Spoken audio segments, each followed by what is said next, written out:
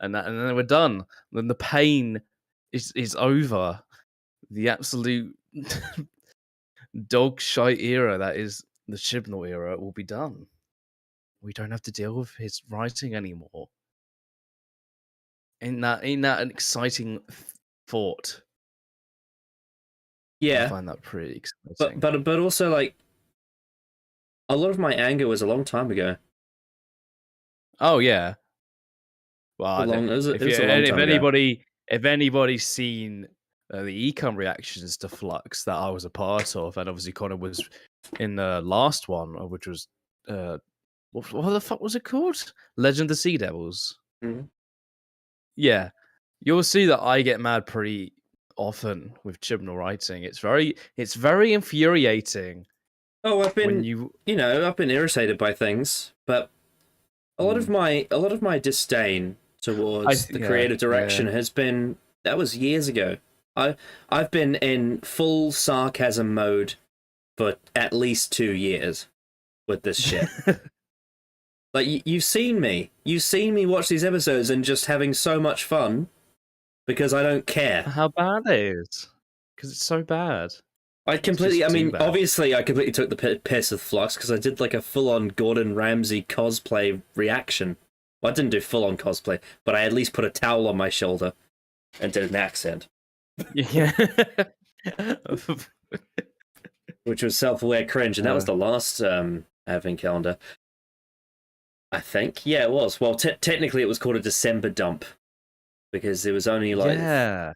Because a lot of it was filled up with... Yeah, that actually came out last year. I totally forgot, even though it obviously did. I was like, yeah, that was nearly a year ago. Fucking hell. Well, there was only one video in that entire thing that would have been in an Advent calendar, and that was the series ranking, which we won't need to update because the specials don't really count. Anyway, so yeah, we are... We don't have any viewers at the moment, probably because no one knew this was going to happen. And it's also... no one knew. It's also the early hours of the morning for the UK, but I'm sure they will come in. It's been a while. It's been a few months since we did our last one, that EDAR 20, which was a huge stream that we had all those guests on. Yes. Yeah, and yes, it was a big one, and it was a very fun time. I mean, yeah, we went for fucking... On the 10 whole, hours. I feel like since that stream, I feel like my activity on this channel has been not like silent, but I've been pretty quiet since then. Well, yeah, the only video that's come out since then was the EDAR movies of Batman and Robin, which is a fine video though. That was filmed so long ago though. You got to remember that. That was filmed so long ago. The only thing that's been really produced since that stream has been some of the Pink Floyd stuff, but that's very outside the context of the channel's... that's sort of what I would call... It's not inherently timeless, but it's certainly offbeat. It's something that we're doing because we enjoy talking about it. And it's a fun little thing. But in terms of what the channel's core focus is, I don't think I've been active for a very long time on this channel. Nor even on Twitter, I've been not as active as I've usually been, and I think it's mainly because I just think it's not that I don't care about Doctor Who. I do care about Doctor Who, but I think it's more about that I just don't think there's been enough relevant things to discuss that are current. And I also think that as time is moving on, I'm finding myself much more interested in getting myself, doing more with my life that isn't interacting with people and their thoughts, and sort of trying to unpick people's opinions on social media. Obviously I do a lot of I send people things that I see, but I do a lot less active responding and stuff these days. At least not as much as I used to, because I just find that it's nowhere near as productive. It doesn't make life as enjoyable as it should. Yeah, I really, really think that it was good to have a couple of months where I stepped away from that and coming back to do EDAR now, it's actually nice because it's been so long that I've actually kind of missed it a bit. Yes, it has been a while. Yeah, I wouldn't have done this had you not suggested it either, so credit has to go to you. Yes, I deserve all the credit, as I am a very pretentious man. Oh, yeah, absolutely, and so am I. Mm-hmm. But yes, we do have a relevant topic that is somewhat upcoming. One that will unearth many things that I haven't talked about in a long time, because my interest in talking about Chibnall, who is pretty much run out of steam, I'm kind of going on fumes at this point, because I've said almost everything I want to say about it. I think the Chibnall era is also going on fumes at the moment, let's be honest. Yeah, well, the marketing team certainly has no idea what to do. No. Nope. Yeah. So this is going to be a stream where the primary focus, and we may do another thing later if we want to, if we have time. The primary focus of this stream is going to be talking about what does the Centenary Special that is coming up, which is going to be the 13th Doctor's Regeneration story, and the last story in the Chris Chibnall era before we enter RTD2. What does it need to do to make all of this worth it? This entire run from The Woman Who Fell to Earth all the way up to now, the last 4 years of Doctor Who. What does this episode need to do to make all of that worth it, to be a good episode within itself, to satisfy everything that's set up, what does it need to do to repair damage, to everything, answer questions that have been left, what things in the writing need to change, what has to happen to make this episode really good. I want to approach this with the most optimistic point of view as I possibly can, because I am sick and tired of people saying that I have no room to allow for it to be good, which is not true. It isn't. So what I want to do is I want to present to all of you, and I'm not a genius, I'm not a professional writer, so you shouldn't hold my words to the same standard as theirs, because, I'm just a person, and so is Callum.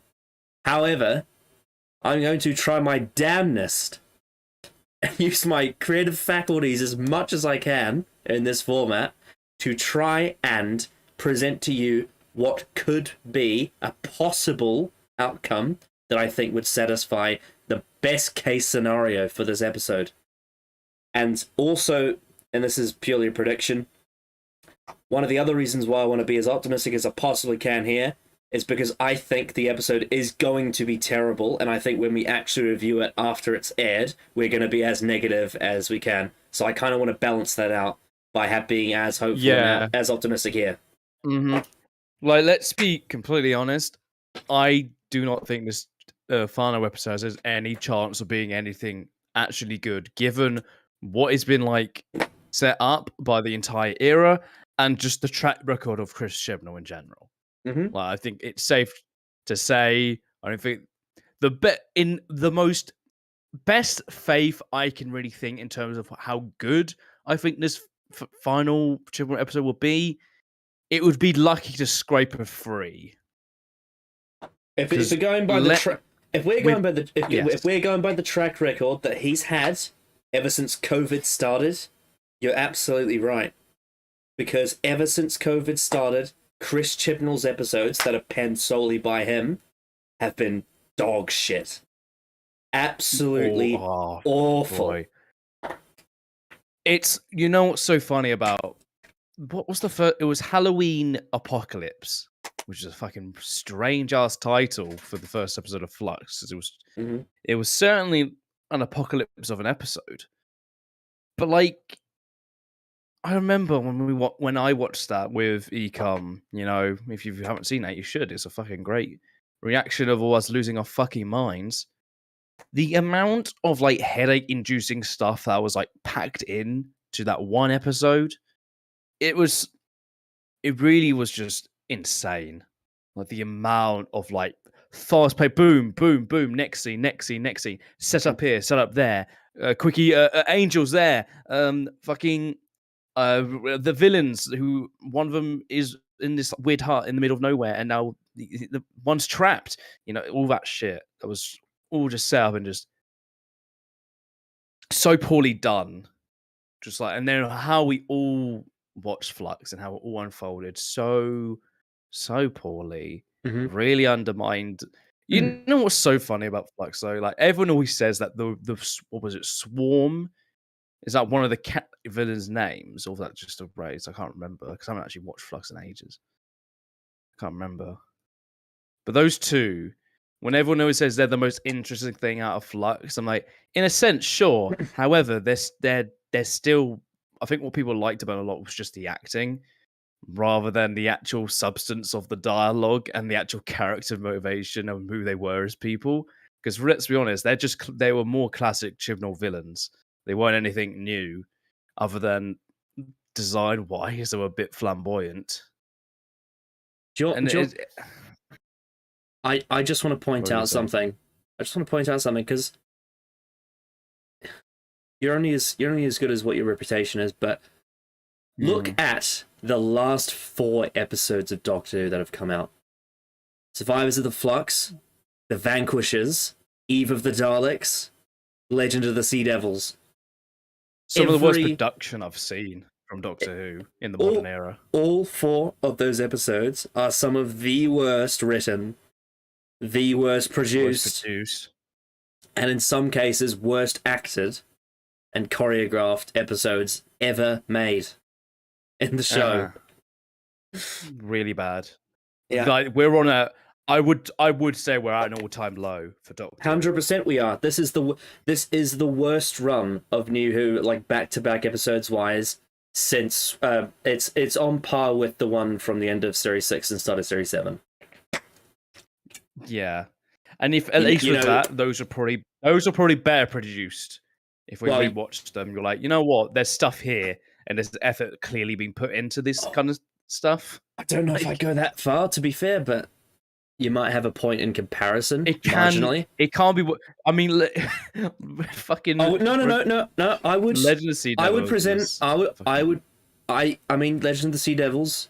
Yes, it's probably the worst directed episode of all time, but on the whole, I don't think it's worth saying that there's a monumental difference. I think that. I don't think it's a massive difference, but I think there's still clear like talent that's among the production team there.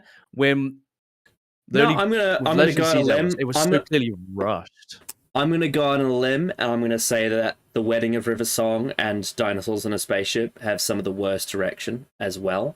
Maybe not quite on the level of Legend of the Sea Devils, but I still think they are terribly directed, terribly paced, and with some awful blocking. That just it's almost incomprehensible where people are and what they're doing, and the pacing doesn't actually have any. It doesn't leave any room for drama to exist.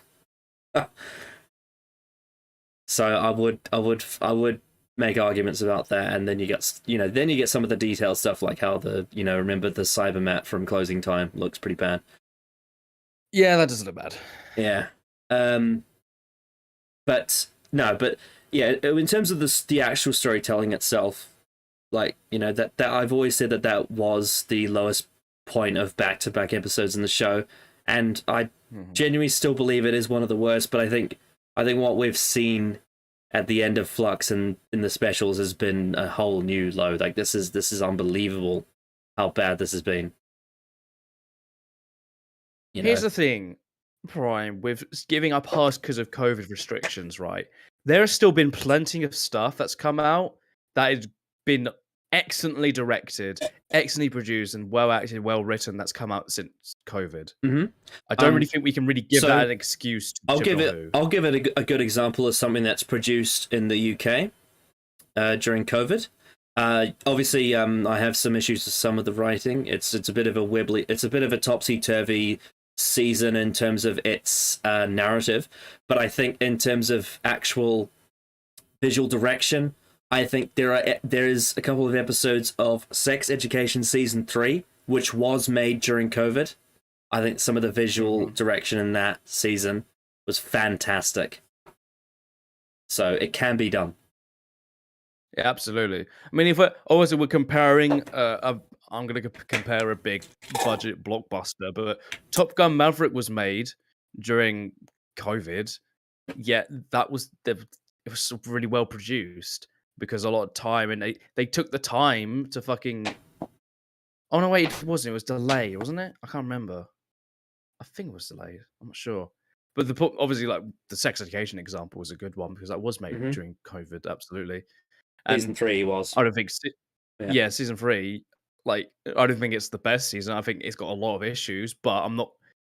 It's not to do with COVID. It's to do with the talent of the writers. Well, the actual show itself, even I could rag on about like some of the creative decisions visually, but I'm talking about none of that season feels worse visually because COVID exists. Yeah. When you look at it in comparison to 1 and 2, the issues with it visually aren't to do with COVID. It's to do with creative choices that would have been made anyway if COVID didn't exist. I understand people want to go to like the defense of, well, it was during COVID, they have like, restrictions, but you still have creative choices to make. That's what Chibnall decided to cut down a lot of Flux, but he kept like 2 episodes that could have been entirely taken out. I mean, look, I know that that live theater is not comparable to TV drama, but look how good NXT Black and Gold set looked during COVID. That underground, grungy fight club with all those like plexiglass walls with people banging on it with their masks on, that actually made it really atmospheric, and it created a unique atmosphere, like a unique vibe for the show that you wouldn't have gotten had COVID not. They made something like the best of a bad situation. They didn't have a crowd, so they had to create something, and they actually created something really cool out of that. And we're talking about something that's shot and presented in a live theater format. This is not something where you can go back and do multiple takes, even though it is taped. Technically, this is something that where you are presenting to an audience as it happens. Yeah, even though it is theater, it's shot as if it was sport. And that's still no excuse for like how bad the production is for something like Legend of the Sea Devils. Like, it's absurdly like incompetent. Yeah, it looked terrible, absolutely terrible. Yeah, so I can't give it the COVID pass because like it's like it's absurdly bad. It's not just like, well, maybe they had to rush it, there was restrictions. No, it's like insanely terrible. Which makes me think, here's the first question then I'm going to present about the special. Do you think it's going to be better or worse produced than Legends of the Sea Devils? Surely it's got to be better, right? I think it'll look better. Yeah, it cannot be worse looking than Legends of the Sea. I mean, maybe the color grading will be worse, but I think the camera shots will be better. Yeah, that's a kind of a running theme with Chibnall, who the color grading is very, especially in Sasha Dewan episodes, the color grading seems to take a massive dip in those. Oh boy, don't. Well, we'll get to the monster later. Oh boy, we have things to say. Yeah, in terms of production, it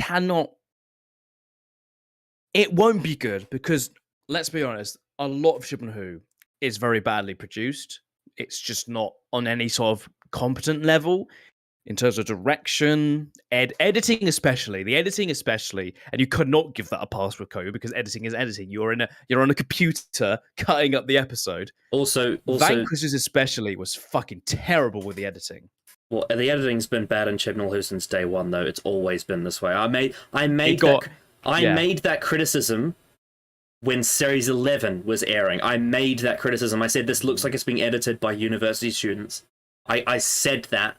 I think it may have been in the Ghost Monument review I did with Adam. I said, this does not look like it's made by professionals in terms of the editing. I said that, and I was right. Vanquishers, especially if you remember that scene where the Doctor is transported in and she starts saying everybody's names, and the way it cuts from each like line and each camera shot, it's like it was filmed. Every single one was filmed a different take. You know, every single line was a different take from a different part of the day they filmed that scene. Yep. It was insanely choppy yeah, and insanely jarring. I remember Sky saying it. It's just fuck me, it was so terrible. And like you said, the editing has always been bad. It feels like recently though, it's gone a lot worse and more amateurish. Now, when people ask me what is the standard I hold this show to when it comes to being limited, I say to everyone, go and watch the second Doctor episode, specifically part 1 of the Mind Robber, an episode that was made with £0, £0, I should say, £0 budget. They made an entire episode. I think it was like 18 minutes long or something because they had to run it short because it was additional. They made an entire episode of the show with no money. They borrowed costumes from Out of the Unknown, which was a different sci-fi show. They had whatever they had already. So they had the actors, they had the TARDIS set, and they had a white wall, and they had archive footage. They made an entire episode with no money because they were able to utilize what they had to create a story. So I don't want to hear anyone make any excuses of budget because this show had done it so many times before. It's showing that it doesn't need money to be great. You can make great shows when you're on a you don't need money to make a great story. No, and Ryan doesn't have a budget. And given some of the things that Chibnall, who in terms of muscle wise is able to accomplish with its visuals, I don't think it even has a budgetary issue. I think they do have a lot of money thrown at them. Because some of the things that they create in those visual effects departments are insanely complicated. You know, some of the spaceships and stuff, and some of the explosions, they're not cheap, so they don't have a budgetary issue. No. The reason why it looks like shit is not because of the budget; it's because of talent, and because of time and effort and all those other things. Yeah, lack thereof. Yes. So I guess to pivot to the Centenary looking forward. What would we say? I mean, I guess I can't remember. Did they say? I think was it Jamie Magnus Stone who's directing it? That wouldn't surprise me. He's been one of the names that's been linked. I think he is. Let me just check up. Let's just see. Because I think he is. I wanna pivot around to what is the best case scenario for the direction in terms of visuals for the episode. Yes, it is. Yes, it is. Yeah. So Jamie Magnus Stone has directed quite a few episodes since series 12. So he's a name he's linked with Christian. He did Halloween Apocalypse, Wolves and Tires, and Village of the Angels. And he did for direction. He did Spyfall Part 1, Praxeus, Ascension of the Cybermen, and The Timeless Children as well. Yeah. Mm-hmm. He did. Yeah, he's had to direct quite a few stinkers. Though they're all stinkers. So it's not some of those are stinkers because of his direction, though. Like Ascension of the Cybermen looks like garbage, despite having an incredibly impressive bunch of special effects in it. The actual direction doesn't look very nice at all. It's quite lacking, and there's there's an over excessive amount of lens flares, and it doesn't actually utilize its visuals to tell a visual narrative story, which is a shame, really. But what would we say? What does Jamie Magnus Stone need to do with the direction of the episode to have the best possible outcome for the Centenary? How does he not only fix all his issues but add things that he hasn't done with the direction to make it look the way it needs to? Oh God, where do you start? So what would be like his? Here's the thing with all the Chibnall directors, right? You never really can tell there's ever really a difference between them. It's very rare. I never really feel like each director that Chibnall hires to do these jobs ever really has their own distinct style or direction. It's all very much the same sort of like cloud of trying to be very stylish without really knowing how to properly execute it. That's always been a thing with the Chibnall direction. It's very much style over substance. There's never really any real story behind any of the cinematography that they do. Even just the direction of all the actors never seems to be fully. I mean, Jesus Christ, we talk about Dan Lewis. His character's acting is just pitiful. It never really feels like they know how to tell him how to act in scenes, other than that one scene in Village of the Angels with the kid, if you remember that scene. So I don't know what he needs to do as a director to really get a tune out of like the Well, cinematography. it almost the seems depth. like there's no real, at least from showrunner to director. Then it almost feels like there's not really much. There's not really much indication of this is what I want the story to tell in these camera shots. It seems more like I want you to make it exciting and big, and I want you to do close-ups when there's emotion. It seems very sensationalist rather than this is what the narrative visually is. Yeah. So I guess this may be a bit of a tough one to answer, because if Chris Chibnall doesn't give him enough actual narrative to play with, he may not be able to flex any real, quality when it comes to visual direction. But I guess let's say he does. Let's say Chibnall does come up with something, on the level of, say, Adrift from Torchwood, or, Broadchurch Series 1 or something like that. Some of the stuff that gets the most acclaim of his work. What would Jamie McNistow need to do to accompany that and use what he has to create direction that would be considered a positive impact on the episode? Or even great, if it's possible. It just needs to like understand. Well, each scene never really feels like, in terms of direction, it understands how to set up shots. It just feels like the most basic stuff with a splash of style that's not really fitted to the scene. I never really feel like I'm looking at the direction of a Chibnall episode and thinking, that's creative, or hey, that really fits the tone of the scene. It just feels like it's so disconnected. And the most it ever really felt like it tried to be like, it's like, if you remember Ghost Monument, where everyone would, when that was first coming out, when Series Low was first coming out, and all the trailers were coming out, and everyone was praising the direction. They weren't praising the direction; they were praising the really colorful shots. But when we look at them in the actual episode, they're nothing. They've got nothing really of a story being told, and I never felt the direction at any point during this era told a story other than maybe haunting of Villa Dati, and that was it. Well, That was the one story I felt like that would felt like that most. It seems like coldness of that episode really came through with the Ghost Monument. What seems to happen there is that they flexed having a really impressive spaceship crash, which was a visual effects department thing. And then they also managed to catch South African beachside on a really, really good weather day. Like, it was just a really scenic shoot that they did by that beachside.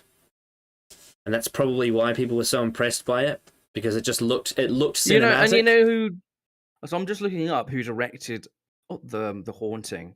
It was Emma Sullivan, who also directed Can You Hear Me, which makes sense to me, because I think Can You Hear Me tried to be a bit more, I think, more with the dream state kind of stuff.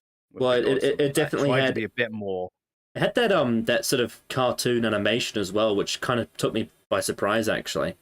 That's not something you usually get in Chibnall, who it was a lot more. It reminded me a little bit of that sequence from Deathly Hallows Part 1, actually, about the three brothers. It's like the kind of thing that I wouldn't expect from Chibnall, who I was expecting more expecting more something like just a person standing in front of people explaining what the history was. Well, that That would be the Chibnall thing to do. Well, Yeah. the very, very traditional Chibnall thing to do. It's almost like, and obviously, Yeah. obviously the actual narrative choices and whatnot I don't like, but that kind of cartoony, cartoon animation explanation, it's like the kind of thing that the timeless children may have benefited from than what we actually got, which was just sort of like these, here's what happened. These are the shots that show you what happened in order. Yeah, and Prime was the point. Ghost Building was not like 90% close-ups and nice desert shots, and that was kind of like Rose as well. A lot of really unnecessary, unneeded close-ups for no real reason. It was never a because then in that scene in Rosa, they're standing quite far apart, yet they're having really close-ups of their face. Yeah, but it never felt like it was like claustrophobic tension or anything like that. It's just like, oh, we'll have a really, really nice close-up where you get their whole face on screen, so they can act, and we get a full range of their acting, but it wasn't necessary at all. It didn't need to be a close-up. It could have been a long shot of them with, like, I think in that set, there were, like, pillars. You could have had, like, a shot of each of them in, like, a column in between the pillars or whatever. I don't know. That seems a bit more suited for that kind of scene. There just seemed to be no real rhyme or reason or symbolism to a lot of the direction. It was just... no, it doesn't. Especially Series 11, when it tried to do a whole bunch of different kind of stuff. I feel like Series 11 tries to do a lot of balls to the wall, like creativity in its direction. We're never really understanding the kind of context of the scenes they're in, so it's so disconnected. And I remember those early episodes especially were that. It was very strange. Very, very weird choices that they made. Yeah, and then when I look at something like Haunting, I felt like it did a really decent job at getting along with, like, when the Cybermen entered, there was a really nice cold atmosphere to any of, like, the really quiet scenes with the lone Cyberman. Well, one of the best things it did was it showed it appearing far away, so you got a sense of distance, and then it built it, like, as he got closer to the actual house, it used that uncertainty and mystery to its advantage to build up to its appearance, which is what you should do. Yeah, absolutely. That's the only time I really felt like, from memory, without rewatching a lot of these episodes, because why the fuck would I? That was any real time I felt the direction was really suited to the situation, to the context of the actual story being told. Yeah. It's really strange. I just don't understand what... When you have so many directors now who seemingly, especially in a lot of, not in the modern franchise stuff, because let's be honest, it's all rubbish. But there's a lot of emphasis on the direction nowadays in film culture. But it's more of like these individual stories, like Mike Flanagan, for example. He is a fantastic director because so much care and effort is put into these scenes to really get across the sort of vibe and the story being told. He does a fantastic job. Each show has its own real style, and it sticks to it. And it's so well crafted, and in these different styles, yet it's so well executed. You get all these different kind of flavors of horror. Like in his latest show, Midnight Mass, it's a very, very dark and sadistic kind of show. It's and the direction and the shots and the angles that they use for these kind of scenes are so well done. And it's night and day in terms of the creativity, but also execution of those kind of scenes. Chibnall, who wants to be this very stylish, colorful show, but it fails to really get any real story out of it. Why is it so colorful? Why is it so vibrant? When it never really fits the scenes at all.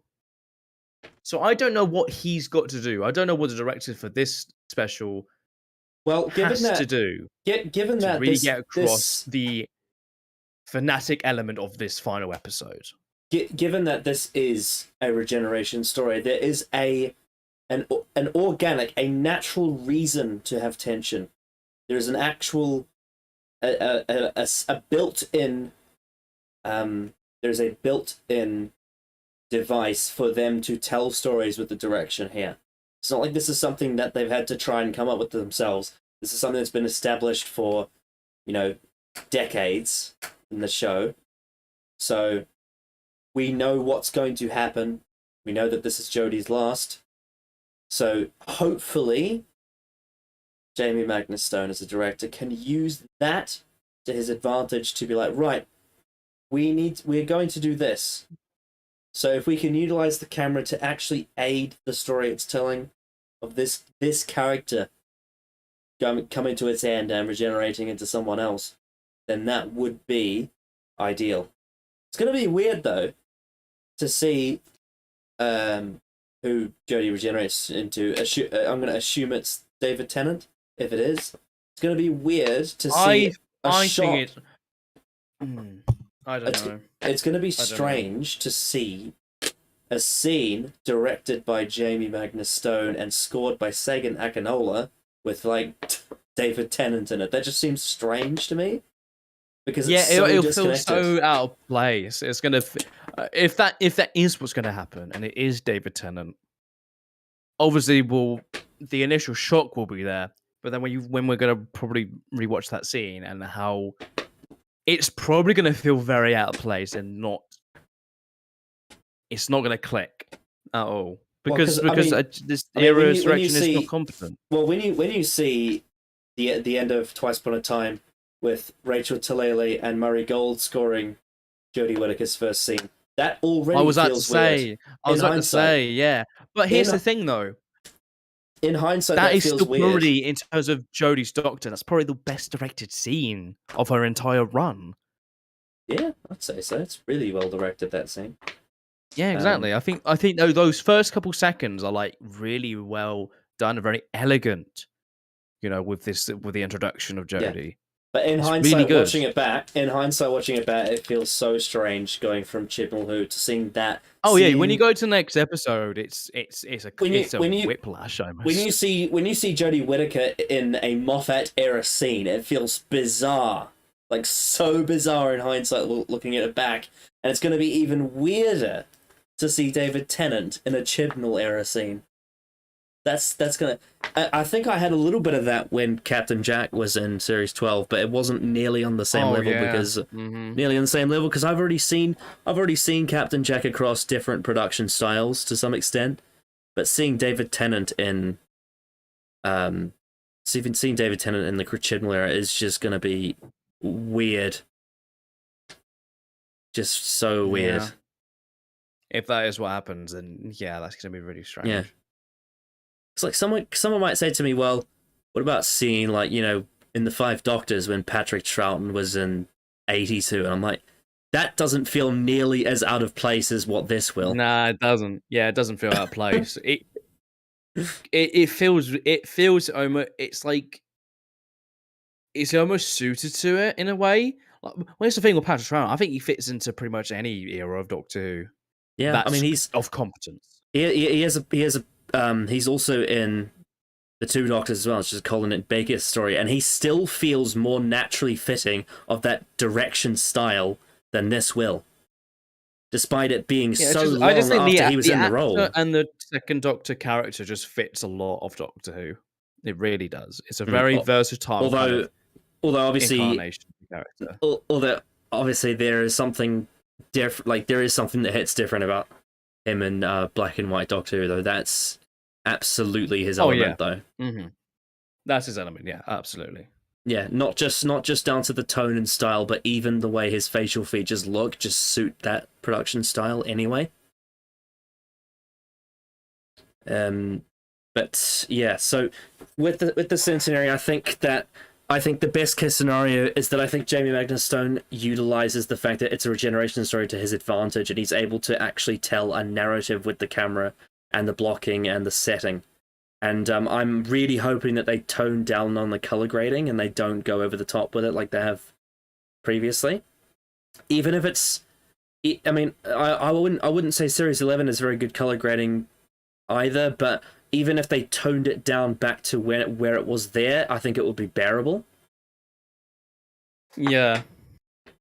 Because these last 2 seasons, color grading have just been like, oh, we need to make it more saturated and we need to make it more colorful and even more vibrant than it was before. Yeah, if you And look at some of the yeah. exterior shots in Series 11, I think it doesn't look too bad. I think it's possible. You know, depending on the location. Some of the suburban stuff still looks a bit shit in Series 11, but a lot of the more natural environments, like in the Ghost Monument and Demons of the Punjab and It Takes You Away, do look quite decent with the color grading. It's once you get to Spyfall onwards that everything just takes a massive dip with the color grading. Yeah. Yeah, absolutely. I have no confidence that the direction will be any better. I don't think it'll get much worse. It can't be worse than something like Legends of Sea Devils and the Vanquishers. It's because that was bottom tier direction, and just oof, I don't want to see that kind of shit again. I just want to respond to what Prime said about that. I don't actually think that David Tennant felt out of place visually in Stephen Moffat's 50th anniversary. I think that whilst it is different, I think that he still was able to slide into that style. I think David Tennant definitely adapted his performance for Moffat, and I definitely think Billy Piper did as well, because they do feel different than they do in Russell. I think the thing that he probably feels more out of place in, rather than the direction, is more the writing, actually, because I think Moffat is so different to Russell in his era then that sticks out to me more than the actual direction from what's his name, Nick Hurren, the one that did the God Complex. So, and also just on a quality level, I think that Nick Hurren's such a good director anyway, that him being different to like a Euros Lyn or a Graham Harper isn't as jarring as, you know, comparing him to, say, what we've been getting recently. Even if the style is different, because yeah, I mean, there are some pretty poorly directed episodes in Matt's run, but that's not one of them. In fact, I'd say it's probably one of the better looking ones. They probably because they spent more time and money on it. Certainly looks good on a big screen. Yeah. Yeah. Yeah, if my real prediction for the direction, it's going to probably be as good as the rest of the era. There'll probably be some shots that try to be a bit more.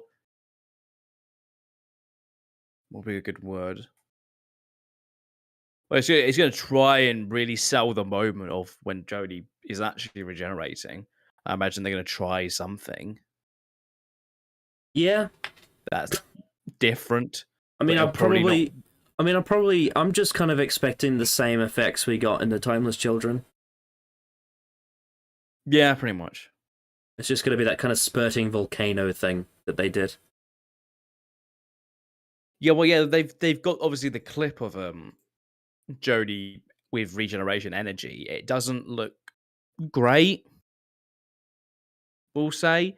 If I can just get an image, maybe if I can find it. But yeah, if I remember, it doesn't look particularly great.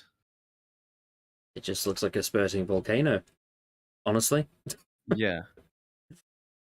Yeah, it just doesn't. Yeah, I'm looking at it. Yeah, I'll say this again and again. The best regeneration energy has ever looked was when the 10th Doctor regenerated End of Time. That's the best it's looked. It looks fucking incredible, even like 12 years later. Well, at least in terms of the explosive style that New Who's gone for, yes, I would agree with that. Well, if you just look at like when he's like raising his hands, it looks really good. And it's sort of like you get sort of like you see that effect in the air when it's a really hot day, that sort of blurriness, you know, in like heat. Yeah. They have that when Tennant's regenerating. It looks. Well, I think the most really works really well. I think the most impressive thing is the transition from Tennant to Smith's face. It's absolutely seamless. Like you can't even notice it. You don't even notice the effect. It just happens. It's so seamless. Yeah, I love that fade. I think it looks so good. Yeah, I Compared wasn't to even like compared I to was like I wasn't a fan of Capaldi's lightning. I thought that looked cheap. oh, it looked very bad. It It's reminded me of not like good. there's this based on Space Invaders. There's this game on the computer from my childhood called Chicken Invaders, and there's the spaceship had this lightning bolt that would come out of it. It looked like that. So it was so crap. Yeah, I'm looking at it now when he's got Mm. both his arms raised, and that's that shot of it with the TARDIS console in shot. You know what's Yeah, crazy is the themes just look terrible. I know that obviously the lighting is very different because it was darker, but the actual transition they did in the TV movie looks better than some of the like recent ones, like the Capaldi one. It's crazy how that's a thing. Yeah. But I think my favorite transition, I think the one that impresses me the most, the way that they did the effects, is probably the one from Legopolis, because of how they what was it they did with. Oh, that's a lot of effort put into that one. Yeah, I mean, season 18 as a whole is visually incredible, but the way that they had like his hair disappear and he turned to this like corpse-looking thing, like it was like a Tom Baker corpse, and then he shines into this like bright face, and then Peter Davison appears. That was really impressive for the time, for 1981.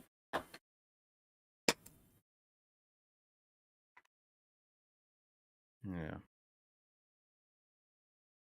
Yeah. Yeah, just I'm not expecting any real competence from the direction overall. It'll be more of the same, but it'll be better than Legends of the Sea Devils because it can't get much worse than that. Yeah, I just think what they need to do is, because there's a natural drama point here. I think what they need to do is they need to focus less on the shiny colors and bright lights and fast shots and shit like that.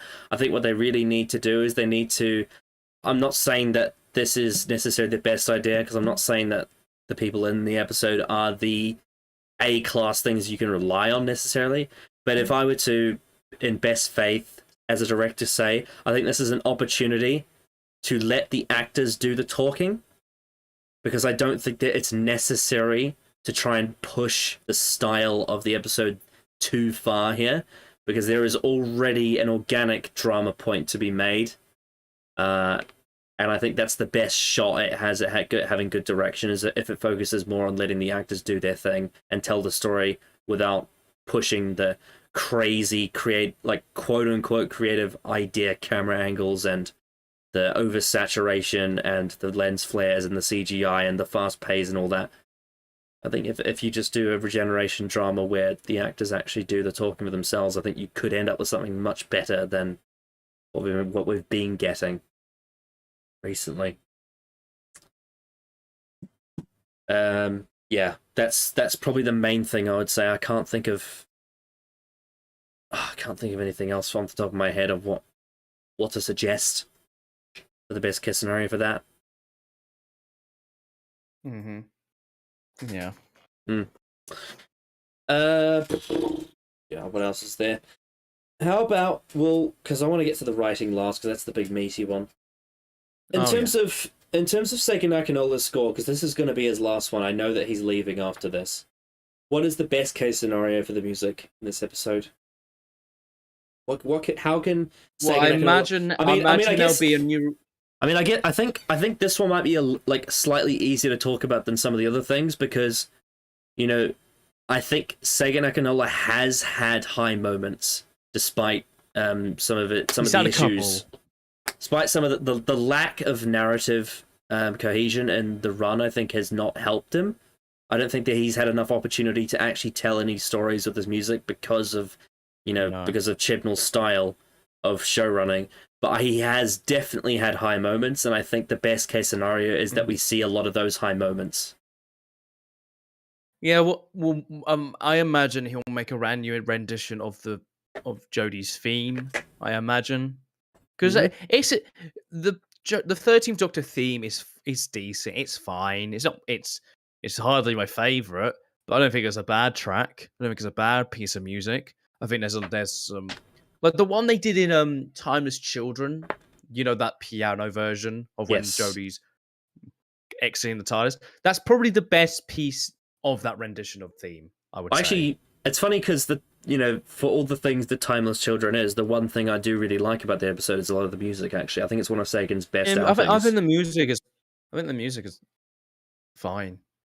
I think for this, I imagine there's going to be a lot of like grandiose music, Sega style, really. Like when we get Tegan coming back, when we get Ace coming back, there'll be big, Sega and Akinola versions of bombastic music. I mean, if they want to go down the fan service route, it would probably be quite warming if he tried to go for like a Peter Howell synth thing, because that's what Murray Gold did when they did Time Crash, when the Fifth Doctor appeared. Yes, and that was great. That music in that scene was fucking great. Yeah, I'd love to see Sega and Akinola try and do that with Tegan and Ace.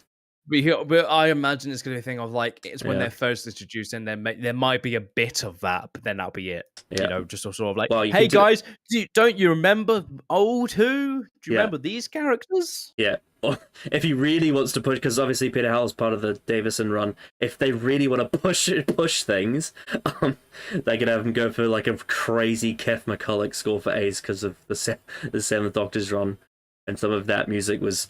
It's very out there. I don't know if the new Who audience would accept it, but it would please some people if they did that. Mm-hmm. Well, and again, this for music wise, it's going to be more of ambience kind of music. Yeah. It's not going to really, because that's my problem with Sega. I think he's a perfectly fine composer. I just don't think he has a lot of style and flair to his music, even just from a ambient standpoint. You can absolutely do the kind of thing he's trying to do, but it still have a lot of flavor to it. It never really has had that.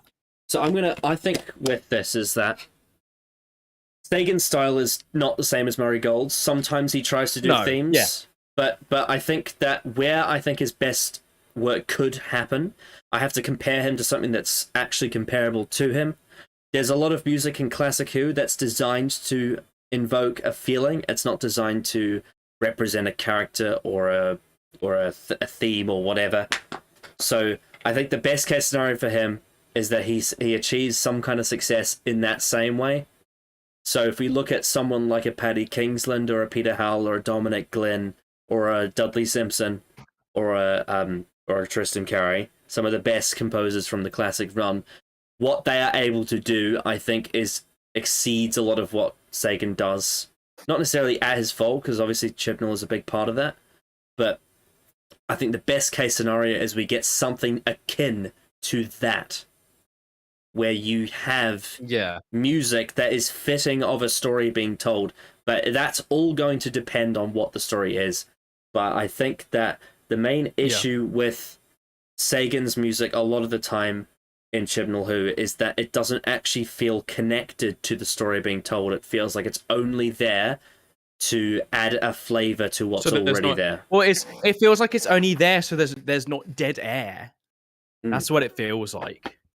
And with obviously we're going to compare him with Gold a bit, because obviously there's only been two composers. But even with Gold, when he wasn't doing bombast, there was still very good music that didn't, obviously when there was no dead air, there was still music that was like, it fit the tone really well. It always felt like it had a place within the story, more so in Russell's era than Moffat's, but it always felt like it was there for a purpose, even if it was very minor. With Sega, it never really feels like it's suited even to the quieter scenes for a lot of the cases in this era. I just want to respond to something Prime said with a bit of a sideways answer in some ways. Is that Sega Akinola is not the kind of composer that can really do a greatest hits, because he doesn't write music that way, and he doesn't. Because all of it sounds the same. A lot of it sounds the same. Murray Gold is very different in that regard, in that him doing a quote-unquote greatest hits album in Twice Upon a Time, he can pull that off easier because he has a lot of very well-known tracks that are considered hits, if you will. I know some people don't like it Of when different sort music of like, and a lot of different styles as well. That's always been Murray's like strong point, is to be able to make a bunch of different tracks with different styles and how he composes them and all that. It's Yeah. he has a lot of variety, and that's what Yeah. we've always Well, said. And that's one of his the main strengths. point, obviously Sagan has had some themes, but the main point I was going to get Mhm. to was that the majority of his music isn't supposed to be remembered, and that's not necessarily a knock against him inherently. But a lot of the music he Didn't makes is it's hang on, let me finish. A lot of the music he makes is designed to make you feel something in the moment that you're watching it. It's not meant to be remembered and hummed and, you know, sung again by the listener after it's aired. It's designed to fit a scene and make you feel something as the scene is happening. It's not so if you did a greatest hits of his music, it's like, well, that wouldn't make any sense because you're doing music that's written for a different scene. And so if you just had, you know, one of the themes from It Takes You Away that's really well suited to a scene, because I know there is one, and you just plonk it into the episode, what's the point? It's not going to add anything because it's just there. It's just there, and it exists, and it's not really a hit. It's more of a, this piece of music was well composed for the scene it was made for. So I don't know if him doing a greatest hits would work, because I don't think that's the kind of music writer he is. Whereas I think Gold has themes that are attached to characters that can be reused a lot of the time. With meaning as well. With real proper meaning. The only examples of that I can think of is stuff like, you know, the Doctor's theme, the Master's theme, and the Cybermen theme, and all that. That, like, he has done a few of them. Dalek theme, kind of. There is a theme there, but it's like, it's not really that distinct. Oh, and the time he gave the Time Lords a theme as well. Yeah, he did. But for the most part, no, a lot of it's not really theme based. It's a lot more in the moment. You like, didn't Jack Wolf? I think that's that guy's name. Didn't he, like, a while ago tweet out a clip of Chibnall Who with the distinct impression of like the music and how it all pretty much sounded the same in like different scenes? I remember that kind of tweet happening, and it really pointed out like there's just a lack of like, not substance, not the right word because we use that a lot with Chibnall, but it's like it's not really honing down what the story being trying to be told is. It's just like, it's sort of just there, so there's no dead air. Like I said, it never really tries to be like, I don't know. It's very lack of style, but you can do what he's trying to do with style. You absolutely can. There's just a very much a lack of like. A lot of the time, it feels like he's holding down one note on a keyboard. Really. Yeah, it does. That's what it feels like. It feels like he's just one on whatever key, and then go to one slightly higher, and then one slightly lower than the first one. So it's almost then like back to the original one. It's like, I mean, very basic stuff. When I was in my early teens, I used to go to church. It's what they used to do when someone was speaking on stage, is they just hold down one key on a keyboard when someone was trying to preach to you. It's really strange. Chibnall Who has this really strange church keyboard sound going on in the background. I don't really understand why, because I don't think it, like, unlike something like what we got in a lot of Classic Who, it doesn't feel like it actually fits the show. Having that weird sort of non-purposeful atmosphere that doesn't really add anything. Like, what is that supposed to make me feel? What is that sound doing? It just feels like filler. And that's weird because he is able to create songs. He is able to create he's a talented stuff. composer. It's just there's something missing from him. There's something very much, and maybe that comes from Chibnall. I don't know, but it's clear that it never really tries to go an extra mile with the music and like enhancing the story. It never really seems to aid the story anyway, other than maybe 13's theme a little bit in. The biggest example I can think of is Timeless Children. I mean, probably I can think of. Sagan's most Murray Gold moments are stuff like, you know, when the Master reveals himself in Spyfall, or, you know, when he does that stomping Cyberman theme he does. Like, those things actually feel like they are there to be part of the narrative. But a lot of the time, I think that's the only. Yeah, there's a few tracks where there is a bit more of an like element of like what the representation of in the music of the character is. Yeah, more so than, and I guess, the story being told. Yeah, whereas a lot of the time, throughout, like, and I hate to say this because I feel like I'm insulting a talent here, but a lot of the time his music, it just feels like generic garage stuff with a bit more money behind it. It can be very dull. It can be very dull at times. Like the garage music is a lot cheaper than what he's doing, but a lot of the time it feels like that, just with a bit more money thrown at it, and he has more resources to make the sound a bit more, a bit more clarity, and it definitely sounds high quality in the mixing, but the actual music being created is very generic and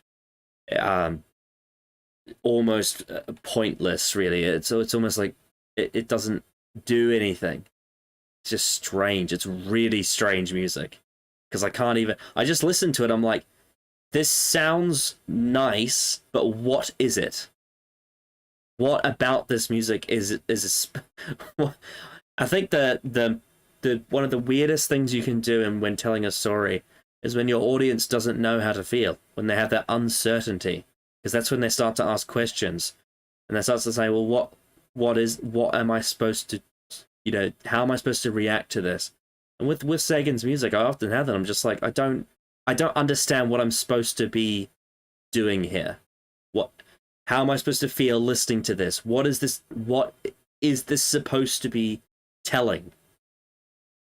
I really don't know. It's strange. It's a very strange thing to analyze because it's not bad music. It's just pointless music. You get what I'm saying? A lot of the time. And I think the best case scenario is that, well, I guess we have a narrative to play with. He uses themes that are connected with characters that are some of his best work, because some of them are, I think.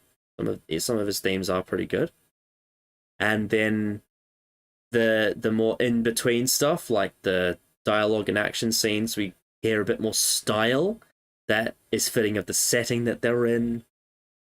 Maybe something like, I mean, one of the biggest problems is that there's no music really associated with any of the companions, so you can't really combine things like with something like Rosa Parks and Krasko had music that was aligned to them, and when they met in a scene, Sega and Okinola had their themes clash, so that there was a connection there. But there's no real theme, like there's no real music associated with someone like Yaz or Dan. So when you get a scene like Dan exiting or Yaz being forced to leave the Doctor despite the fact that she's in love with her or something, like there's no music that he can pull to that we can remember that's going to connect them together. It's just going to be some generic dramatic beat. I have my sort of like hot take on like how a lot of, I think just mainly Doctor Who Twitter, but a lot of Doctor Who Twitter seems to really underestimate how important like a character's theme music can be. I think music is a very powerful thing within stories. I think we both can agree on that. And I think like a lot of people seem to underestimate like how powerful something like Rose's theme is. Like it gets memed. Well, just Rose in general with a lot of Doctor Who, it gets memed a lot. But like Rose's theme is fucking incredible in telling a story about Rose's character. The sort of innocence and tragedy of like her final scene in series 2, how that music is used, it fits that scene so perfectly. Like it's sort of like the tragedy and innocence of Rose, I think, is so well done. And I feel there's such a lack of that kind of stuff within Chibnall era. There's like the Yaz feels like there are bones of Yaz's character that Chibnall's failed to really put together. But there's obviously the element of her being a policewoman, of her like suicide attempt that was not. Let's be honest, it wasn't actually, can you hear me? I'm gonna butt in here because I think I can contribute something really valuable to this. And I'm not a music composer, so I don't know how to put this together. But in terms of narrative for music, I can list so many things that could create a great piece of music for her. She's a policewoman. Police is connect. There are sounds that are connected to that thing. That job is connected by sound. Sirens, authority, controversy, attack dogs, crime, all sorts of things are connected with that. She's half Indian, half Pakistani. You heard in Demons of the Punjab, you heard all the music that he did for that. There's music you could pull from that could be in her theme. She's got mental illness. She's depressed. She's suicidal. There's dark music that you can pull from that would be great for a theme for her. She's realizing that she's a sapphic. She likes women. Like she's attracted to women. That's another thing. Mm-hmm. That's part of her character that could be made into a theme. That's like 4 things to do with her. There's probably other things I've forgotten as well. There's things there that all could come together and create a great piece of music to accompany her emotional beats, and we don't get that. Yeah. Like, imagine that. That's actually a good point. Because like imagine this, right? Imagine you tell Murray Gold to make us a theme song, bit of theme music, and arrange it around episodes. But you tell him to make a theme based around a young woman who is a policewoman. She has family from India and Pakistan that were part of the partition of India. She's depressed and suicidal, and she's a coming out lesbian. Imagine all the music he could make with those 4 things. Imagine all the character that Russell T Davies could bring out of those 4 things. Like, just there's so much potential there, and we see none of it. We see none of it from her character, and we see none of it from the music that accompanies her scenes.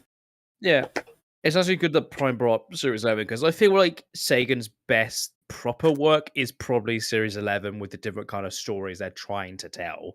Like, Demons of the Punjab has very good music, yes, I would say. Demons of the Punjab might be the best produced episode of Chibnall in terms of direction and music, not writing.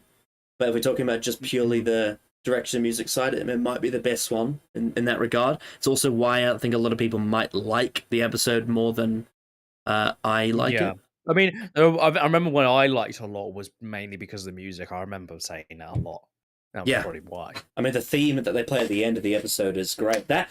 Even that could have been a great theme for Yaz and the Doctor together. The fact that it's the Doctor Who theme and it's the partition of India influence. Any scene that you have, like, again, we've talked about how we don't like Thasmin as a story idea anyway. But let's say say that Thasmin is a good idea. It's just in concept. Let's say it is a good idea. That theme could represent their relationship really well. Or something at least similar to that, because the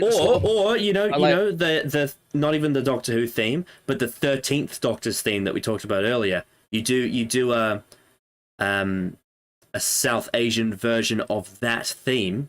Again, that could be something that represents that. But it almost feels like Chris Chibnall and Sagan Akinola looked at all of the criticisms that people had against Murray Gold and said, let's just not do any of that and just strip all that out.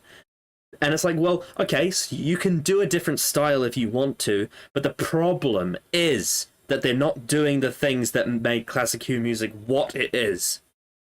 They're not doing the actual things that make that music what it is. They're just reducing what Gold did down to what it is, and they're not actually utilizing the style that it's supposed to be to its full extent.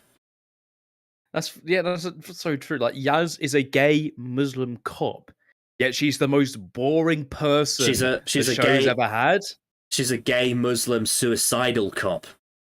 Yeah, and yet she's the most.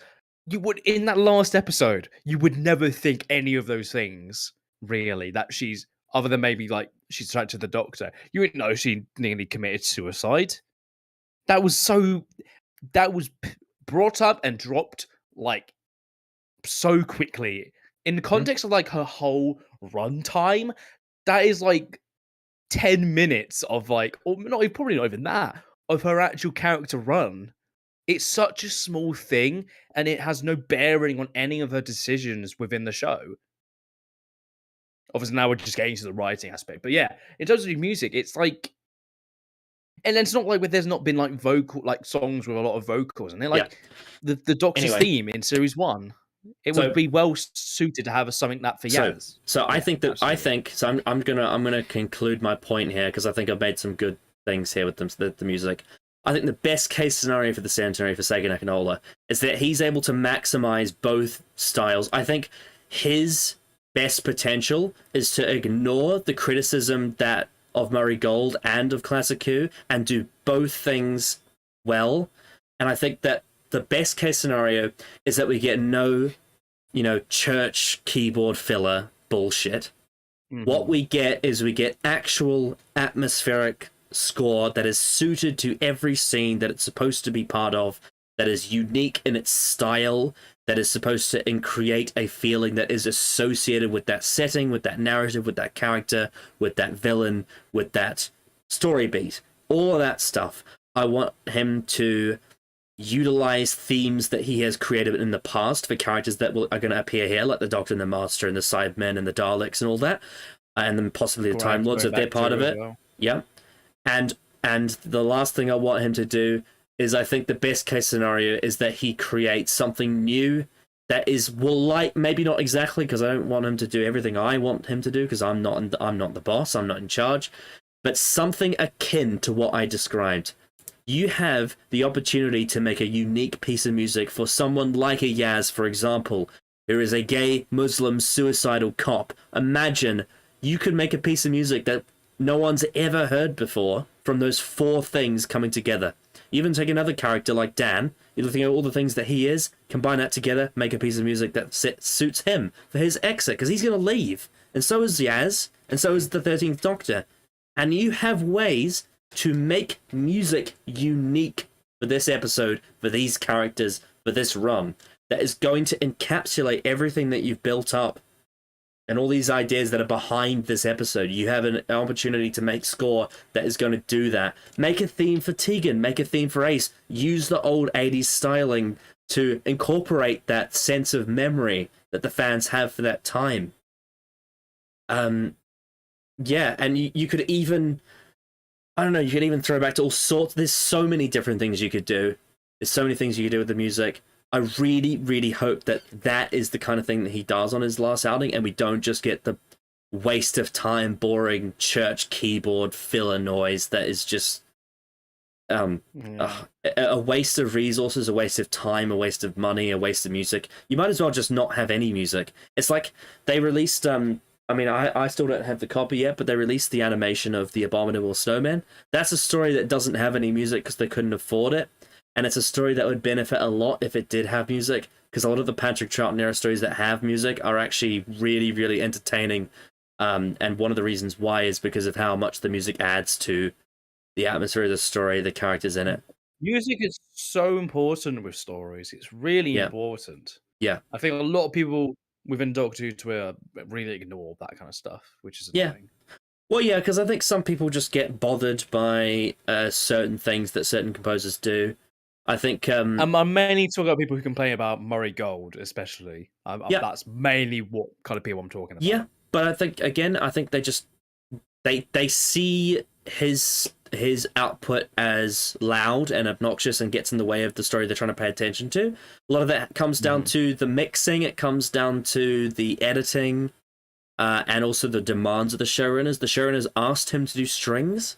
That's what Russell T Davies and Julie Gardner said to him in 2004 or 5 or whenever it was he started making the score for Series 1. They said they wanted him to do strings because Russell had this vision. He wanted his version of the show to be exploding out of the TV screen, at the viewer, like asking them to watch it. That's what he asked for his directors to do. That's what he asked for his actors to do. That's what he asked for Murray Gold to do for his music. It's the same thing with how, Murray Gold made an entire section of things for... He made an entire soundtrack for Day of the Doctor, and Stephen Moffat decided to not use a lot of it. So some of it's not even down to him. But yeah, I think he gets criticism, and I think it gets taken the wrong way. I think a lot of people just say, well, that means that everything Murray Gold does we need to avoid, but it's actually not true.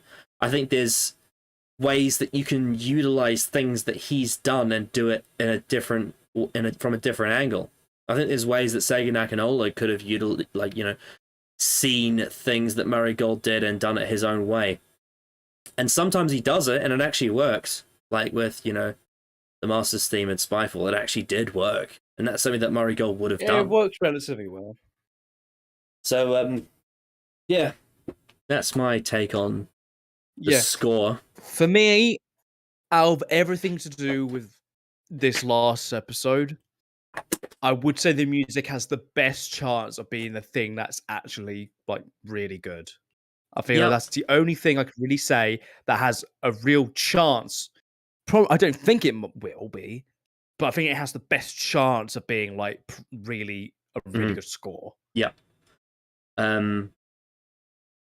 Yeah, I'm gonna go and grab something for a bit, and then I'll come back with. We'll come back with our next section, which is going to be the acting performances, which is going to be a very hot topic because there's a lot of mixed feelings I have towards the cast in this. Yes, that I'd say we're pretty unpopular on that part, but yes, yeah, I'm enjoying this little conversation we're having about Chibnall's fun episode. Was nearly there, guys. We're almost at the very end of this big old roller coaster that is called the Chibnall era. And I, for one, am very happy that I will see the back of it very soon. Yeah, it's just...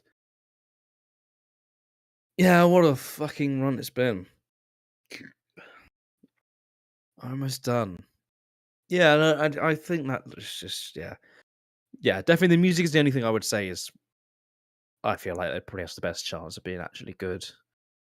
Because there's always a chance music can be good. And there's a lot of really good music and a lot of bad stories. So, you know, I'm willing to give Sega a chance of delivering something that I'm going to hear and think, you know what, he's really trying. He's really trying here. And he most likely will, because he's clearly a talented composer. Just not right.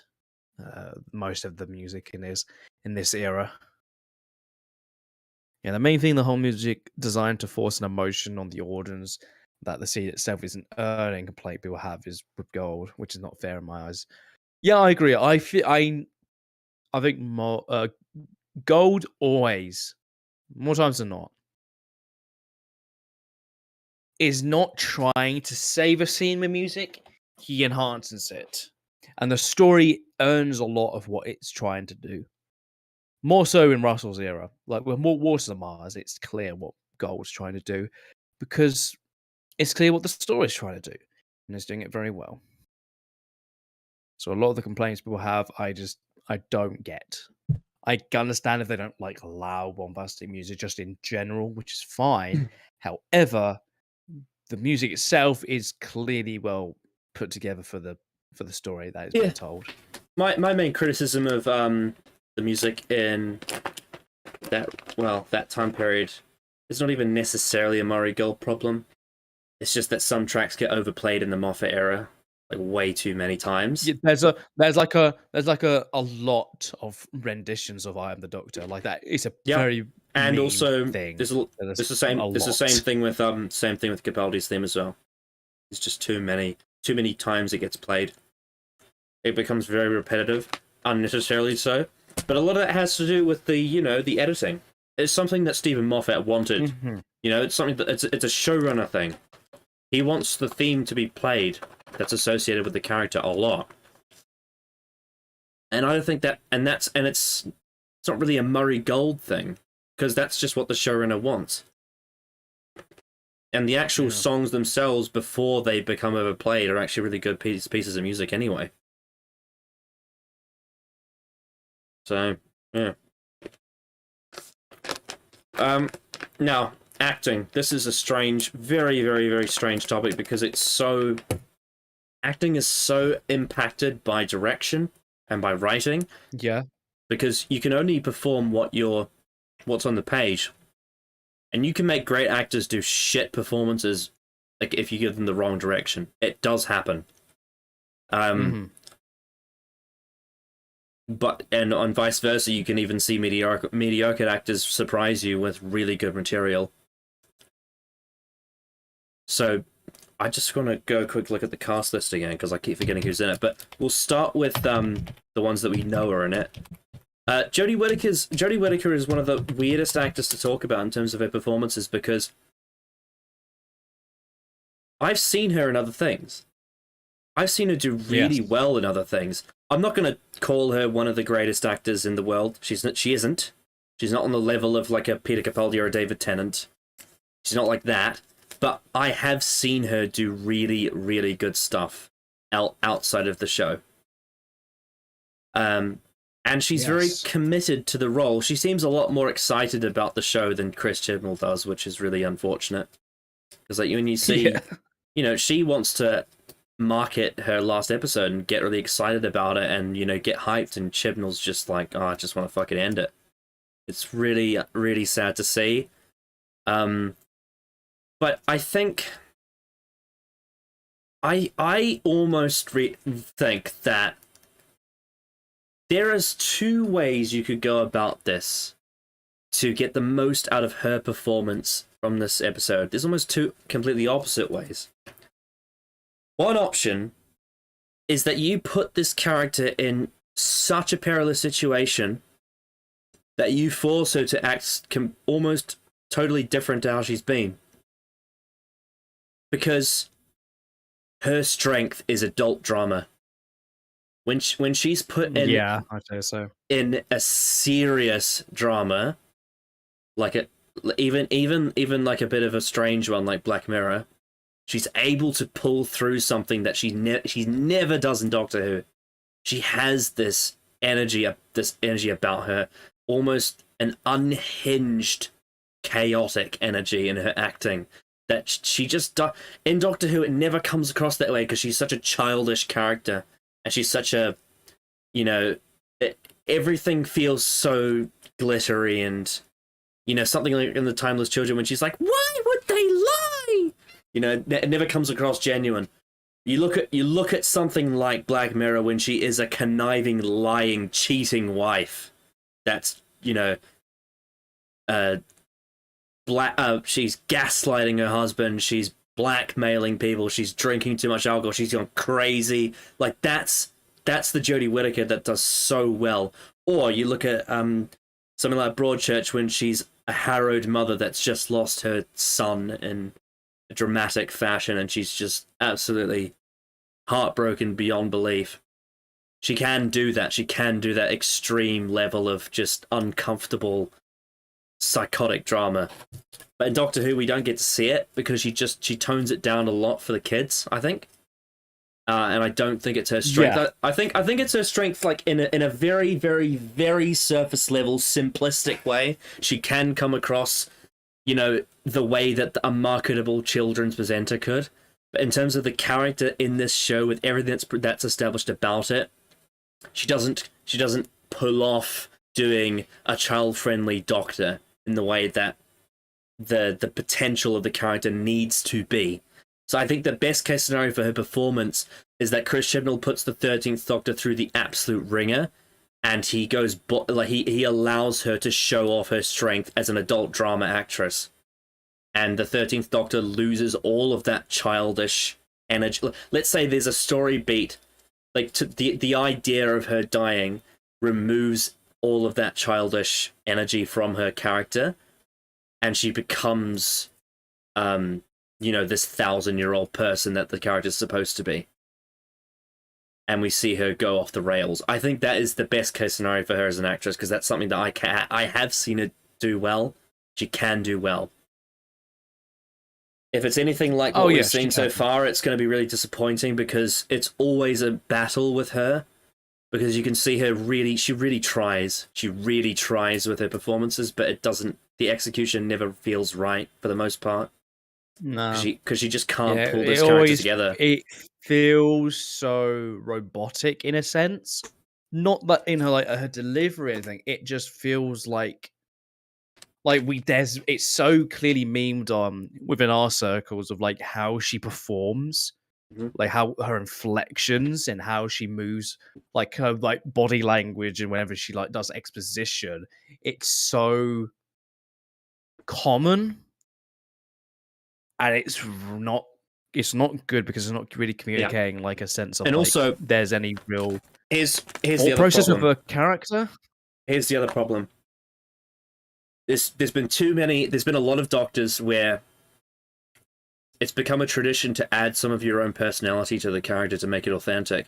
And some of them have done it really well. Obviously, Tom Baker's energy being put into the Doctor is an absolute lightning in a bottle. Absolutely. But Jody Whittaker is not that kind of actress. Her real-life personality doesn't suit this character. She's, like, her real-life personality in real life is really lovely. But for this character, it doesn't fit. And so... And that's, not only does it not fit this character for her to be her authentic self playing this traveler, but also it's completely misutilizing what her actual strength is, and that is to read a script with an established character and to play that role as it's written. Because Chris Chibnall tried to be like, oh no, it's all, I just want Jodie to be herself. I want her to put herself into the Doctor, you know? But that's not what her strength is. What he needed to do is he needed to tell her what to do. I don't mean that in like an authoritative sense, but what I mean as she works best when you say this is what the character is, and she's able to play that role. Who is this character in this moment? Yeah, who is this character in this moment? Yeah, what are their emotional state? Because when she played the cheating wife in Black Mirror, that wasn't her own personality. She was playing an awful, awful, horrible person. And she's nothing like that in real life. But she's able to pretend to be that. And that's what makes her great in that. Yeah, in Broadchurch, she was a grieving mother going through a horrible thing. And she was very bitter about it in a lot of ways. If you remember, I don't even remember the scene, but the scene of when they're digging up the son's grave for like inspection and shit. And then you've got Olivia Colman and Jodie Whittaker. They're having that. You have Jodie absolutely just fucking yelling at Olivia Colman, who's acting also is fucking incredible in that scene. But Jodie as well is just like unhinged, but it fits what the character is in that moment, and it's not over the top in any way. It's completely believable because of like the state of the character in that moment. You know, she does it fantastically well. With the Doctor, it is pretty much the 13th Doctor is a cartoon. Let's be real. It's very much a cartoon version of what the Doctor is, and it's so poorly done. And it's such a shame because there is clear talent within Jodie Whittaker, yet it's never been able to come across because it's clearly not her strength. This version of the Doctor is not Jodie's strength at all. Yeah, honestly, I think Jodie Whittaker would be more suited to something like Torchwood than Doctor Who. She would thrive in that environment. Mm-hmm. Because it's kind of like I kind of compare her a bit to someone like Adam Cole, where she has this reverse energy. I think Jeffrey Beavers is a bit like this as well, where somehow in real life they are some of the most nice, sweetheart, wholesome people you'll meet.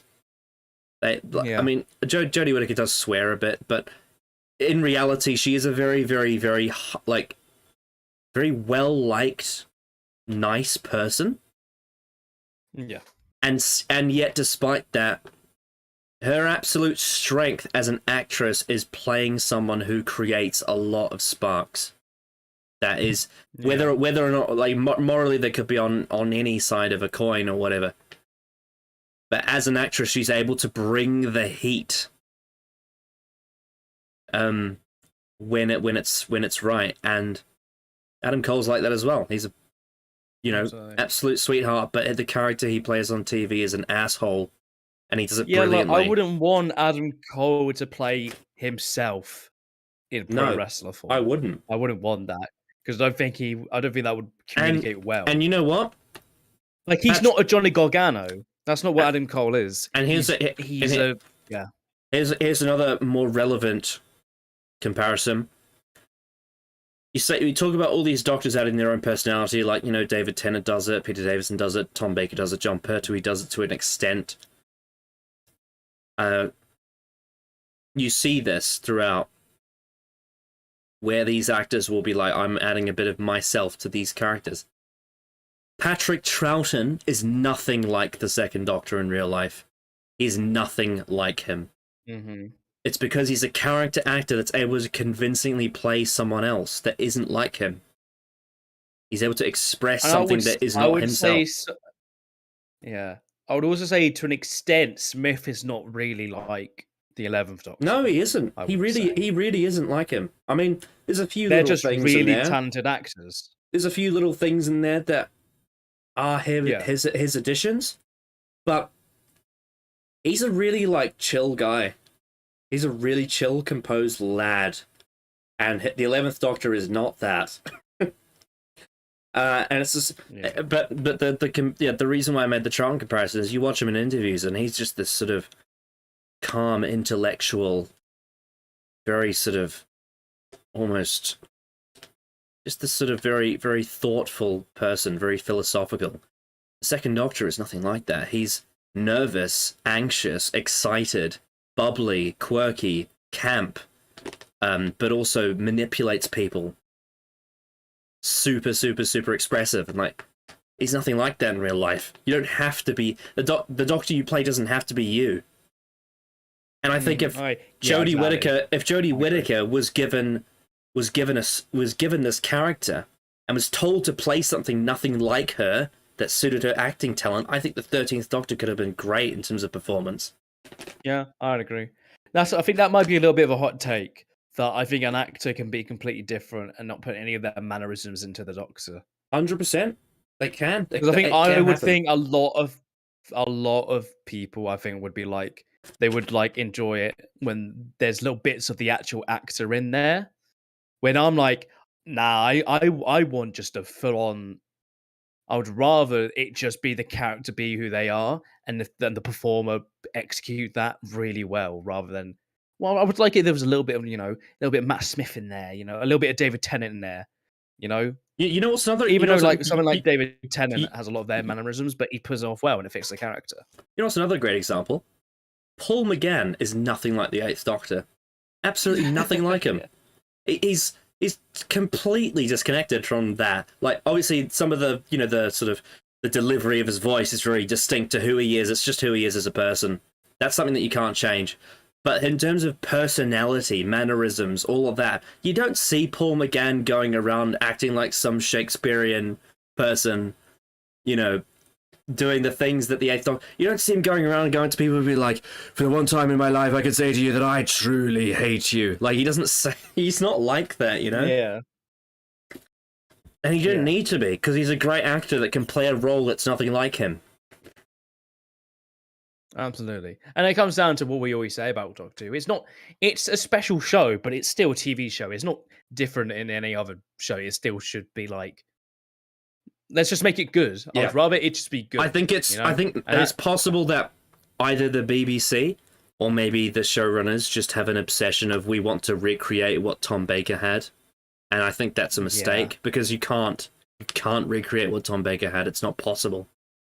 He's a very unique human being, and it's never going to happen again. You're never, ever, ever going to have what he had, because there's no one like him. So stop trying to do that.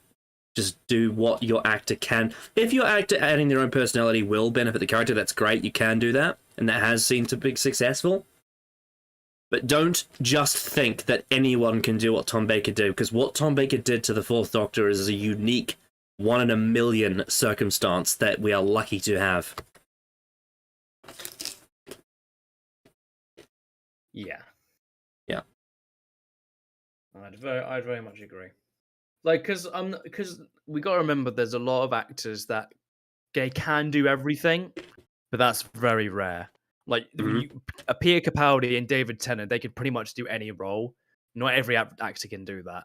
It's very common that they're not going to be strong in every single role that they do. And I think Jodie is that kind of actor where I don't think she can't really pull off that sort of the lovey-dovey, wholesome Doctor, always, constantly, because that's kind of what the 13th Doctor is. And that's mainly due to lack of any consistent writing, let's be honest. But even with just what she's been given, she can't pull it off that well, let's be honest. Yeah, and also, Jody Whittaker's not the kind of actress that seems to fit the whole moral grandstanding side of the Doctor either. She's not really that kind of person.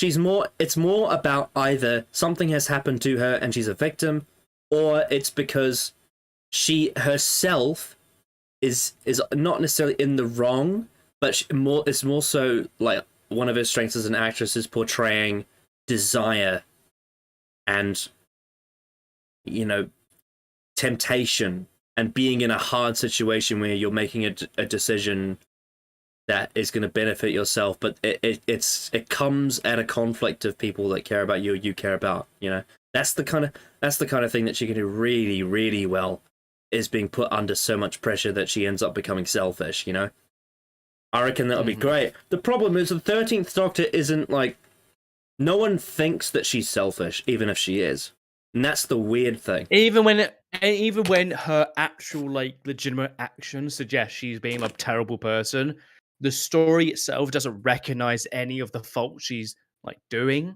and neither does any of the characters or anybody. They don't hold her accountable. So it's a complete mess of the consistency of what the story wants, rather than what's actually happening. Mm. That's a fault. Yeah, it's a fault of Chibnall. Let's be honest. It's like it never really feels like he looks at the grander scale of all the actions all his characters take, and he really just slaps on this perspective of like, the Doctor is the bestest of best persons ever to be ever existed, and then the characters say it to her all the time, and that's kind of it. There's never really any gravitas of any real substance to it, of there being any sort of like depth. Like, let's be honest, the 13th Doctor lacks a hell of a lot of depth in almost every department. So, and then you feel for Jodie in a sense, because she can't really do anything with it.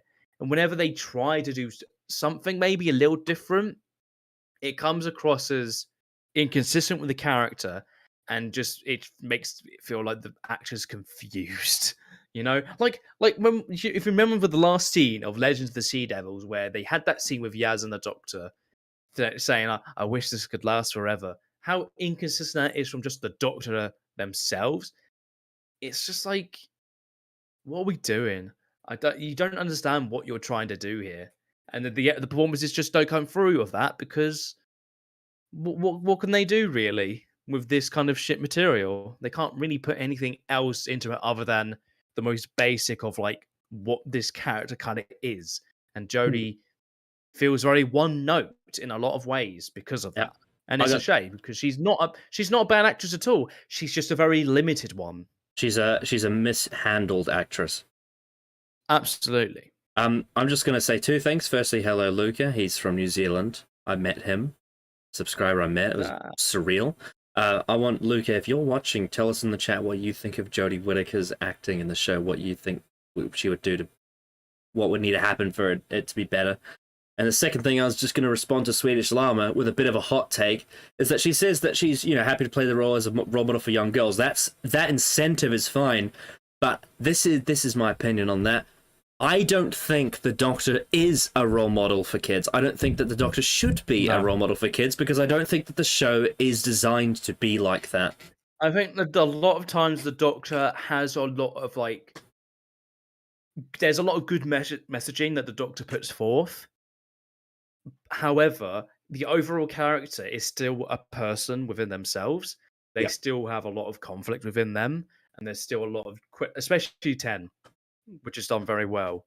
The amount of questionable things he kind of does, it gives the story. Oh, he's not the only one. He's not the only one. No, it's not. It's the big example I can think of like, there are questions to be had, and that's kind of always been what the Doctor is. Like, there's 27 seasons of the show before David Tennant turned up that have all of that and then some. I don't like the narrative that people construct about the Doctor being a role model for children. I think and they often reference Moffat when they do that, because it's one of his primary themes is the Doctor's love for children. He's also a victim of that, of like, he did that a lot, and it wasn't well done. No. And So it's not just in general, so, even to be fair, it's even not just Chibnall who does it. but also it's not just children either. Take children out of the equation. I still don't think the Doctor's a role model anyway, even for adults. Mm-hmm. Like the Doctor isn't. The Doctor is a person.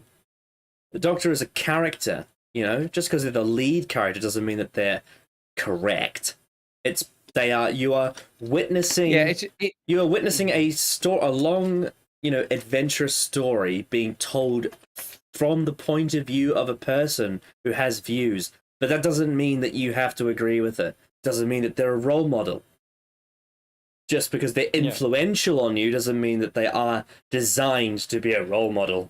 Yeah, I've always felt that I've like, for just an example, because I think David Tennant is more of a role model, and I've always felt he was more of the role model than his version of the Doctor. I think that his version of the Doctor has a lot of exactly. I think his version of the Doctor has a lot of moments of like good stuff to say, a lot of morally good things to say that can help with people in those kind of situations. But the point of the 10th Doctor was always to tell a story, to tell a version of the incarnation that fell. That was always clearly the motive with the intentions of that character. Well, and I think a lot of people seem to think that Doctor Who has to have that, when I don't really feel like it ever needs to, but it can if it wants to. But you've got to have more depth than what we're currently getting. I think it's always a combination of things. Absolutely. Because there's things that the Doctor believes in that you can take and be like, hey, that's a really nice, moral idea. But that doesn't make them a role model as a whole. I think the 4th Doctor is such a blend of both. Because you have moments where he will be absolutely upright and furious about a situation and how it's being handled, especially in a political situation, where there's some tyrannical power that is doing something unredeemable against a group of people. And you will see him, as a character, fight against that. And you may look at that and be like, well, that makes him a role model because he's fighting, bad authorities. But at the same time, you forget that this is a character whose one of his primary motivations is to run away from responsibility. Because he's so sick and tired of the Time Lords and the unit constantly telling him what to do, he wants to have a holiday. He's constantly trying to escape that responsibility. It doesn't make him a role model, it's just who he is as a person. He's motivated by adventure, he's motivated by freedom, by agency, by having control of where he goes, what he does, what he sees, who he's with. He wants to be able to control that. He doesn't want to constantly have the Brigadier and the Time Lords telling him where to go and what to do and what problems to solve. Sometimes he doesn't want to solve problems. Like in the Androids of Tara, when he's supposed to be seeking out segments of the key to time for the White Guardian. Instead, he just wants to go fishing because that's what he feels like doing. And that's not a moral thing. It's purely a motivation thing. It's purely what he wants to do. And so, if you see him as a role model, it's weird. It's just strange to see the character that way, I think. I don't understand it. And here's the thing, if that's what Chibnall wanted, he could have had an arc of the Doctor, like, becoming that sort of person if he wanted to, but he didn't do that, really, let's be honest. He never did anything kind of like that. It was the most basic shit. It was that they're already a very upstanding, moral person. There was no... If you want to do something like that, you have to make an arc out of it. You can't just be like, oh, this is what the character is now, without really any, like... You can't use the fact that they've changed from a regeneration as a real excuse, because the Doctor, while there's different elements of each incarnations, and that's always been the case, there's still basic stuff about the Doctor that's always been present. And that kind of stuff has always been present with the Doctor. But it felt like with Chibnall, what he wanted to do is purely just make the Doctor a role model, and that was it. And that was as far as he wanted to go with it. Never really trying to add depth to why or how that came to be. It's the most lazy bit of storytelling. Well, you remember in the Series 11 interviews he said, I just wanted Jodie to be herself. So he didn't really do anything. He just let her... he didn't. Yeah, exactly. He didn't. There's no, like, it's not like he thought he tried. He just didn't But it's want to almost do like it.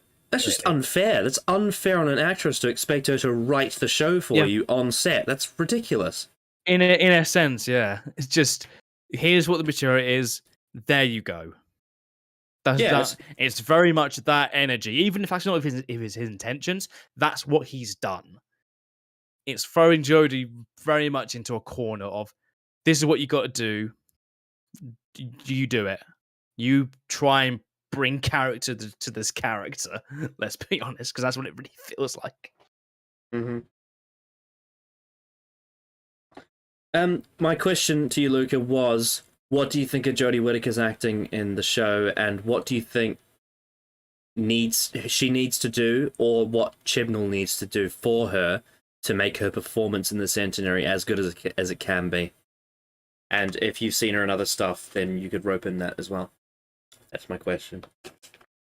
I guess now we would probably talk about the companions, Dan and Yaz. Their performances, could they be good? I don't know. I'll get John Bishop out the way because he's probably the easiest one to talk about. I think John Bishop's performances in the show have been very awkward, stilted, strange. He doesn't really have a direction or a character that he plays. He's just a guy. He's just a guy that walks on set and awkwardly isn't a guy. Yeah, he's awkwardly put in positions where he doesn't know where to look, where the camera is, what the set is. He's probably on these little green screens and like, I've never done this before, I don't know where to look, what to do. He doesn't know how to emote. So what he either needs to do is he either needs to be written exactly the way his real life personality is for it to actually make sense, or he needs to be given strict instructions of, this is what you're going to do at this point in time, and this is how you're going to... Like, he needs an actual verbatim and set of instructions, because he's not really an actor, is he? He's more of just like a stand-up comedian that's just walked on set and is reading lines and is being a nice chap.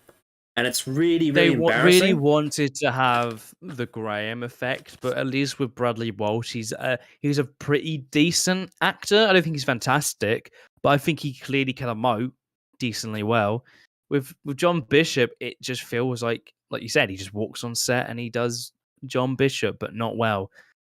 Yeah, I just with John Bishop, it's so clear to me that he's not a good actor. It's been clear since day one. Yeah. He has no real inflection in his voice. He doesn't do facial expressions well, and even just the character itself and how they're written, there's no real. Well, he clearly doesn't have the range. His nonchalant expression makes him look like he's lobotomized because there's so much drama it doesn't happening. Help that Dan. It doesn't help that Dan as a character just feels like this weird, clearly put in to be funny. He's very clearly there to be funny. Yeah, right? But the issue is that he can't do drama. He's not a serious actor. He's just a funny guy. Well, the character doesn't even take the situation seriously. Yeah, but he's like clueless to whatever's going on. He's literally put in universe-ending stakes. Like that's the level that Flux goes to. Nah, but we can just make some jokes. Just make some jokes. We need some comic relief. We need to lift up these spirits in here with Dan. He's got to point out how silly the dog costume is, how it looks furry, when he breaks into his fucking house. God, what a terrible scene that was. Yeah, I have just straight up no way he's going to be. There's no we can almost just write him off, and that feels mean to do that. But where is the confidence I have? So for his performance? My response to Prime's take there is that opinion is fair, but my only real response to that would be that I think Clara does more damage to the lore of the show. The actual the main character. Yeah, Clara as a character does damage to the writing more so just Dan being a bad character in general and just a bad actor. Yeah. I think that it's fair to, if your standards are heavily leaning towards the performance, obviously Jenna Coleman in Doctor Who, for the most part, is a lot better than John Bishop in terms of her performances, because she's a very, very talented actress, especially series 8 and 9. A lot of her performances are really, really solid. So yes, she does have that on her side. Dan Lewis doesn't really have anything on his side. There's nothing really positive about him.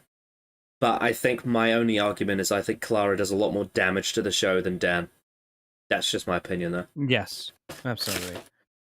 And here's the thing, like, even just what Swedish Llama said, like, John Bishop is playing John Bishop. I understand why people, like, say that, but really he's not. There are elements of Dan's character we can point out about his experiences, right? Mm-hmm.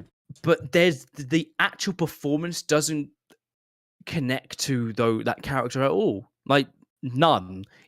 Dan is a character who was kidnapped by a dog alien and then was sent back in time and then was brought into this world-ending, universe-ending threat of experience, but it never really feels like it affects him in any way. He never feels like it's changed him or his view of the world and his place in the world or anything like that. Dan is not John Bishop as a character. He is clearly his own person, but the acting isn't good. The acting doesn't fit what's going on, nor does the writing itself. But there's a whole bunch of things. So I understand why people would say he's playing himself, but really he's not. He is playing a character, just a poorly written character with a bad performance. Yeah. I think we got to make that clear. Well, he's supposed to be playing a character, but he ends up playing himself rather than the character, and that's why there's the disconnect. Sure, yeah. And he doesn't. He'd be a lot more suited to lightweight entertainment rather than drama. You know what I mean? You know what I mean? Like pure, like completely non-serious television. I could see him doing fine at that because he's clearly a very chilled out guy. But when it comes to drama, like Doctor Who, where there's stakes, there's literal stakes. There's people being murdered. There's politics. There's sci-fi. There's universe-ending stakes, all the things that he's supposed to be involved in. He's just nonchalantly reacting to it. It's unbelievable. It's actually unbelievable how he does things like it's stuff like oh, well, the universe is ending. That's really bad, isn't it? It's like what? How can you not be fucking freaking out? How do you not have anxiety beyond belief? Like, Dan is not a real person. In the most, like, he obviously, I know, we all know, it's not real. But, like, it's almost as if he's like a not real person within the universe itself. He feels so out of it as a person. And when he doesn't take any of this shit seriously, then why should I? Yeah. Exactly. You can't take the character seriously at all. And just the performance itself is just laughable. We can't. As nice as John Bishop is, and he's a very charismatic man in real life, very funny guy. Clearly, he just cannot perform. He just can't within this kind of setting with what's actually required. Just in general of a drama, he can't do it. And then the character is just. He doesn't care either. The character itself doesn't care what the fuck's going on. I like that comment. Imagine if this all intentionally takes off his mask and revealing Sacha Dhawan underneath. Imagine the explanation that would have to go into that contrived plan that the master would do to just pretend to be Dan for that whole time. That'd be very funny. But the problem with that is there's been no foreshadowing. Where's the fucking foreshadowing? Yeah, even if he did do that, which is it's the most stupid idea.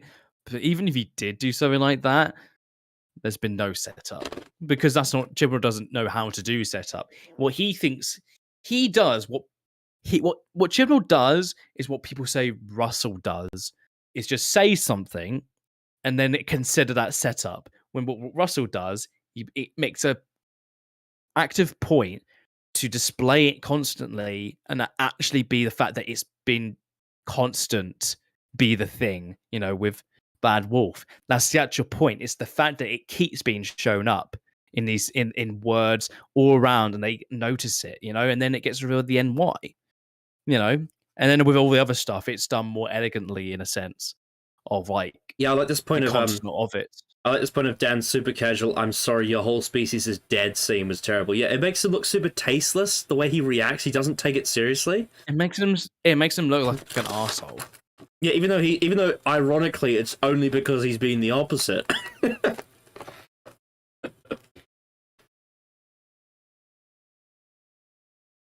Hmm.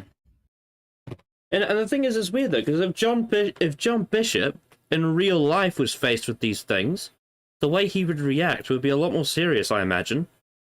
Pretty sure he would take shit more seriously in real life, you know, but for some reason when he's acting in a TV show, he's not taking it seriously. Would, and they don't really realize that Dan is like a bad comedic character, because even with a comedy character, they would still probably take this shit seriously. You know, the potential end of the universe. Yeah, and also with that, there's a lack of motivation with Dan. There seems to be a very lack of story with him, even just in general with his run. Because let's be honest, he's only getting so he had the 6 Flux episodes, then Eve, and then he's getting 9 episodes in total. This character is going to be around for 9 episodes in total, and the best we can say about him is the fact he's a bit weird. Yep. Yeah, it's.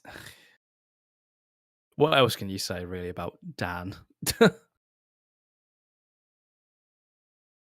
don't know. Yeah, he'll probably, out of the main characters, he'll probably be the worst performance, I would say. Maybe. Let's talk about Amanda Gill. Amanda Gill's a strange actress. There's moments where I really like her. There's moments where I really dislike her. I really don't know what to think. She's kind of I think it's because she spent so much time in soap opera that she seems to be very set on one style. Because she can do some things well. I think usually her best performances come when she's not saying anything. You know, like when she's just doing expression. She's a good quiet actress in a way. Like, I don't think it's I think it's like fantastic. I think a lot of people do it a lot better. The thing is, however, I think her strongest suit is when she's quiet. Yeah. I mean, the thing is, maybe she just is a good actress anyway. As soon as dialogue comes out of her mouth, it all falls apart, and I think it's because of how the dialogue's written. So wooden, so stilted, true, just unpurposeful. And she has these sudden weird shifts of emotion that don't really. I don't really understand. That's not like when the doctor explains who the Sea Devils are, and she goes, "Oh, that's not good." It's like, well, Jesus Christ. Not only is the delivery really strange, but obviously the line itself is just crazy to say. Yeah, and there's just some lines she says that it's kind of what Jay said in EDAR 20 about she gets these lines of dialogue that don't really fit her as a character, and they don't fit her as an actress either. Like, it's so bizarre. Like, why is she saying the things that she says? And it's just when you hear her say these words, I'm like, that doesn't sound like you saying them. It just sounds like Yaz, not just the actress, but it feels like Yaz, the character in the show, is pretending to be someone else when she says certain lines. You know what? I'm just sort of thinking about right now with Yaz as a character. Isn't it weird the amount of times we get a scene where she's outside on her own, and then one of the companions comes to talk to her, like one-on-one? Like, Dan does it a few times. Ryan did it in Spyfall. It feels like Graham does it as well. Yeah, it feels like she's a character that needs consoling. They want us to, like an odd amount of times, and it's never like her consoling anybody else ever. I don't think that's ever happened. That's something that Rose did a lot, actually, and she did it well. Yeah, exactly. Rose has more. It's like she has more wisdom to give because which makes sense because she's on these adventures. Yet Yaz never feels like she takes anything in. She does it in the Doctor Dances with Nancy, and she does it in Tooth and Claw with that woman who was hiding in the closet. Yeah, absolutely. Rose has way more she takes things in. The experiences actually like mold her as a person. With Yaz, she does just feel like the same as she was in her first episode. Like she doesn't feel like she's really changed, other than there's an added element of she likes the Doctor romantically. She definitely bites back a bit more now than she used to. She was a lot more shy in Series 11, a bit more tepid. Even then, though, that's like very little. There's only a couple that happens only a couple times. It's like that bit, and it never really feels like it has more weight than that. I think there's that scene in Survivors of the Flux where someone flirts with her and she's just like, "You can keep those hands to yourself." It's like that sort of thing.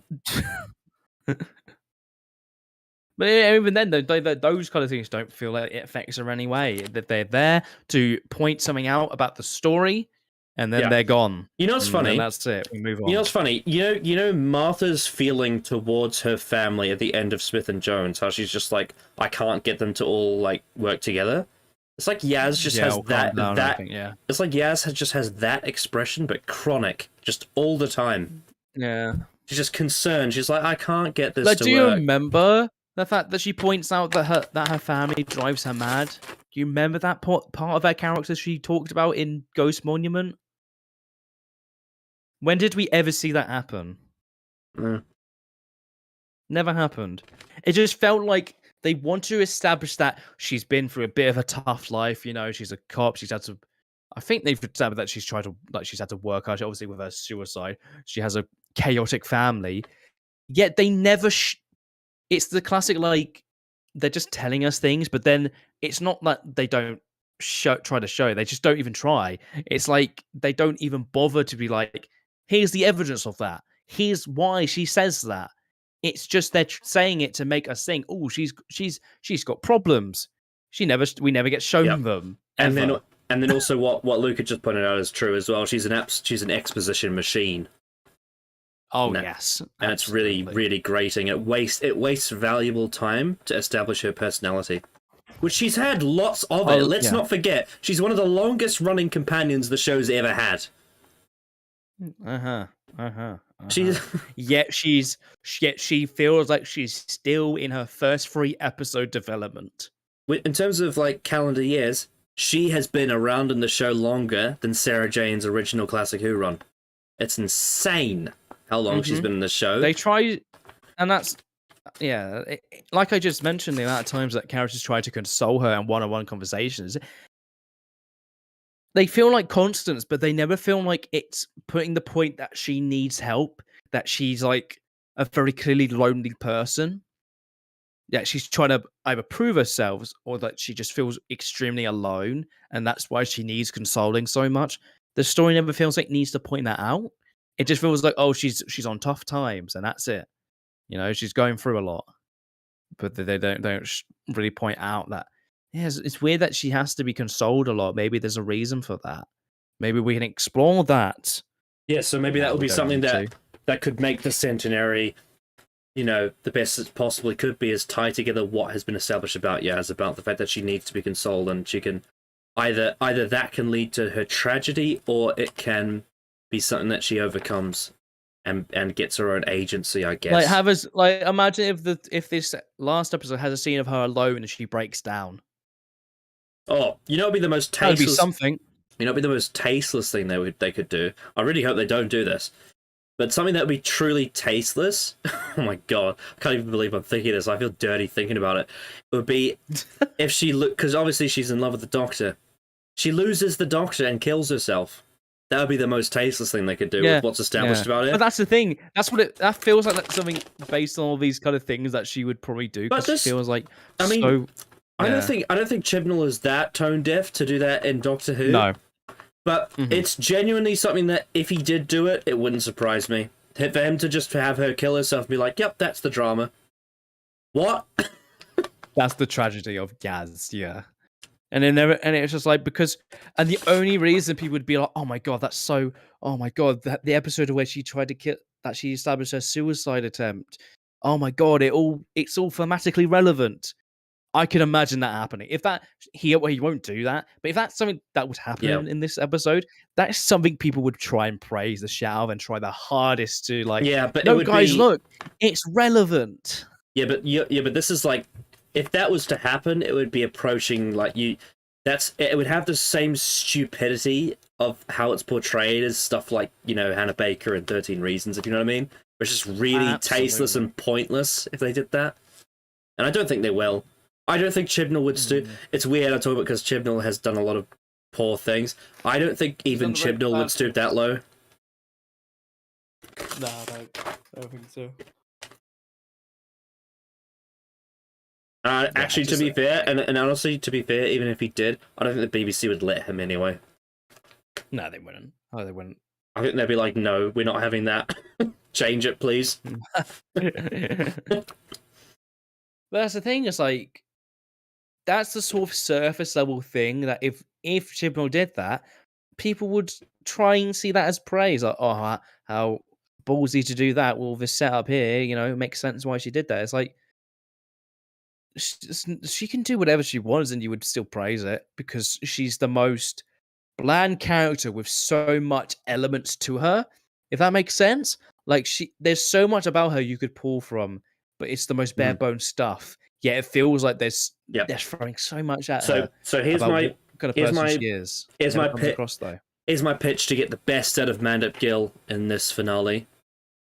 Tie together her being lesbian, coming out as just lesbian recently, and realizing it. Her being a policewoman, her being a Muslim, and her being suicidal. Tie all of that together really well. And in terms of dramatic beats and scenes with her acting, I think less is more with her. I think let her facial expressions do the talking more than the dialogue. And don't have her be you do not need her to be an exposition person for this episode. Yes, sometimes the companion needs to do it for context so the audience understands, blah, blah, blah, blah, asking questions. This is an episode where you have the opportunity to have Yaz only speak on her own personal whim. By her own character. You do not need to have her asking the Doctor questions. You don't need to have her giving exposition. This is an opportunity to just have her be a character. Tie together all the things that have been established about her that are valuable and have Mandip Gill express it through facial expressions, through something like how she wants to say something meaningful to the woman she loves but can't get the words out. That would be way better than what I think we're actually going to get. Yeah. Like, there's very little hope at all of it being in any sort of competence. He could try. It probably won't work based on the evidence of like her character, and just what's been established is the most bare bones thing that if she like anything he tries to pull from, it will still be bare bones because there's been a lack of any real development on any of these kind of things about her character. What this is going to be is it's going to be a tragic heartbreak for Yaz, but it's going to be so robotic. It's not going to have any natural drama. It's just going to be them talking about how sad they are, and I hate that. It's so clear that Yaz has had a very unclear journey of her as a person because the amount of stuff that's been thrown at her. But also, you know what's crazy? Anything will feel unjust. We're going to have to watch an episode where Yaz loses the Doctor, having just established feelings for her. We're going to have to see an episode where Yaz loses the Doctor and has to get over that. Unless she dies, obviously. Yeah. Mm-hmm. Which they could, but I would say it's like a 10-15% chance they would do it. And also, if she did die, what happens to her family? Do they find out about it? Do they care? Well, do we care? Did we see her family in flux at all? Yeah, we saw her sister. What about the parents? Did we see them? I don't think so. Yeah. It just feels like what they tried to do from the start with, like, Series 11 felt like they tried to establish all this stuff about her family and tried to keep them involved. But then after that, in Series 12 and 13, they just felt forgotten about. You know what? Kind I of totally like Clara's family, but to a more extreme. Yeah. You're not going to totally see them doing. She goes back to being a policewoman. She does the whole policewoman thing, right? She comes, like, I don't know, somehow ascends to head of the department, and then she meets like a new police person that's just come in from another town that's going to be joining the department, and she looks a bit like the 13th Doctor. I could see that happening. Mm-hmm. And, yeah. And it would be lame, but I can see him doing it that way. Because that would basically be what Chibnall did with Ryan, but for Yaz's context. Well, here's the thing about that, Luca, with like show, everyone always tends to be very literal with the show don't tell rule. It's not a rule, it's a guidance. You can do telling very well, you can do showing very bad. You can. It's how you do it. It's always been that. Yeah. With Yaz, it's very much been badly told, and there's been no show whatsoever. But it's because it's been poorly done is the problem. That's the problem with Yaz. Mm-hmm. Yeah, well, I can give you an example of telling. Great. You know the scene in Army of Ghosts when the Doctor explains the Void Sphere? That's a great scene, and it's all telling. It's a very great exposition scene because it's to do it. The inflection of the dialogue and the performances are all to do with the characters. It's still an exposition scene, but it makes sense what is being told to us, and it's character like filled. You know, there's character to it. Mm-hmm. You know, like with how 10 explains it in the mannerisms he has, and how Rose even gets in on it because of all the stuff she's learned and how she thinks now because of the Doctor and the adventures they've had. You know, it's great. It's a really good exposition scene. That's the kind of shit you need to do. You know, have it be more to do with the characters and how they would say it rather than it being pure Chibnall exposition where Yaz would go, "Oh, that's not good," to a bit of information that the Doctor says. Because she does that a lot. Yeah. So yeah, to just sum up, I just think the performance of Yaz will probably be the same with a bit more emphasis on the tragedy, and I think Madigan will try her best to sell it, but I fear that Chibnall's going to just do what Chibnall does and have it be more dialogue heavy than it probably needs to be. Yeah. That's kind of my thought on the performance of Yaz will be. All right, let's talk about Sacha Dhawan. Before we do that, I need to go to the bathroom. So I'll be back in 1 second. Okay, we'll get to Sacha Dhawan when you come back.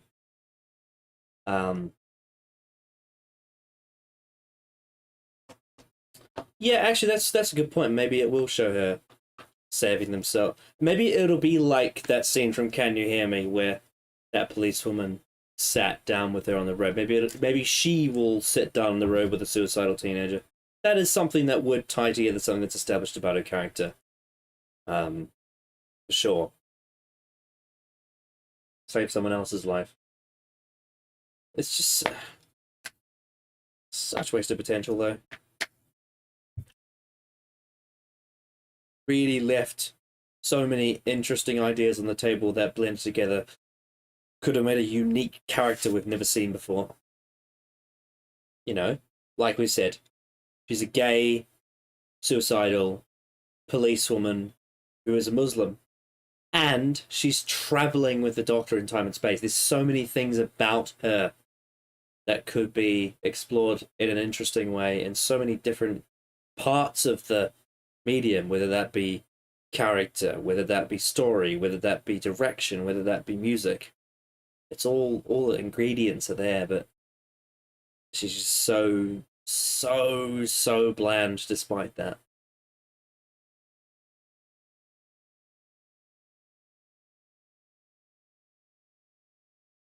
I mean, based on the trailer, he's coming across very Suicide Squad Jared Leto to me, which is not a good sign. So unfortunately, even though we're being optimistic, what I've seen of Sacha Dhawan in the trailer, it doesn't bode well. So I don't have very high hopes for him there.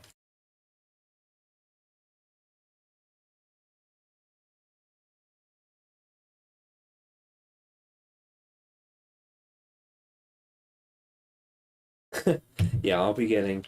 May take some time for the Abominable Snowman to be shipped to me.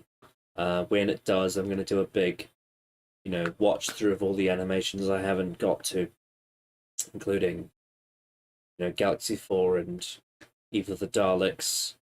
And at some point, I may check out that Hideous Web of Fear episode 3 animation as well, just for the laughs.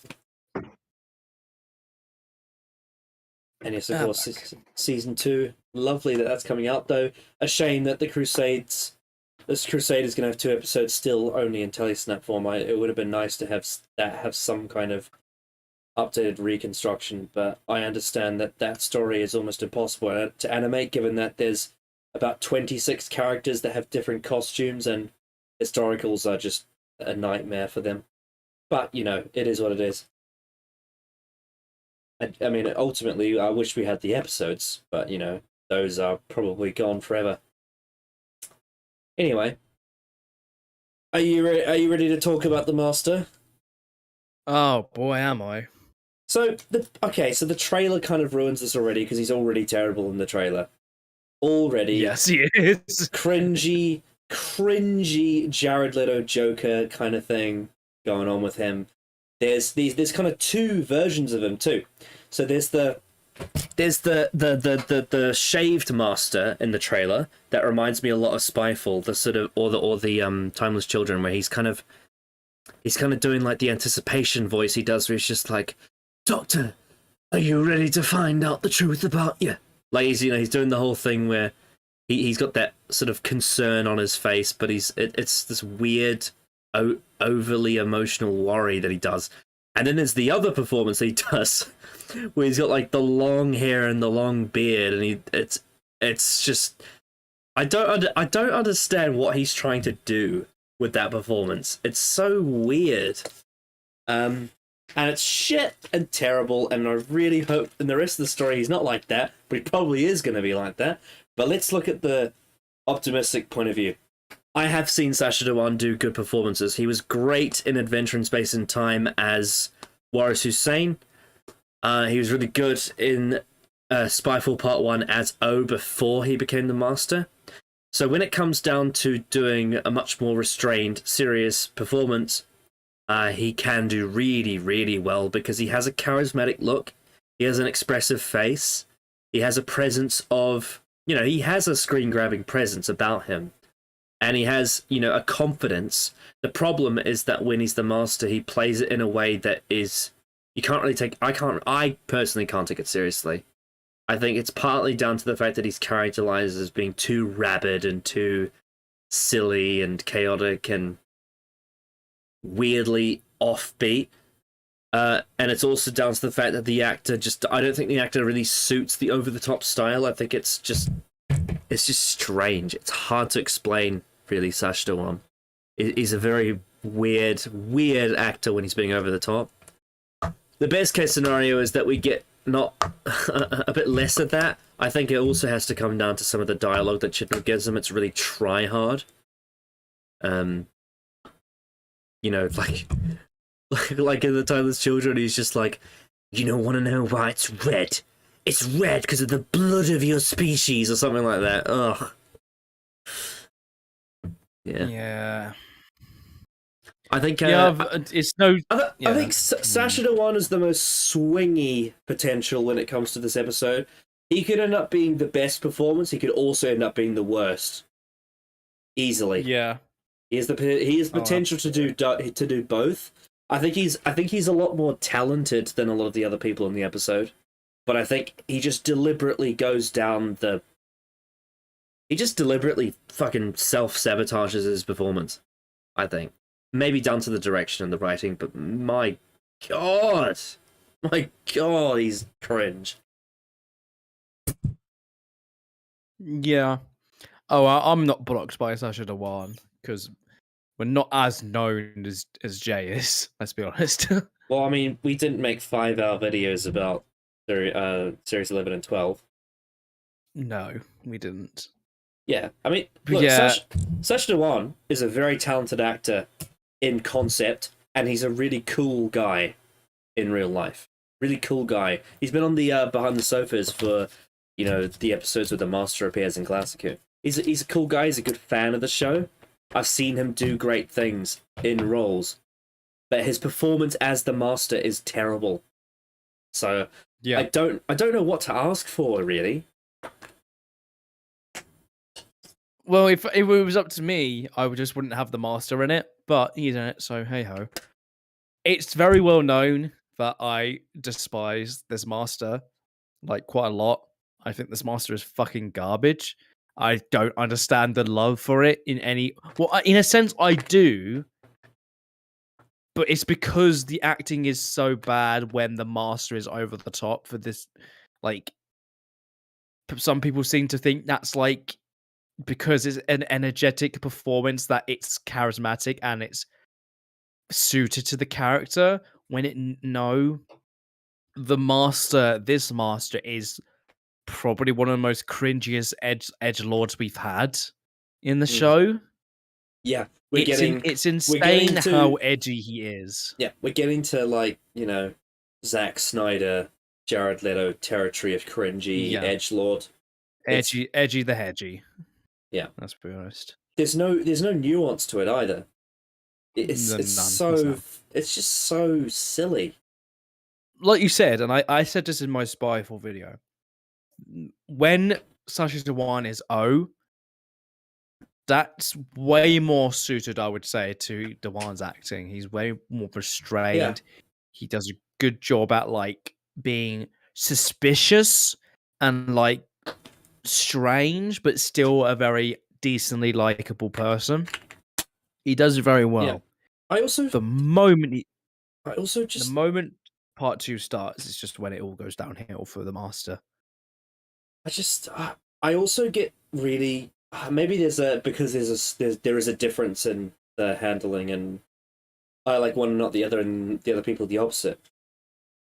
But I see this weird sort of double standard on social media about crazy John Sim versus crazy Sacha Dhawan, where people say that crazy John Sim's terrible and they love crazy Sacha Dhawan. I don't understand why that is.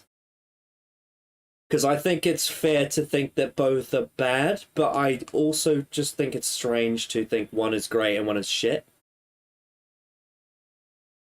Here's the thing, right? With Sim, it completely makes sense, not only the character why that's happened, but John Sim, I think, does it way better. I think his performance is so much more... While there's crazy elements to it, I think there's way more nuance in his performances. Especially that scene in End of Time Part 2 with David Tennant. Fuck me, that is like... We've missed that kind of acting within the show with the Master and the Doctor in this era.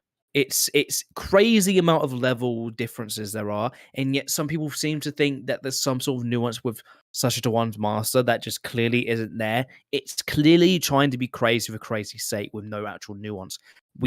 There's no reason why this version of the Master is more crazy, energetic. That's the main thing I will always say about Sim versus Dhawan, is that for all of the things that make Sim different, if not polar opposite of things about the Master's previous incarnations, there is inbuilt characterization reasons for why he is the way he is, and that's something that I can't say about Sacha Dhawan. But even in saying that, pulls it off. But even in saying that, I still find it weird when there's a difference of, like, when people say that he is loud and has a very big performance. It's very, like,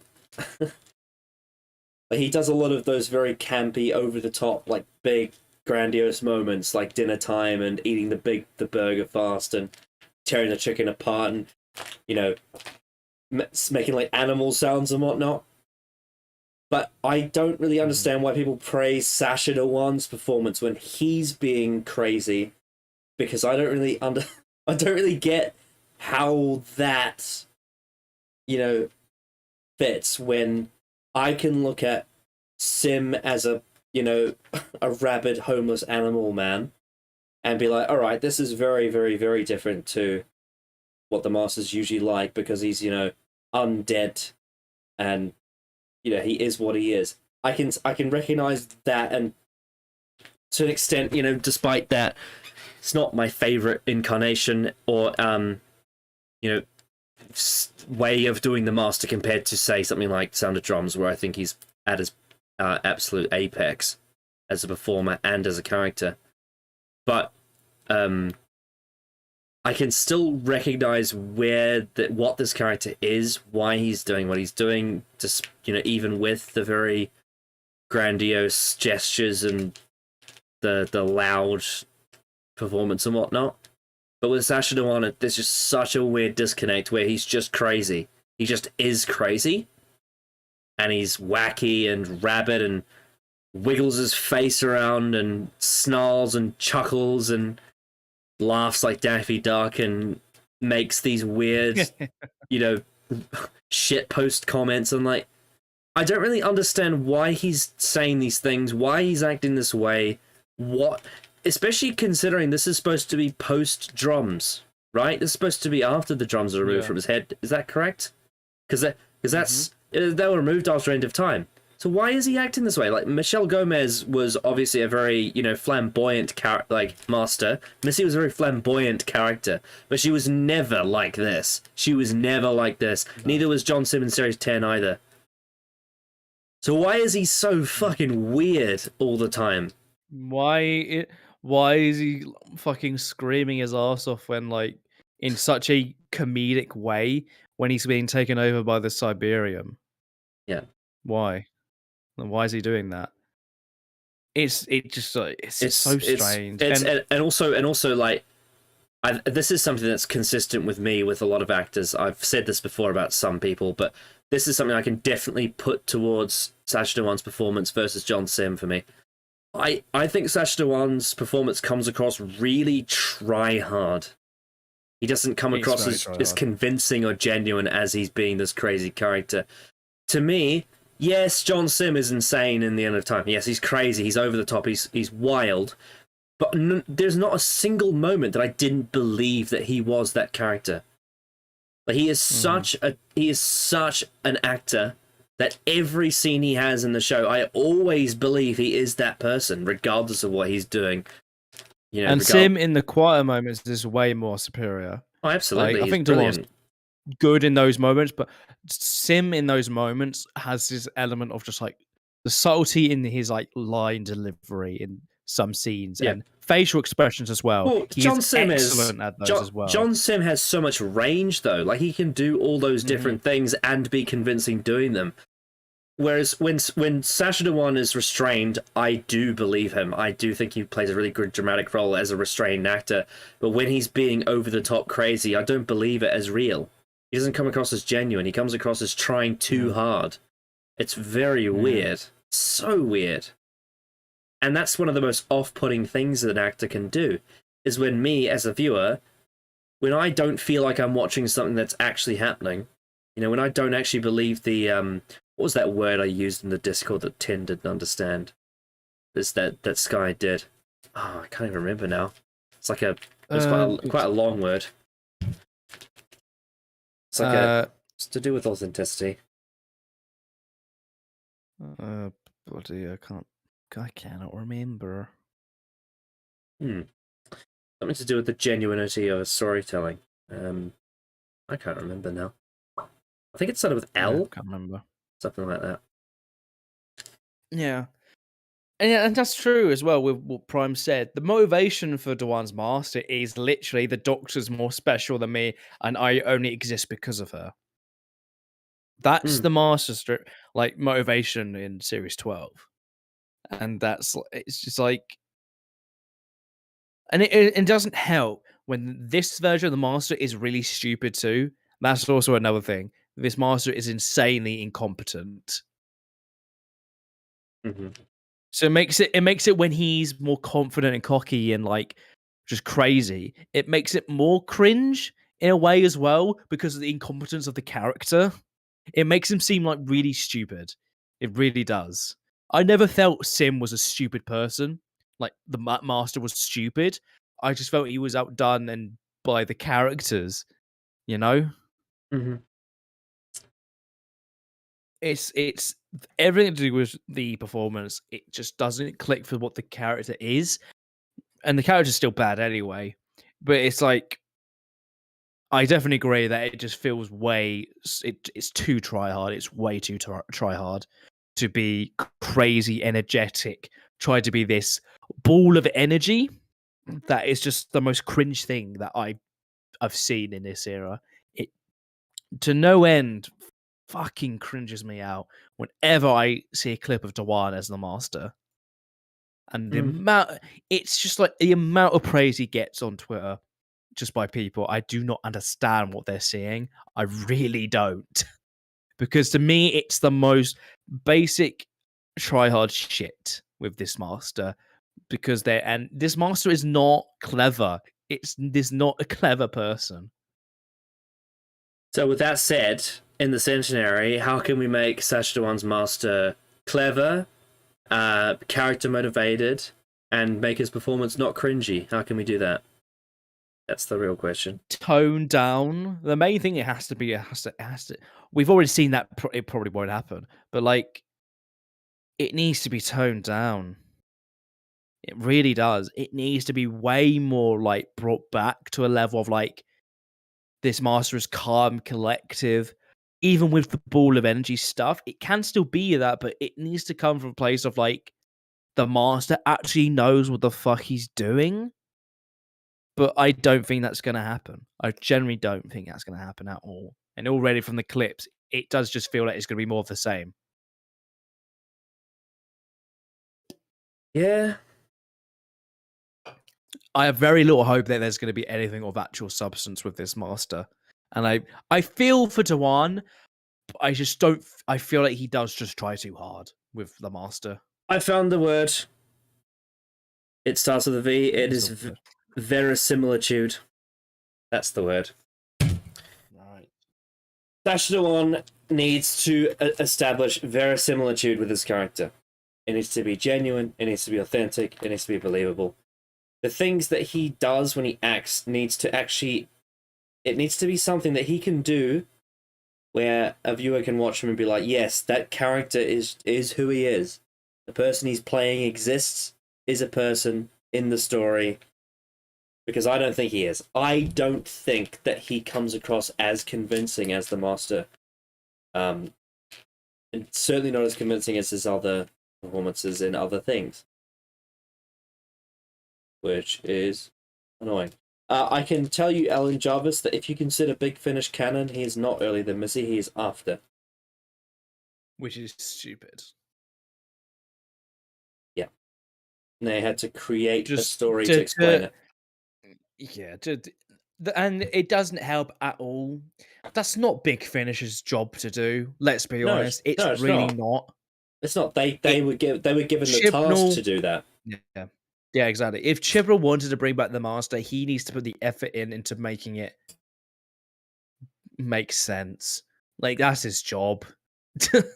That's his job. Yeah. Well, what would have happened is they would have got, because the Big Finish has direct contact with the showrunners because they need to know information about characters and stories before they can use them. Right? It's all about IP and all that. And so they would have probably asked him, they sort of said, well, is Dhawan before or after Missy? And he would have said after, because that's what he intended, even though he didn't establish it directly in the TV show. And they would have said, well, we're currently doing a Missy spin-off. We have an idea about how we can connect them together. Would you like us to? And he'd be like, yeah, sure, do it. That's probably what it came down to. I don't think Chris Chibnall really gives a shit to establish how Missy got to Dhawan. I don't think he cares. I don't even. She says say that old bearded Dhawan master is hopefully is closer to like series 10 John Sim. Even then, it's like I doubt that's even going to get close to that. And even then, I have issues with the Dr. Fool's John Sim master. It feels like they kind of dropped it a little bit, and it was kind of frustrating. Even with that great scene with Capaldi. But yeah, even then, that's still more nuance there than Dhawan's master ever had. but it's never going to be that close because it feels like what they're going to try to do with this. It feels weird that they're having like two different looks of the master, completely opposite of each other, but also that is a very Chibnall thing to do. Having just two polar opposite looks that are going to feel so jarring.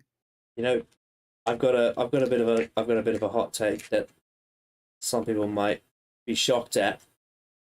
I think the Dr. Falls, out of all of Sim's appearances, does the least with him as a character. Oh, I've always thought that. Yeah, I've always thought that. and Even then, I still think there are moments of brilliance in there. Part of that is to do with the fact that he's not exactly the focal point, but the Son of Drums, Last of the Time Lords, two-parter, and well, technically it's three with Utopia, but that's Derek Jacobi's master for the most part. The Son of Drums finale and the End of Time do so much more for him as a character than the Dr. Falls does. Yeah. The praise I give for him in that episode is more to do with the performance and just the character being good. You know, Sim's master is good. John Sim's performance is really good. I think some people prefer it because it's non-drums John Sim, so he's not he's not, he doesn't have the drums part of his character, so he's playing a much more, in control master of himself. And, Stephen Moffat being the kind of fan servicey person he is, as he kind of, gave to like John Sim leeway to play it a bit more like Delgado and Ainley did. As a bit of a throwback. Which, it's a thing. I guess you can do that if you want. That would be so funny, like with Swiss Lama said in the chat. If he did do if this master is like Curse of Fatal Death master, even then, that master has way more charm to it than Dewan's. There's way more consistency to that master than Dewan, which is so funny to say when that's a parody. Well, yeah, because Jonathan Pryce's master is a parody. Jonathan Pryce's master being a legitimate master would actually be pretty fucking good. Well, because Jonathan Pryce is brilliant. Yeah, I actually enjoy his performance as the master, even if it's a bit more comedic. He would actually really pull it off well. I don't think I've ever told you this. This is a mild spoiler. He actually has a role in Game of Thrones. I think I've heard that, but I think I have heard that he's in it maybe once, but yeah. Oh, he's in it more than once. He plays a pretty major role in the seasons he's in. He plays a pretty major role. But as expected, the best thing about him is the performance. I can tell you that. Because he's a great actor. He's great in Pirates of the Caribbean as well.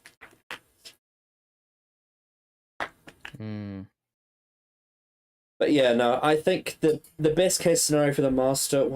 this is one of the hardest ones to fix because there's so much baggage with Dewan's Master. But you need to play to his strengths as an actor. He needs to be more serious, more restrained. Less try-hard. Less of that fucking... It's not even just the over-the-top stuff. It's when he's being... in The Timeless Children, when he's taking the Doctor through the Matrix and he's just being so sassy and patronizing, and he's doing those stupid mannerisms where he paces around and does those facial expressions. I hate that scene where he's like, "You are the timeless child." Oh yeah, fucking. It's just awful. I don't understand what people see in this performance. It's so cringe. Yeah. Also, Jonathan Pryce was in the Pirates of the Caribbean films, which I'm like, oh yes, he was. I recognize him. He was in those films. He played Elizabeth's father. Yes, he did. I remember. Though I've never watched those films a lot, but I do recognize his face. It's been a long time for me, very long time. Yeah, it has. I think genuinely the last time I watched a Pirates film was in the decade of the noughties, if you know what I mean. It's been a very long time since I've watched those. Yeah. But if he was a master, that would be good. He'd be a great master. Yeah, I mean, yeah. So I would say, yeah, with Dewan and Centenary, they just need to. I don't even see because the trailer's already ruined it. We already know what's going to happen. Yeah, we already know that he's going to be the same. Yeah. So there's not real much hope there we can have. Yeah. All we can hope for that it's better than Timeless Children Dewan. That's all we can really hope for. Okay, what I can say is I hope that he actually either he outsmarts the Doctor and it leads to her death, or if he gets beaten, it makes fucking sense. Yeah, and it doesn't expose his lack of competence. Yeah, that would be my take, and I hope Sacha Dhawan is. I really hope he reins it in, because I don't have fun with his camp performance like I do with other actors. Some people can pull it off, some people can't. I don't like when Sacha Dhawan does it as the Master.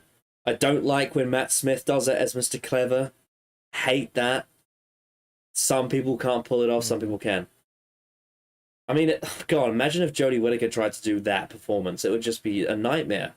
It would be a disaster. Because it's not his strength. It's not his strength. It's not Matt's strength. Just don't do it. You need to be mindful of what actors are doing what. Because, and also I think another thing is that a lot of modern actors that have been trained in like soap opera environments don't really have the faculties to do that kind of performance.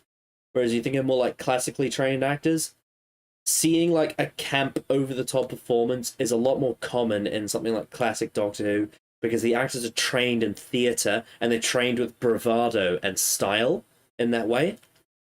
Whereas in a lot of modern drama, to pull off that kind of performance, you have to have a very specific kind of training, you have to have a very specific kind of talent. It's why something like, Alan Cumming as King James doesn't feel like that's not cringy, because Alan Cumming can actually pull off that kind of performance. Whereas I don't think Sacha Dhawan can. And you know what? Like, even though I don't really see him as a casting choice for the Master, I think it's a strange choice in some regard. Not optics wise, obviously, I don't care about that. I'm talking more about like as a performer. However, there is a way you could make him into a good Master if he played it differently. I just don't think that they do, because I think his mannerisms. Yeah. I think his mannerisms are just so obnoxious and weird, and there's just a disconnect there. There's no character to go with that wacky personality, and that just really those really moody facial expressions he does are just so off-putting. Like, for some reason people call like some of the RTD actors melodramatic, which I think is a disservice to their performances. But like Sacha Dhawan is the definition of melodramatic. Like, his acting is so weird, and like his expressions are just so extreme for no reason. Yeah. And he has go away heat with me. Like, I want to change the channel when he's on screen. Oh yeah, absolutely. I think it's just unbearable. I will never get the praise for him. I'll never understand it. Yep. That's why like, I think when Jay came on for EDAR, when we talked about Sacha Dhawan for a bit, like how it must have been so cathartic to hear people actually talk about how he's just not a good Master. Because I imagine Jay's been a lot on conversations with a lot of people on Twitter and stuff.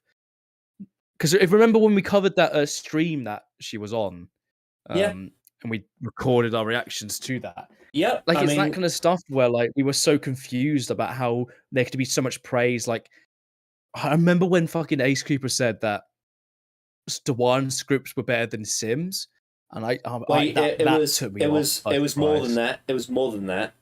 Ace Creeper said Dhawan's Master is what he wanted John Sims' Master to be. Yeah, that was a strange thing to say. I really don't understand that. I don't understand that. I don't know. I really don't know how you can come to that conclusion based on what's happened in both of their runs. Like, what? When was the last time they watched The Sound of Drums? Jesus Christ, John Simm's amazing in The Sound. He's so good. He's what? I really don't understand the hate for him. Like in that story, I don't. I can take it. I can accept, you know, some of the criticism for his second and third stories.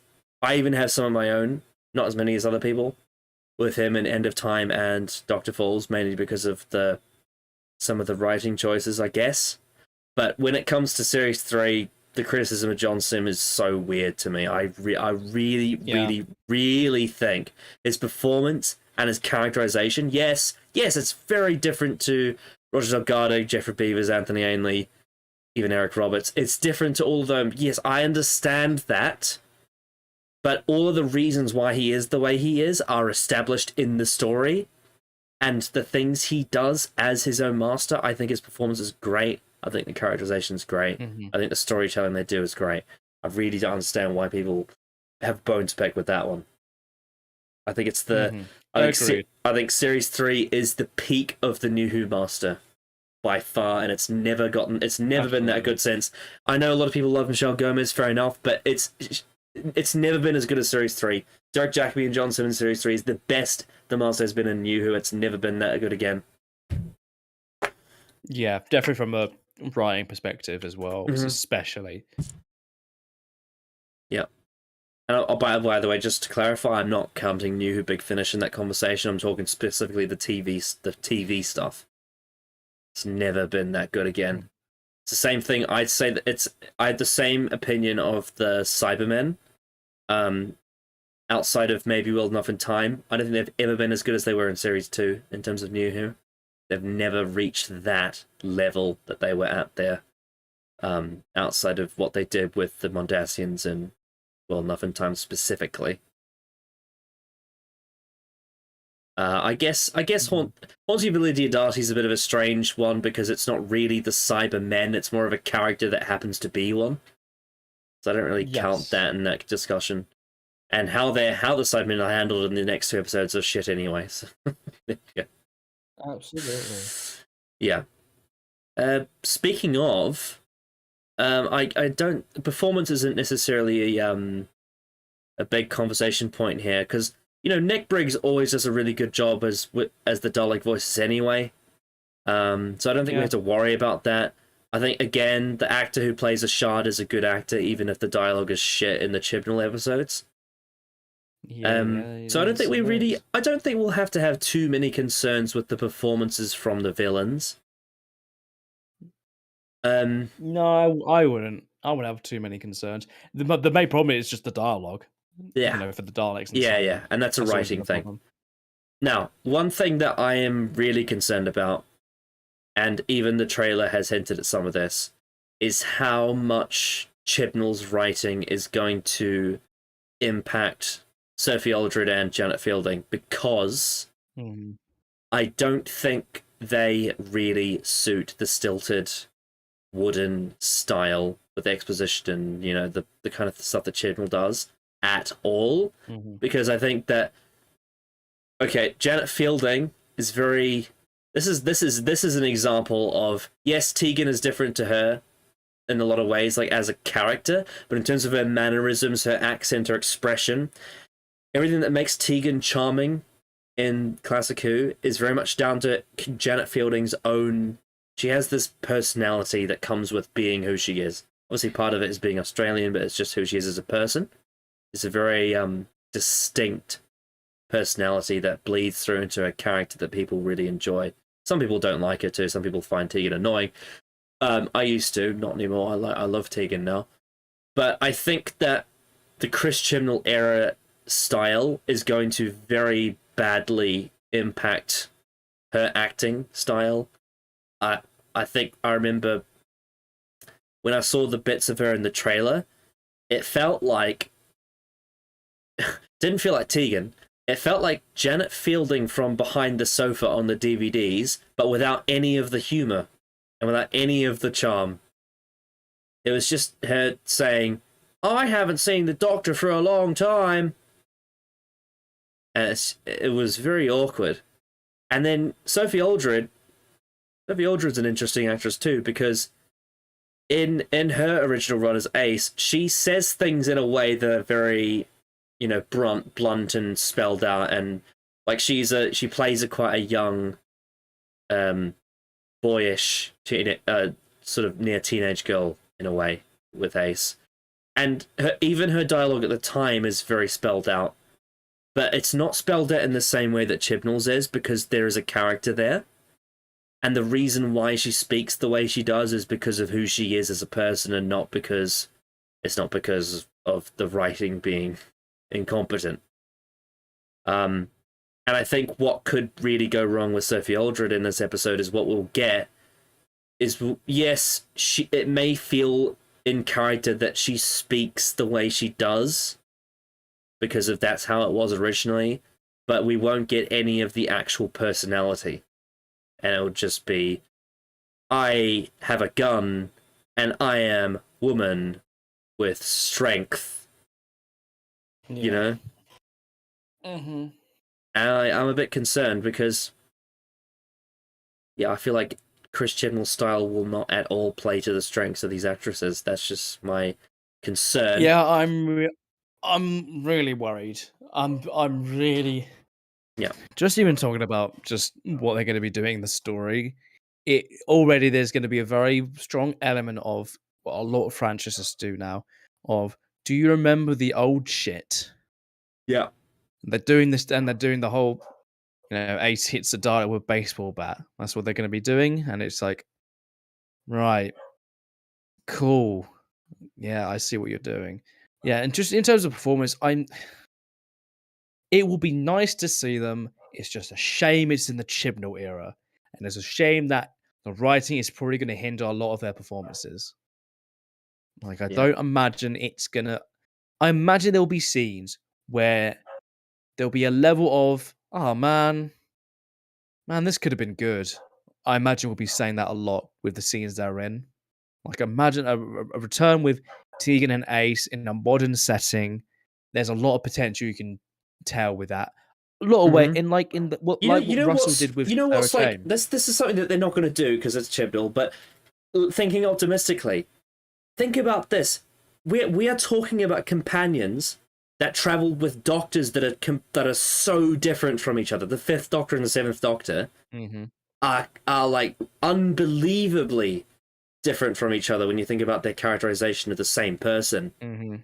And imagine you could tell a story with these two, with Tegan and Ace, where they remember the same person, but they remember them completely differently. And that's something that people have in life anyway, is they remember the same person different ways. And in this case, with it being a Time Lord with multiple regenerations, that's only amplified. And imagine it's like you have Tegan and Ace talking to each other about, this is who I remember the Doctor being, and Ace is like, well, actually, my Doctor was like this. And because it shows the difference, you could have the 13th Doctor in the middle also being a different person from those two that she was before. And it's like, because this is a regeneration story, you could tie that in, and you could have it be like, that shows how much I change when I change because of how you remember me as the Fifth Doctor, Tegan, and even the Fourth, because she did spend one episode with the Fourth Doctor. And she met some of the others in the Five Doctors as well. But she could make a point about, you remember me as I was, as the Fifth Doctor, and then Ace remembers me as the Seventh, and how different they were to each other, how you remember me differently, how differently I am now to that. There's so much potential there to use that as part of the story, but it's not going to happen. It's not going to happen because what's going to happen is they're going to meet the Doctor, they're going to be happy to see her again, they're going to go on a fun adventure, Ace is going to, shoot a Dalek, beat it up with a baseball bat, Tegan's going to be a girl boss and just shoot up some shit, and then they're going to leave, and that's going to be it. The optimistic side of me would say the best case scenario is that they are exactly the way that they were in Classic Who, but played older and more mature and wise, and they utilize their history with the Doctor to the best of their extent. That's the best case scenario, and that could happen. It is possible. It's just whether or not it will. Mm-hmm. Yeah. I'm just it's just gonna be a lot of missed potential with the characters, and I'm really because Chibnall always does this, I'm really worried they're gonna get assassinated in some way. Because even though it's many years after their last appearances and the characters are very much probably a lot of things different about them, it probably is gonna massively miss what the kind of persons they were. And that's my biggest fear, and I'm gonna feel bad for the actresses because they're probably gonna try their best, and with the material they've got, it's gonna be a real shame when we get to a Mm. scene, it's like, "Oh, man. Oh, why are you being stupid? Why are you being stupid in a scene?" There'll be that scene, because it's Chibnall, it's almost guaranteed it'll be there. So that I'm more worried and I'm more worried I'll be upset than like angry when I see them on screen. And I'm just gonna think to myself like, man, this could have been good. This return could have been really Well, good and full of really interesting stories. you've seen outside of Legopolis, you've seen all of Tegan's appearances in Classic Who, so you know her character Yes. pretty well outside of some of the things that are established about her in her first story, with Hmm. her being a flight attendant and Aunt Vanessa and all that. So you don't know everything, but you know almost everything about her. And like, Hmm. can you even imagine Chibnall being able to utilize any of that? Like, there's a lot No, there. There's a absolutely not. there's a lot there that he Hmm. can look at and go, well, there's like over 3 seasons worth of stuff really that he can use with Tegan. Is over 2 seasons worth he can use with Ace. Even more if you count Big Finish. Mm. There's so much that they could do with those two characters when they meet the 13th. Imagine this is Tegan, like she's quite she's quite brutally honest. What's she gonna think when she meets a female doctor?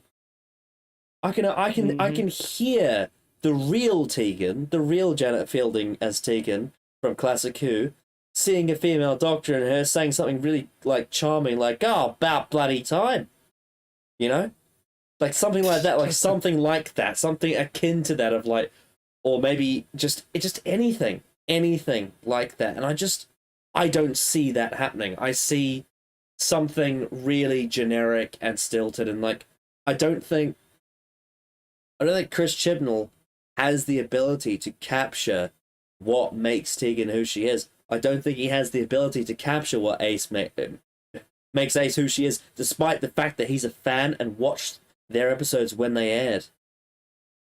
Hmm. I don't see it.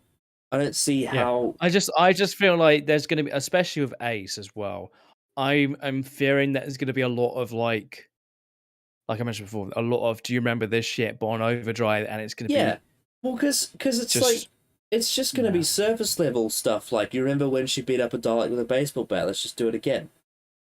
That's when there's so much more to her character than just she beat up a Dalek with a baseball bat.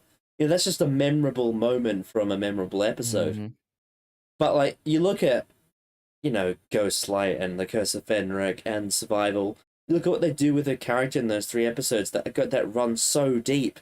Not only for herself and her family and her backstory and her torment, but also her relationship with the Doctor. It's like really, really, really good stuff. Um, and like I said, Big Finish, extended media, the books and everything. There's so much more that they go into with her there. But it's not going to be any of that. She's just going to be a boisterous tomboy that beats up a dog with a baseball bat, uses a gun. It's not going to be any of the things that make her a character. It's just going to be the traits that people like put in gifs online when they go, "Look how strong she was." Like Ace being Like, a when Ace appears and probably interacts with the Doctor, do you think we're gonna get anything of, like, what their last conversation was? Like, 'cause obviously we wouldn't have seen it, within the show, but, like, would we even get anything like that? Because that feels like something that's a really good opportunity to talk about and do, but it feels like Chibnall isn't gonna do something like that, or if he is gonna do it, it's gonna be the most surface level shit. well, it's just such a weird disconnect because like the 7th Doctor and the 13th Doctor feel worlds apart. Like Yeah. they don't even feel like the same person. It's so disconnected. Yeah. I My can't. best hope for them as in terms of performances is like I hope there'll be a level of charm there that I think I know that they can do. It's just that it's been so long since they've played the characters on screen that there's an element of me thinking like, is there going to be an element of the character still there that unfortunately could be snuffed out due to the performance to the writing, Well, you yeah, I know? mean, it's kind That's of it's kind of a my tricky fear. situation, right? Because they've been doing a lot of Big Finish, and they have Mhm. played their characters in Big Finish, and maybe not exactly the same as they were on TV because they are older, but they are still playing the same people, and they have done. And Big Finish, for the most part, remains fairly consistent with what was established on TV. And especially the early stuff. Like, I've listened to Ace's audios and Big Finish, and she's almost completely exactly the same as she was on TV. Because it's not actually that long after. Like, we're talking early Big Finish. This is like 10 years after Classic was cancelled. So she's not even that much Mhm. older. And Ace sounds almost exactly the same, and so does the Seventh Doctor. It's almost seamless how similar they sound. And so and those audios write Ace almost exactly the same as TV anyway. So it's like I don't feel any disconnect to it at all. Whereas with this, like I can just see it happening. I can just see the disconnect, like it all just falling apart. Optimistically Yeah. speaking, of course, Chibnall somehow manages to pull it off and have them be the way that they're supposed to be. Because at least in this case, he has characters that have been established, that have things that you can make good stories with. It's just whether or not That's he the will. thing. We remember what happened with Jack and that Yeah. how poorly he was done in fucking Fugitive. And It's just Revolution. and Revolution. Yeah, and how just it was pretty much that character, but the most bland version of them. Like, what's a quick paragraph summary of their character? And then that's it, and then they're on screen, and that's it. That's all they are. Yeah, he's a flirtatious action hero. That's all he is. Hmm. And he's Where, immortal, as he said. yeah, yeah. Whereas, like, not only, not only does he have all of that character that we already saw in Doctor Who, but then, like, this is the most puzzling thing about it. Chris Chibnall was a showrunner on Torchwood for 2 seasons with Captain Jack. And there's so much done with his character in those 2 seasons that he just does nothing with. Nothing. Yeah. All that stuff that I'm just it, thinking it about it now.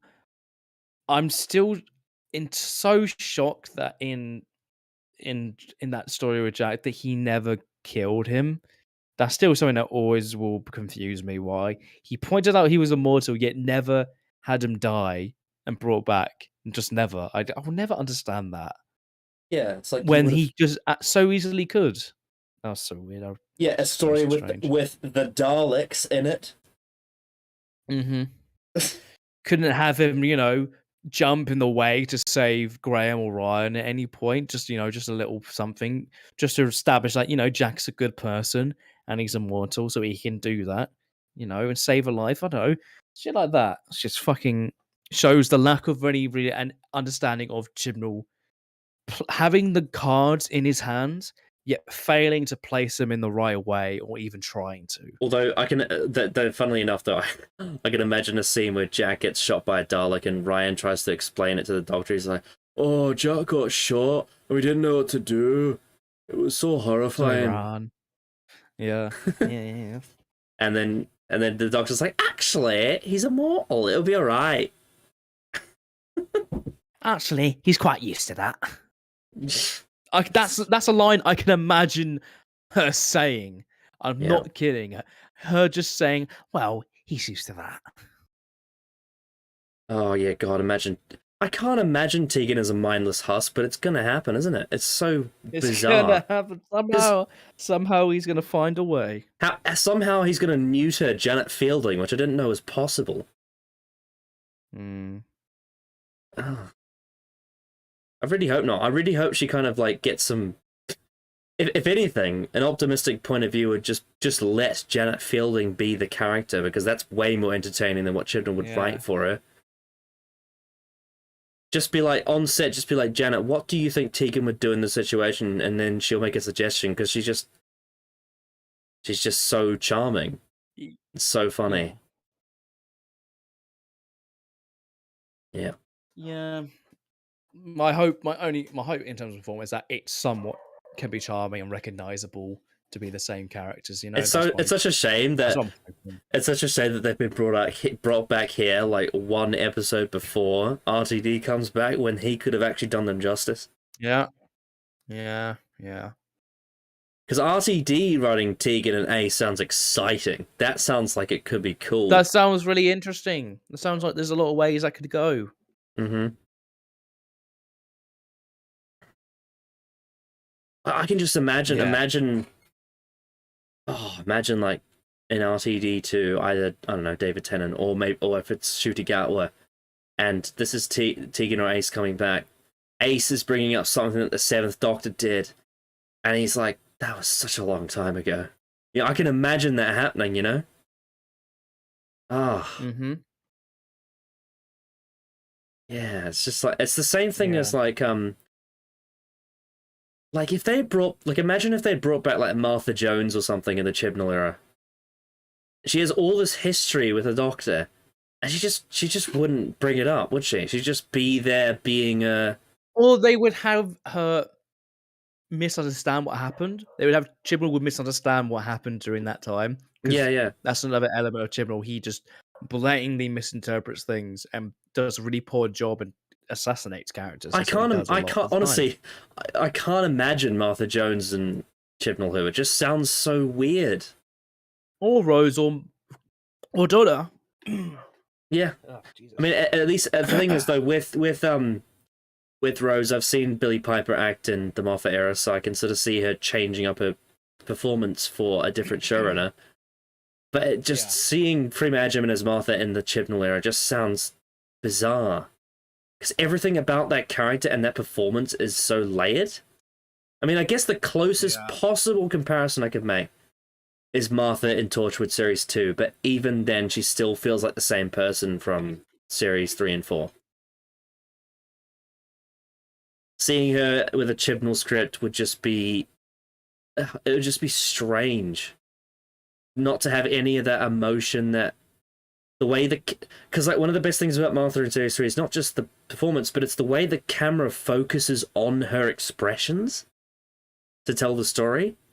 And Chibnall, who just ignoring all of that, and she's just this mindless husk body in the background, shooting things and saying lines, and it would just be so weird to see that. Right. So anyway, the best case scenario for Ace and Tegan is that they are the way they're supposed to be, the way that we remember them, but older and written sensibly. Now, did you say that Graham is in this episode? Well, yeah, he's all but confirmed, basically. Right. What's the best case scenario for Bradley Walsh here? God.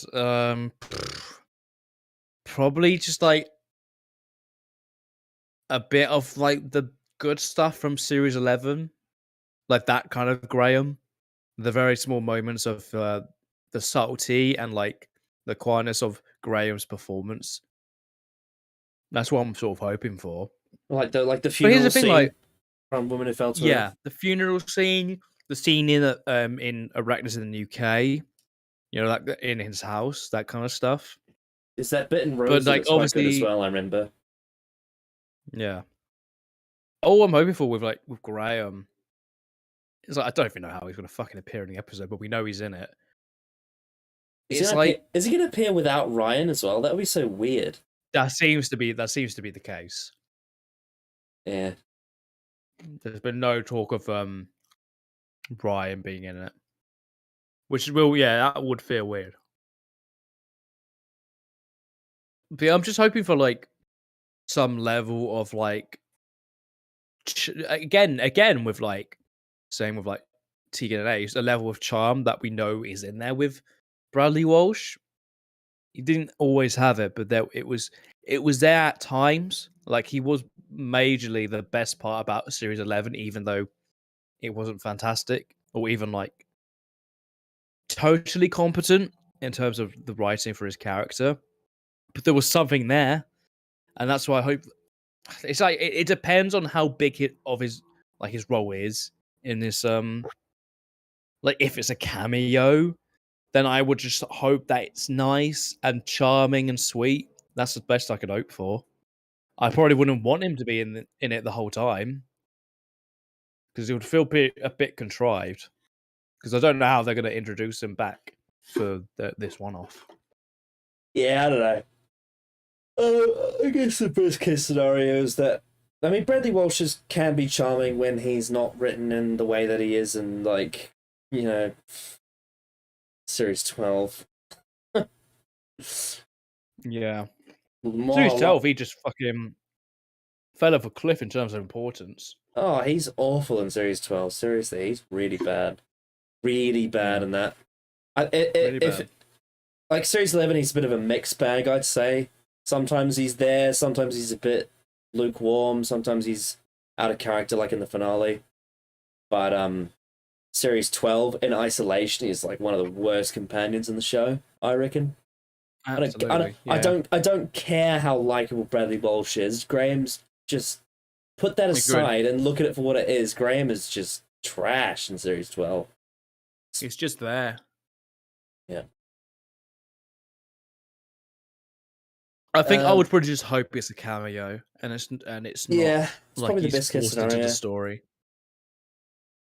What do you reckon it's going to have something to do with this cancer? It'd be weird to bring him back and say that his cancer's come back. Holy shit, dude! Imagine if this episode has Graham die of cancer and Yaz commits suicide. That'd be insane. and then apparently Ryan died in a biking accident off screen. That'd be just brutal. Boy. That'd be absolute. That'd be like if Chibnall had a meltdown and just burned everything to the ground. It's just like just fuck it all, just kill it all. But basically, he just says all these characters die so they can never be brought back. No one can use them. Yeah, imagine if he kills off the entire fam all in one story. Yeah. That would be crazy. Do you think, there's still a chance. Do you think Bell and Vindo will make it in this story? Do you reckon they'll be in it? Oh, Vindo's been shown he's in it. Okay. There's still that... I don't know. I'd imagine Bell would be in it, but yeah, we know Vinder's in it, so I'm expecting... more the same, really. We're kind of getting onto plot stuff now, and like the really like what it comes down to in the storytelling with the writing. But there is still that scary rumor going around that Bell and Vinda are the Doctor's parents. That'd be so stupid. That'd be so bad. Yeah. And this is where we get to what's inside the pocket watch. Like, what is actually going to be the answer to all of these questions that has been set up? The Timeless Child, the Doctor's past, the Division, the Fugitive Doctor. What is actually going to happen? What is the best case scenario here, do you think? I mean, this is something that is almost unfixable at this point because it's so beyond repair. But the best thing we could hope for, it damages the least amount it possibly can. Yeah, that's literally the best we can hope for. I mean, I know I'm requesting a lot of creativity, but what is the best case scenario you can think of that comes out of what they do here with this reveal and this drama? God, I don't even know. Because anything you really do, it either damages or undermines the entire era. I've got an idea. Like, it's not going to be... Whatever's revealed is not going to be good. There's just no way around it. But the best case scenario is that it creates a dramatic end for the 13th Doctor. Like, it creates a situation where her dying is as a result of like this information that she learns contributes to her having to regenerate, and there is I guess a tragedy to it, a heartbreak, you know, like it's something to do with that, and it's not because if she just opens the pocket watch, learns information, and it has nothing to do with why she dies, it would feel really pointless. I feel like it has to have something. It has to have something to do with why she dies. Now, imagine if the plot was something to do like she's obsessed with learning. Maybe what they do is they establish like this is a character trait that is not necessarily just a 13th Doctor thing, but it's a Doctor thing in general that we've seen it so many times before. That like they have that addiction to curiosity that they can't get their head around, and it leads them in danger. Let's say she gets into a situation where it says, if you open this piece of information, if you walk to this house, it will kill you. And she makes the decision to die because she's so desperate to know. That would be something they could do. That would create a dramatic situation where she dies as a result of her curiosity, and that would be in character for the Doctor. I just don't know what the information would be. What's the best answer to these questions? I don't think there really is one. I think it's all just going to be bullshit at the end of the day. I think it's just... It will be. Like, there's no real way to get around it without it breaking a lot of the... I guess if I was to take everything that we already know and just sort of put it into a piece of continuity, it would have to be a situation where Bell and Vinder are... If they are her parents... They'd have to be parents that die, and she's adopted by Tecteun. Or they send her through the portal. Yeah, because Tecteun, like in Survivors of the Flux, confirmed that she was the Doctor's mother, but she means like what she means by that is she found her by the portal. So I imagine what we will probably see if we do see anything, and this is gonna annoy some people because some people are like, oh, it adds more mystery, but I can totally see Chibnall answering the question of where the Doctor came from in the portal. I imagine we'll probably see the scene where the Doctor goes through that portal. And if I were to create a piece of drama that's the best case scenario, is that to see that information, it is explained that it will kill her to see it. And she chooses to die to see it because she's desperate to know. That's the best case scenario, I think. She wants to know her past so badly that she's willing to die to find out. And that creates a drama with Yaz to the point of you have to choose between knowing what your past is or choosing to, live with me. And essentially the Doctor chooses this over Yaz, which is heartbreaking for Yaz, and that causes... Like, basically the best case scenario is a really, really, really harrowing drama. Because there's no way you can do this and have it be light. It has to be dreadful for it to make sense because there's so much shit that's been set up. That's like that can only. There's so much like negativity around the reveal itself. Yeah, it has to be something clearly tragic because that's what the division kind of is. But for this to all make sense, the ending of the 13th Doctor's era has to be as dreadful as possible in terms of tone, because the only way that you can actually make sense of it is like. You have to make it be a situation where the Doctor has to make a decision. It'd be so Chibnall to go, no, just be your own person. You be you. It'd be totally Chibnall. Well, he's already done that. He's already had the fugitive Doctor say that. He'll just reinforce. It's not like he hasn't reinforced that kind of stuff before, so it wouldn't be anything new. But I mean, look, what's probably going to happen is we're probably going to see the Doctor find out how she fell through that portal, how the fugitive Doctor regenerated into William Hartnell and got reverted back to a child, probably by sitting in that chair having their memory wiped like we were shown in Ascension of the Cybermen. It's probably just going to be revealing those bits of information. And then, like I said, it finding out all that information could kill her. Or maybe the Master kills her. I don't know. Again, like I said, a dilemma where she has to choose between Yaz and her past could be a scenario that could be good drama. I can't think of anything else.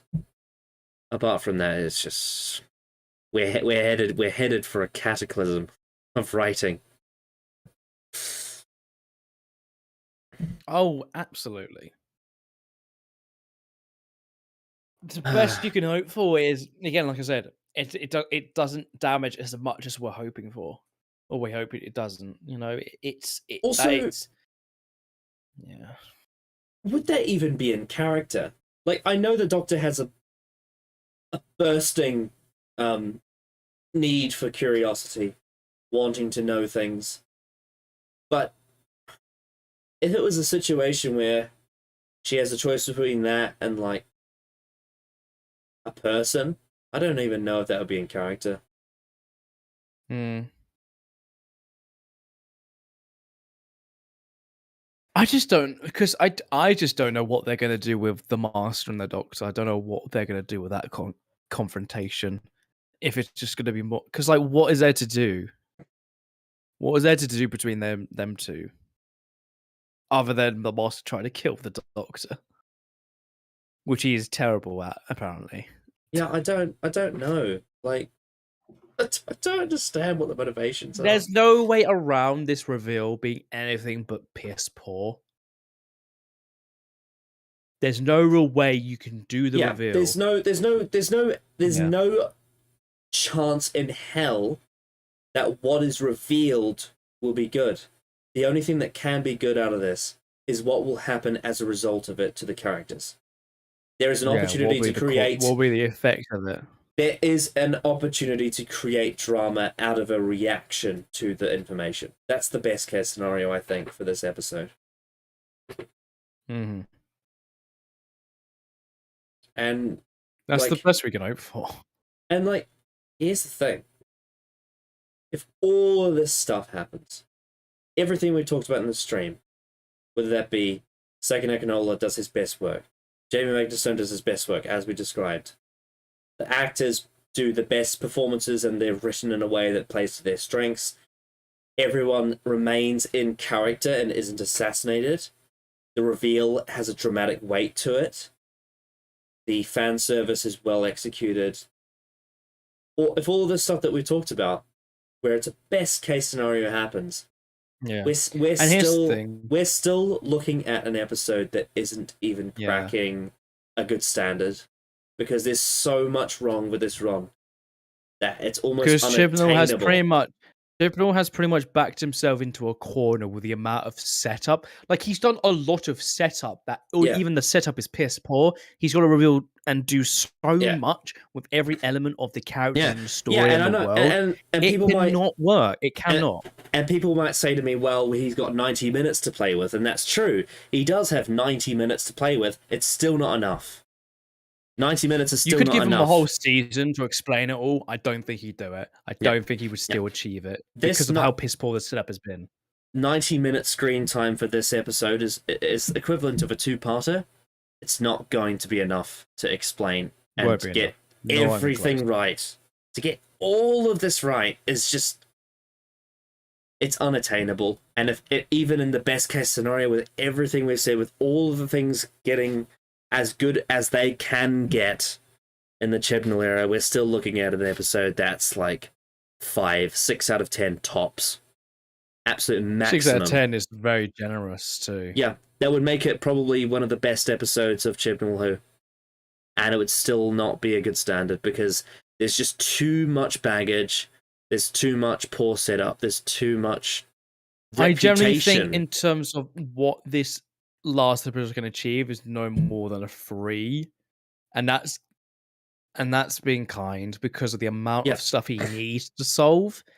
It's just too drastic of a challenge for Chibnall. Yeah, it's clear he won't be able to achieve any sort of level of and in satisfaction with his arcs. In terms of like regeneration stories, this is almost guaranteed to be in the bottom 5. 100%, and if anything, it's most likely going to be contending to the worst one ever. I genuinely believe we could see him go much worse than stuff like The Time of the Doctor, which, in my opinion, is the worst one I've seen on TV. I think. Oh, there's no point. I don't even think this is going to be like an end of time level kind of story to go out on. Like that's how bad I don't think. That's how bad I think the story will be. I think it's going to be probably worse than we think it is, because that's been the sort of thing for the last year of Chibnall. That Flux is way worse than we ever thought it would ever be. Yeah. And we thought Eve was way worse than we thought it was going to be. And especially Legends of the Sea Devils was way worse than we thought it'd be. Well, I mean, look at this, right? We did that stream on Twice Upon a Time, and we shit all over it, right? For the most part. Mhm. And I did a big Twitter thread about a month ago, maybe 2 months ago, about all the things that I think are wrong. Well, not all the things. I even didn't even go in depth, but I talked about many things that I think are wrong with the Time of the Doctor. I don't like either Moffat Regeneration story. I think both of them are more negative than they are positive. I haven't seen Time in the Rani, but that's also another one that's not well regarded by a lot of people. Some people like it though. But I genuinely think this could bottom it out. This could actually be worse than those stories. This could actually be worse because, like, you're digging even deeper to the point where there's no redeeming qualities, where we're having to try and find best case scenarios on every level, on the way it looks, on the way it sounds, on the way the actors perform, on the way it's written, everything.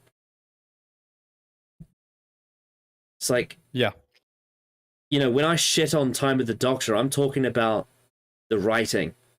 That's what I'm talking about. I'm talking about the writing. Otherwise, it's a pretty, you know, well, you know, it's it has some pacing problems, but in terms of its like visuals, it looks pretty much what you'd want for the most part in terms of what they're trying to do. Murray Gold's music is, you know, it's not bad. I think he does some good music in that episode at some points for sure. And then you have some really good, you know, acting here and there too, especially from Matt Smith in certain scenes, especially the more serious scenes, and even Jenna Coleman to an extent. It's like there's things that are part of the production on that episode that I can praise, but yeah, and I'll criticize most of the writing, which is for me the core of the storytelling, which is why it has so many issues.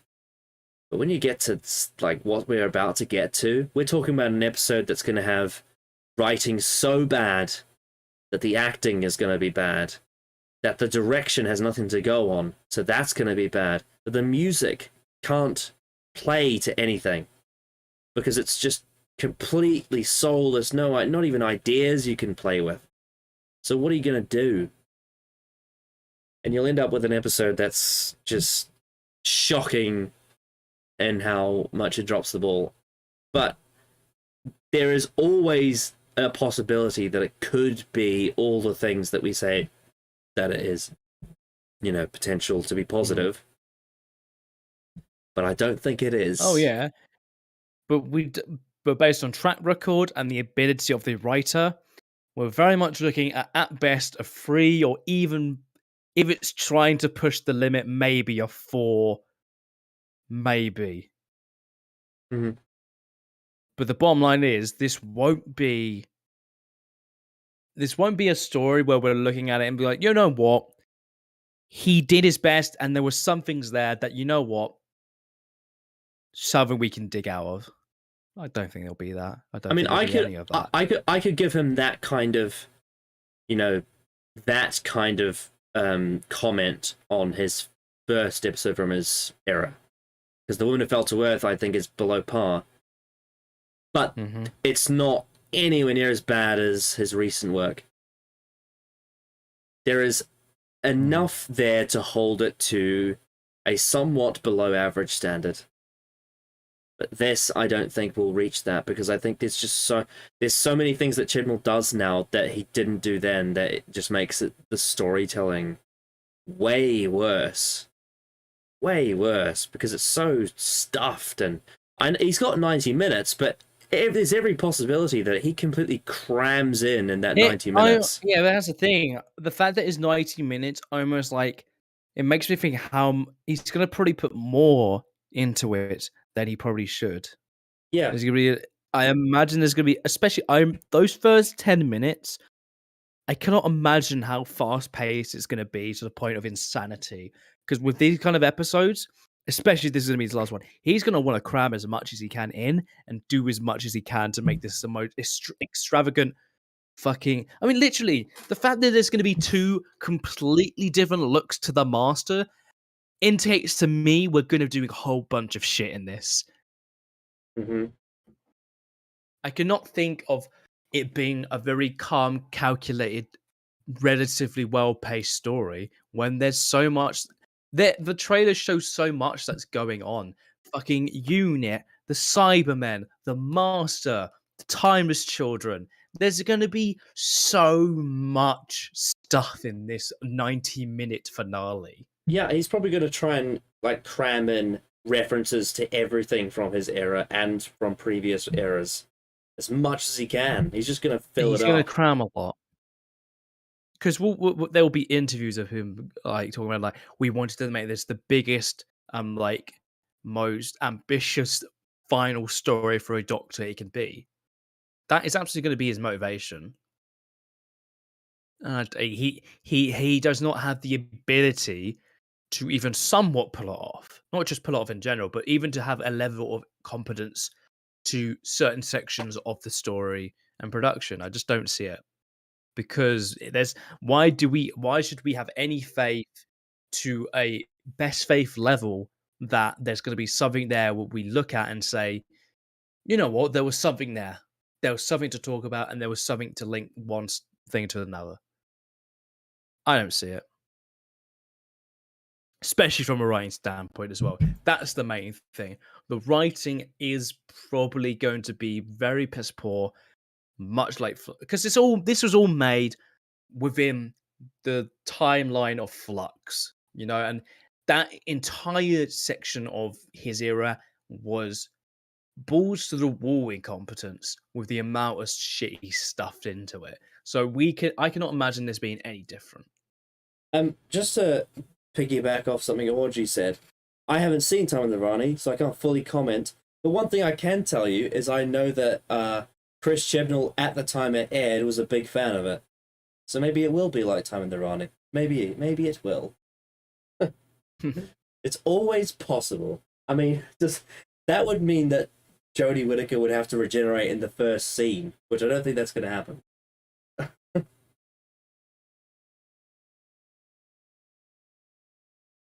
Because Jody Whittaker didn't tell the BBCs to fuck themselves like Colin Baker did.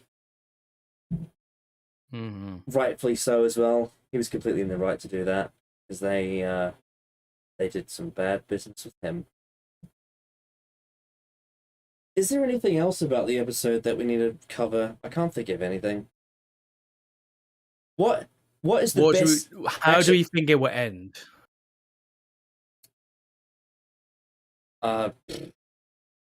He's probably going to rip off some other regeneration. Like he might do the glass box thing that Russell did. I don't know. Mm-hmm. It's going to be her in the TARDIS regenerating. Yeah. Is she going to do a big speech? I would imagine so. Because the amount of time she talks to herself, it almost seems weird that she doesn't. And to be honest, I would rather she didn't, but I would be surprised if she imagine how weird it would sound to have Chibnall and Jody try and do one of those Moffat speeches. That'd be weird. That'd be so bizarre. Yeah. It'd feel really out of place. She's going to give a Capaldi speech about children. It's probably going to be even worse than that. It's going to be so... Because even with Capaldi, it was really well delivered.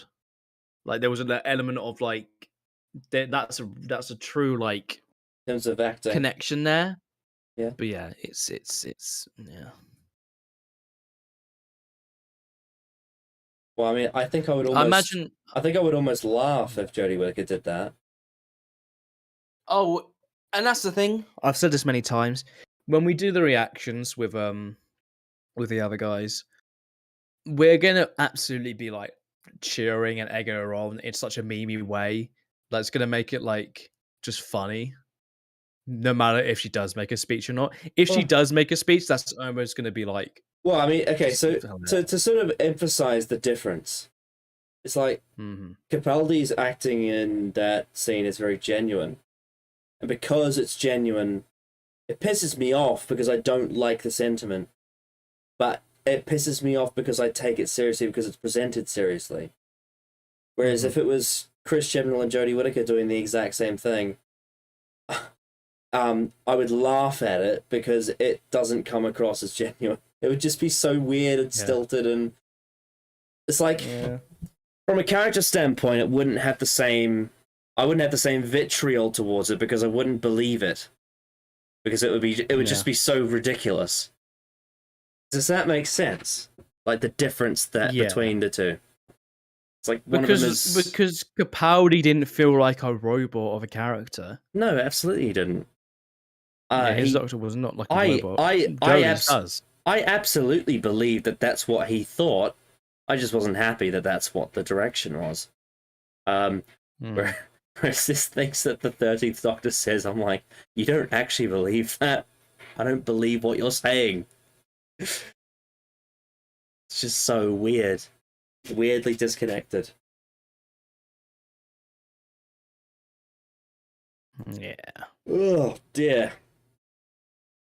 An absolute bugger. So, what is your prediction for just a rating? What do you really think it will be? I'm gonna say Because I'm going with a 3, which is, I would say, probably for my sort of like record of how I rank all these episodes, kind of kind. Yeah. So I'm gonna say 2. I'm gonna say 2 because I gave Survivors, Vanquishers, and Legend a 1. But I think there is room for this to be better, like slightly better than those ones. I think there is an opportunity. There's definitely there's opportunity for this to get as high as like a 5 or 6. Like very, very, very. If you push it to its absolute limit, it does have possibility to get that high. In terms of what I actually expect, I expect it to be terrible, but I don't expect it to be on the same level as like the worst of all time, like Wedding River Song, Kill the Moon, Hellbent, Timeless Children, Vanquishers, Survivors of the Flux, Legends of the Sea Devils. That kind of terrible is a special class on its own. It's something that it's very rare that I would even expect the show to be that low anyway. I don't think I've ever predicted an episode to be a 1. Because one out of 10 Doctor Who stories is something that actually always takes me aback. It always takes me aback when that happens. I'm like, how did this happen? I'm going to say a 2. I think it will end up being the worst Regeneration story, but I don't think it'll end up being the worst story. You get what I'm saying?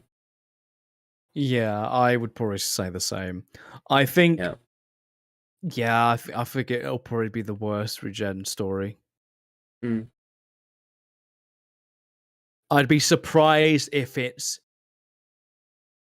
Like, I would be genuinely surprised if it's better than a lot of the parts of the Time of the Doctor. I might enjoy it. I actually... There's a chance I might enjoy it more than the Time of the Doctor, purely for ironic reasons. Because I think I find a lot of... It depends on the episode, but sometimes I can find Chibnall amusing when he's being terrible. Yeah, almost from like from sort of like a curiosity kind of like standpoint of like how fascinating it is, how bad he is. Yeah, but it really depends on the episode, I think.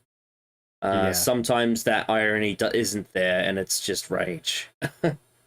I can definitely imagine myself being both angry but also laughing at this episode a lot. I can generally see that happening. Like I find stuff like Arachnids in the UK quite funny to laugh at, and stuff like his Torchwood, his early Torchwood is hilarious, especially Cyberwoman. Cyberwoman's fucking so funny. It's the stuff when we get to stuff like Ryan's dyspraxia and the sort of conversation in Can You Hear Me between the Doctor and Graham. That kind of stuff is where when Chibnall's so oblivious to what he's doing is where like, wow, you're this is really incompetent and it's really, really stupid and makes me a bit angry. Eve of the Daleks, which was trying to actually be funny, unironically, that really pissed me off. Oh, that was so bad. Because first 10 minutes when it felt like a comedy YouTube sketch is so weird. Well, because I find Chibnall funny when he's not trying to be. When he's trying to be funny, it's the worst. Yeah. It's the worst when he's trying to be funny. It's like incredibly cringe. Yeah. Chibnall comedy. Oh, this episode is also gonna be riddled with comedy. It's gonna be riddled. God, that scene in The Vanquishers when the sun turns like chocolate. Jesus Christ. Oh. God, what if he brings back Strax? He could. Honestly, there will actually probably be a hidden surprise in there. I would imagine there'll be one surprise in there that will probably annoy the fuck out of us. Oh yeah, it would surprise me. Yeah. He brings back Adam Mitchell. Yeah. He wants his revenge. What if something like really random, just like I don't even know, something strange like Liz Shaw that would just be so out of left field. Oh no, that's not possible. Caroline John's dead. I forgot about that. Well, just something though, something really strange that just feels so out of place. I mean, honestly, given how much of a fanboy he is, I wouldn't be surprised if he brings back Amy and Rory somehow. Because he's a big fan of them. Yeah. He could. There was probably more chance he could get Rory back than Amy. Yeah, but how? But yeah. Maybe I don't know actually. how. Maybe I don't know how the fuck Graham's going to turn back up again. But yeah, maybe he has a scene with Graham, Dan, and Rory's dad. They're all just old gents together. Possibly. Yeah. Very possible. God, if he really did bring back Martha Jones, I'd be fucking furious. I actually would. I would be so bad. Oh, it'd be really awkward if he brings back Jack Harkness. Oh. Especially now. That would be... Yeah, that would probably infuriate us the most. Yeah, or what if he brings back... Oh my god, no, this is not going to happen, but just imagine if he had Mickey in it. Imagine how tone deaf that would be. Oh, Jesus. Ooh. Actually, you know what's one that would be obviously a really stupid idea, but something I can completely see happening, just for a random cameo? What if River Song was in it? Oh. Because Alex Kingston said, "Oh, I'd like to meet my wife." Oh, they actually could. That actually is probably the most probable thing. If there is going to be a surprise appearance, that actually probably would be it. Yeah. I could totally see that happening. I mean, the thing is, though, if they don't do it, someday when Jody Whittaker goes to Big Finish, they probably will. Probably will have River Song meet her. They shouldn't, though. They really shouldn't do that. Yeah. Yeah. Oh, God, the children are my fam. Oh, Jesus. Oh, dear. What a load of rubbish. Oh, boy. I feel bad for Jody Whittaker. This isn't really her fault. Yeah. The writing, it's not her fault how bad the writing has been. Absolutely. Yeah, I mean, yeah, it's just...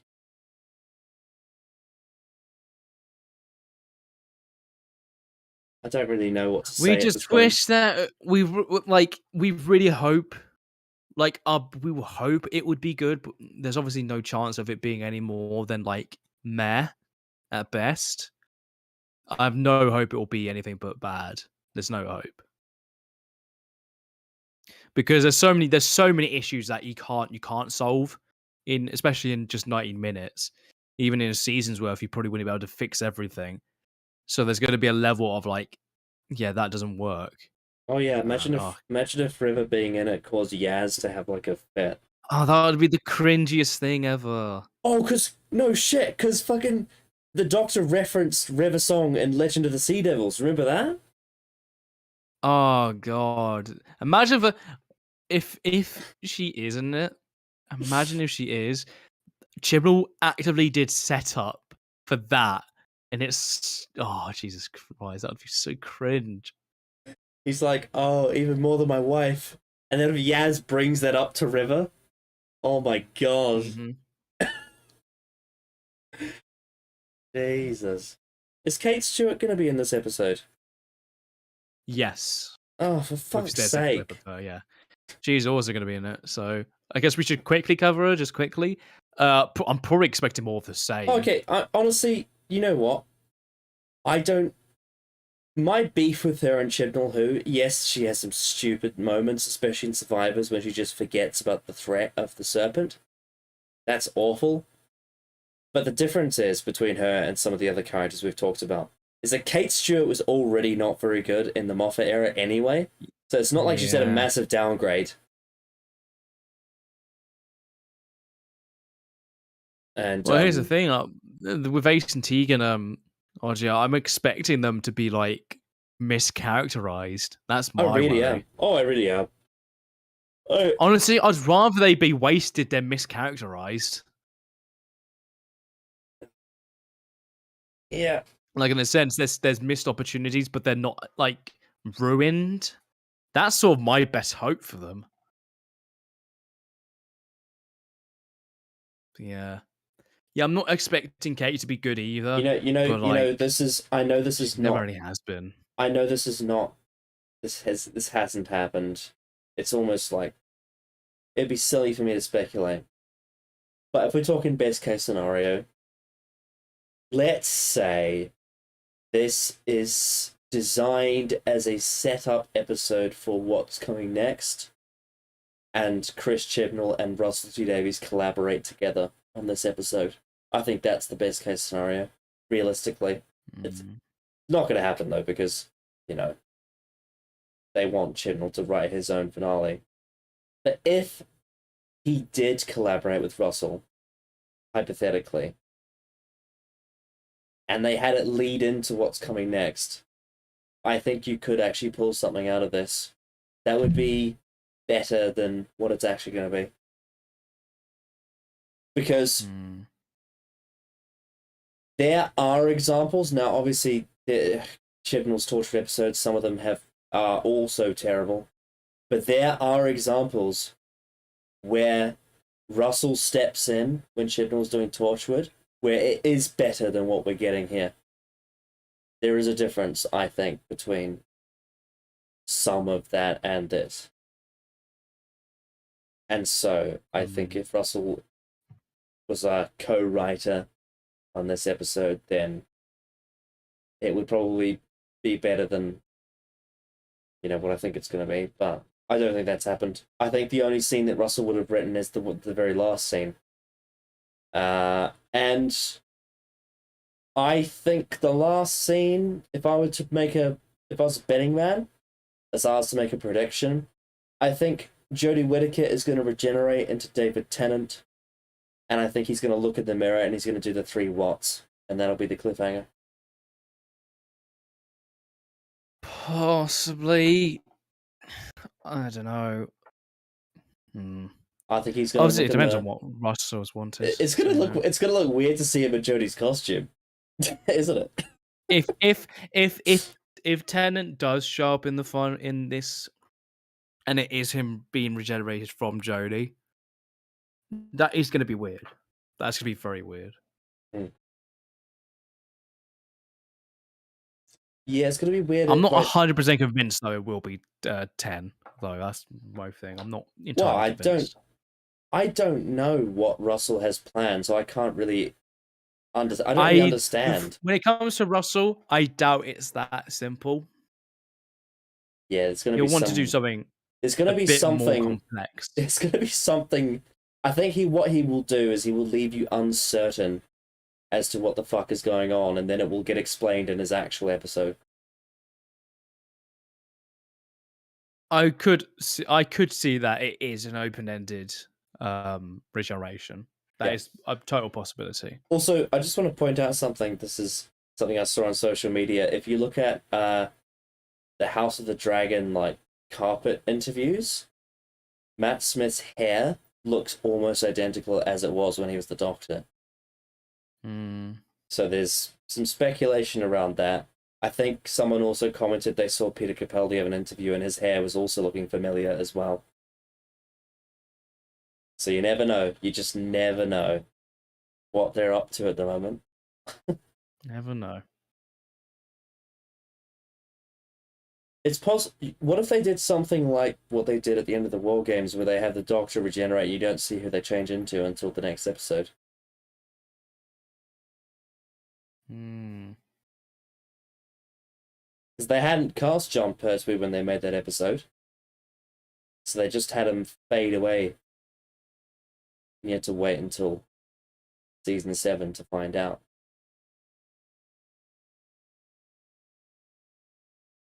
Yeah. But yeah, I It's genuinely... gonna be a weird old time. I genuinely think that Jodie's going to regenerate into Tennant and he's going to look at the mirror and go, "What? What?" That's a possibility.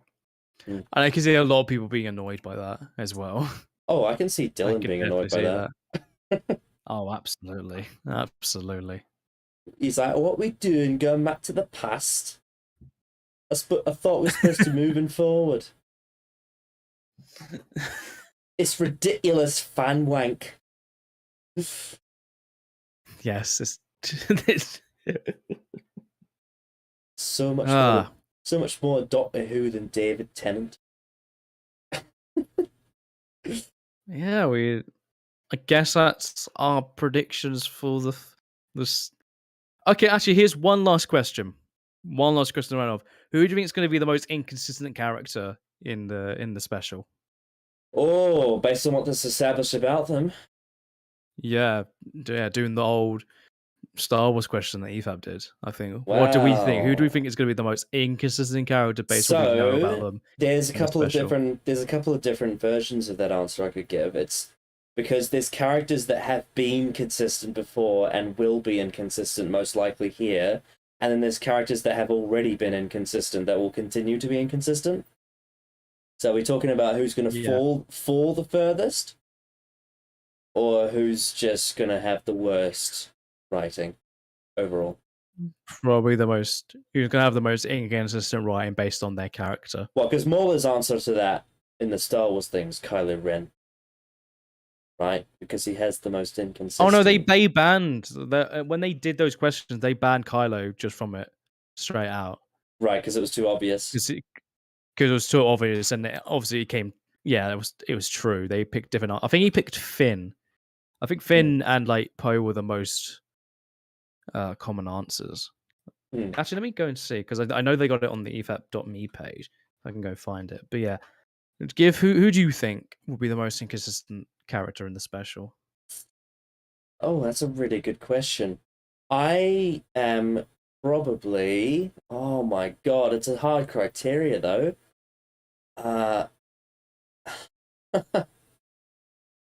Inconsistent compared to what we know about them in this run, or like, oh, because it's see, the Doctor and the Master are already very inconsistent from character, how they've been established before. But like when we're talking about people like Tegan and Ace, we're bringing them in fresh off Classic Who, right? So I feel like with them, depending on how much screen time they have, one of them could fall the furthest. But at the same time, if they're just cameos, it might not be them.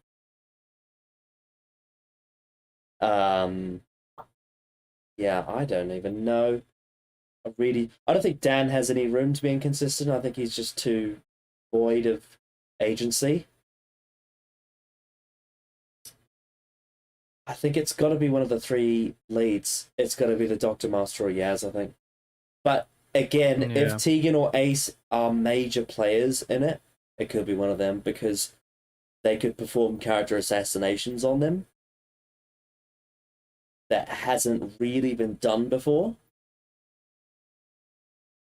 as far as I can remember.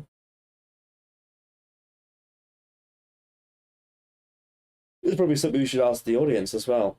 Ask the chat what they think, who they think is going to be the most inconsistent character in the special. Who do you think it's going to be? I think it's probably going to. Oh god, I think it's probably going to be the Master, because I think it's going to be totally unclear and jarring of like what his actual motivations are. Because if you remember from Spyfall, how inconsistent he was there, based on what we learned, what his actual motivations are. So my bet would be the Master. It's not a bad shout. I mean, yeah. Chibnall really went down a dark path with him. Yep. He certainly did. Nothing he does really makes sense.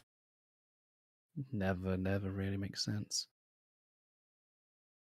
There's even stuff that the 13th Doctor does sometimes that makes sense. On occasion. Sometimes. I can't say the same for the Master. He's fucked. He's fucked. Do we think Yaz is a dark horse contender for that? Because this... Yeah, I would say Yaz is the dark horse on that, because the amount of different things about a character, yet it's never explored, is just fascinating. A shard has been put out there. A shard is a decent shout. It just depends on how involved he is, because it could just be like a small appearance. I mean, honestly, I don't even know why the fuck he's in it. When it comes to character inconsistency, it's kind of unpredictable with Chibnall who's going to be the most. I really don't know.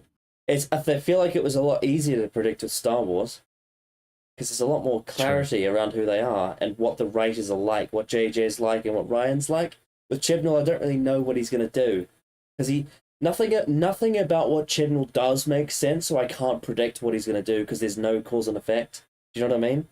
It's like, how can I make a gamble if everything he does is out of left field? Like, in a way, he is one of the most unpredictable writers, yet one of the blandest. Because nothing he does is actually effective or has any depth, but I can't tell you what's going to happen before it happens.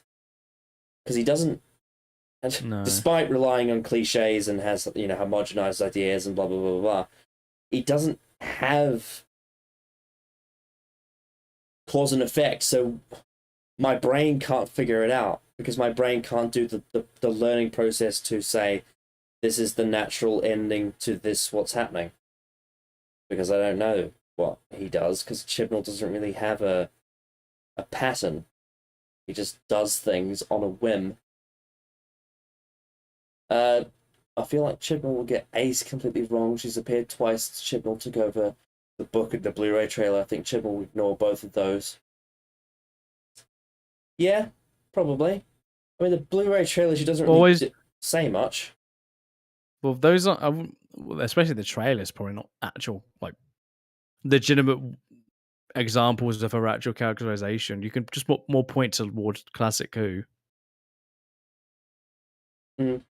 Like, where would she be in an older version of Ace? It's hard to say, because the classic series ends without telling the rest of the story. I think actually I've got a good point. So the EU does a lot more with Ace, and it presents multiple endings. We see many different versions of what Ace becomes in the future. I think the biggest sin that Chibnall could do with her character is fucking up that. Where he... Because you know how he recontextualized the Doctor's past with the Timeless Children? Chibnall could recontextualize Ace's future from Classic Who with what he does here. Because what he's basically going to do is he's going to confirm what happened to her after survival, and that could be catastrophic for her character, depending on what he does. But I could see that happening, actually.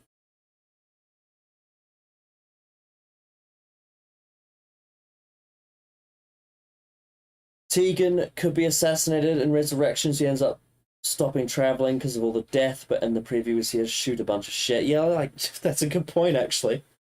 Tegan becomes so sick and tired of the destruction that it causes her to leave the Doctor and Turlo. And then she just with no self-awareness is just shooting bitches. It's like, what? What happened? Why have you suddenly changed your mind? Tegan doesn't come across as a person that wants to kill people. Like, she does do it sometimes, like in Earthshock, for example. And there's a shot of her like using a gun, isn't there? Yeah, but like that doesn't seem like the kind of thing that she would want to do and have fun doing, you know? It's not really her thing. I wouldn't call her a murderous person. She's more of a reaction character. She's very emotional. Yeah. And what makes her a good match for the Fifth Doctor, actually, is the fact that she challenges him character-wise. I don't see her as the kind of person that's gonna like have a machine gun and laugh as she shoots Daleks. Like, that doesn't sound like Tegan at all.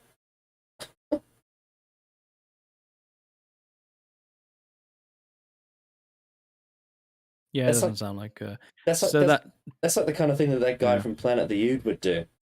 You know that guy with the crane.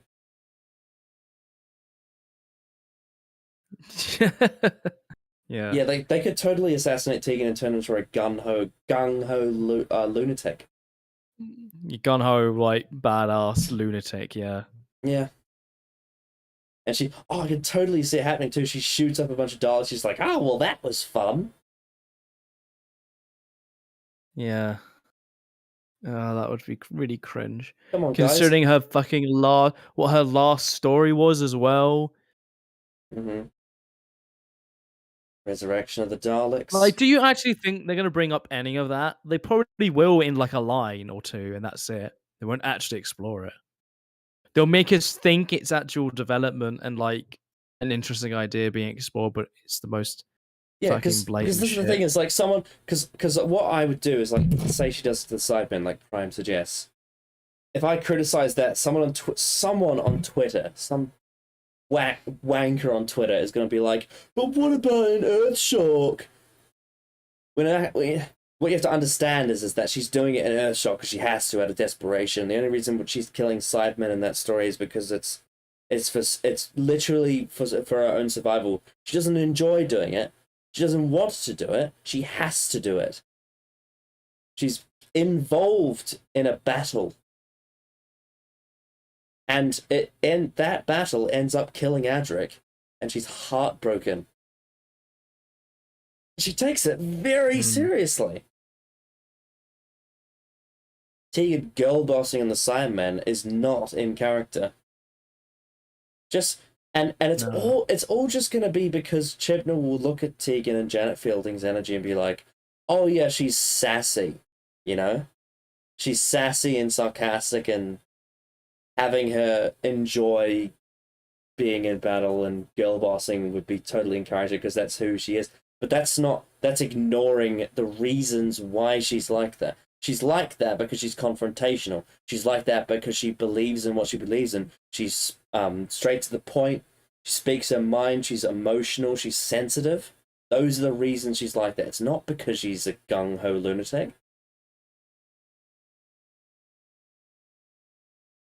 If anything, she would see Ace doing that and say, put that down. What are you doing? That's the kind of conflict that Tegan would have with someone, even someone that she's friends with.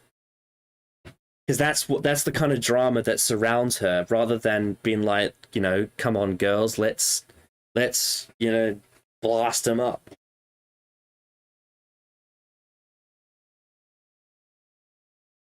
Yeah.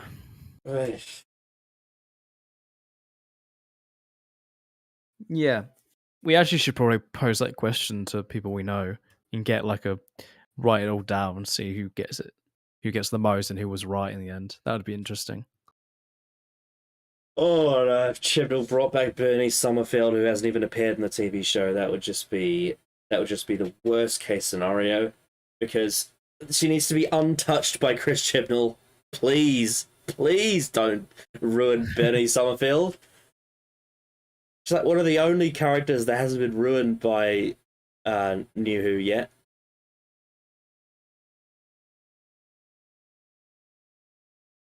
Yeah. Are y'all excited for the final ever Chibnall episode? It's gonna be a time. Yeah. You know what would actually be a good... This is kind of cruel for me to say, but it's true. One of the best case scenarios would be Chibnall asks a whole bunch of people to come back and they say no, and he's forced to use with what he has. Good God, never let Chris go near Benny. Oh, No. they brought back Benny. Well, to be fair, they're referencing Benny Summerfield, but yes, you're talking about Benny from All 55. Yeah, they brought up Benny from All 55. Jesus. Benny! Benny, where are you? Oh, God. That's funny, though. When I first talked to Jeb for the first time and I was invited into the private Discord, I remember they just randomly gave me, I think was it during Series 12? Or it might have been just after. Yeah, it would have been after. They just nicknamed me Benny just randomly, and that's why I got the Benny nickname in that circle at first. That was a funny time. Yeah. Yeah. And like for y'all, we're probably going to be doing like we did for what was it called? Revolution? Yes. Revolution of the Daleks. We're probably going to be doing a full-on breakdown of the last ever Chibnall episode, because let's be honest, it feels fitting to do so. A nice little kick out of the door, slam the door shut, and tell them to not come back inside. Goodbye to the Chibnall era. Mm-hmm. Feels appropriate. Yep. We don't know who we'll have on. Most likely some of the guys who won the last breakdown we did for that story. But you never know. You never know in this wacky world we called EDAR. Anyone could appear in it. Yeah. There's actually one person that was on that breakdown that I've never talked to since then, unless I'm mistaken. Oh, yeah, Joe's not around anymore. Hasn't been for a while. Yeah, everyone else, you got, Joe, Tin, Sky. Mm-hmm. All of them still around. Zod, as well as watching a lot more Doctor Who. And just when Zod starts to actually watch the show and catch up, fucking Russell comes back.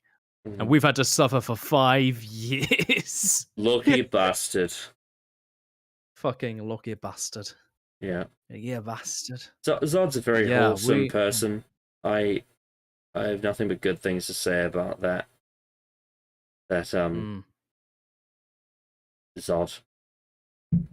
Yeah. Maybe quiet and introverted, but they are the definition of someone that people would, for some reason, people would look at their content and be like, "You're so toxic," but they're really not. Not at all. Well, it's the thing. Zod lately on Twitter is getting a lot of shit because Zod likes EFAP. Surprise, surprise, and likes MauLer's content.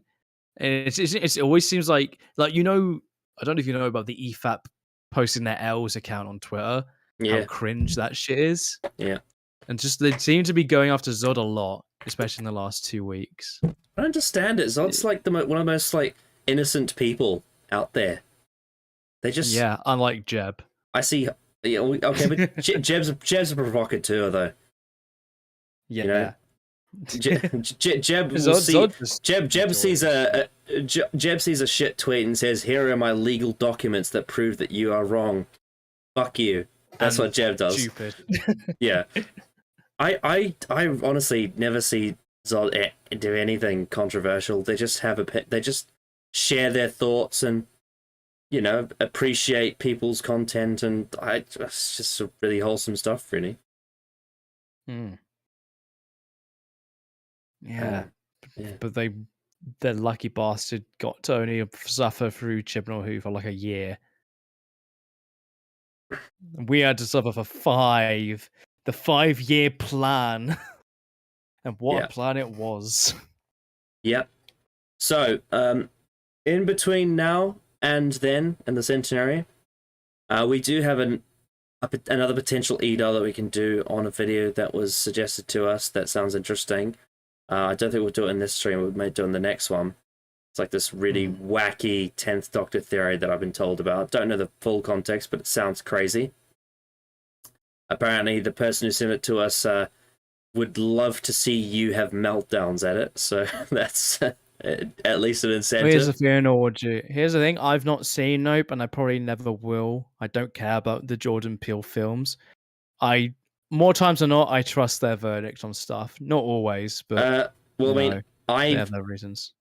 Them and all my friends that have watched Nope that I know in IRL, they all say it's shit. And the only thing I've seen of Jordan Peele stuff is his redone Twilight Zone, and I wasn't a fan of that either. So I don't have any motivation to see it.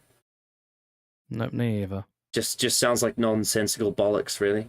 That I just have no reason to like. The what was it? Was it Sky that said it was something like, Nope is the example of nothing happens until something does happen, and when things actually do happen, they don't make sense. That's the best kind of writing.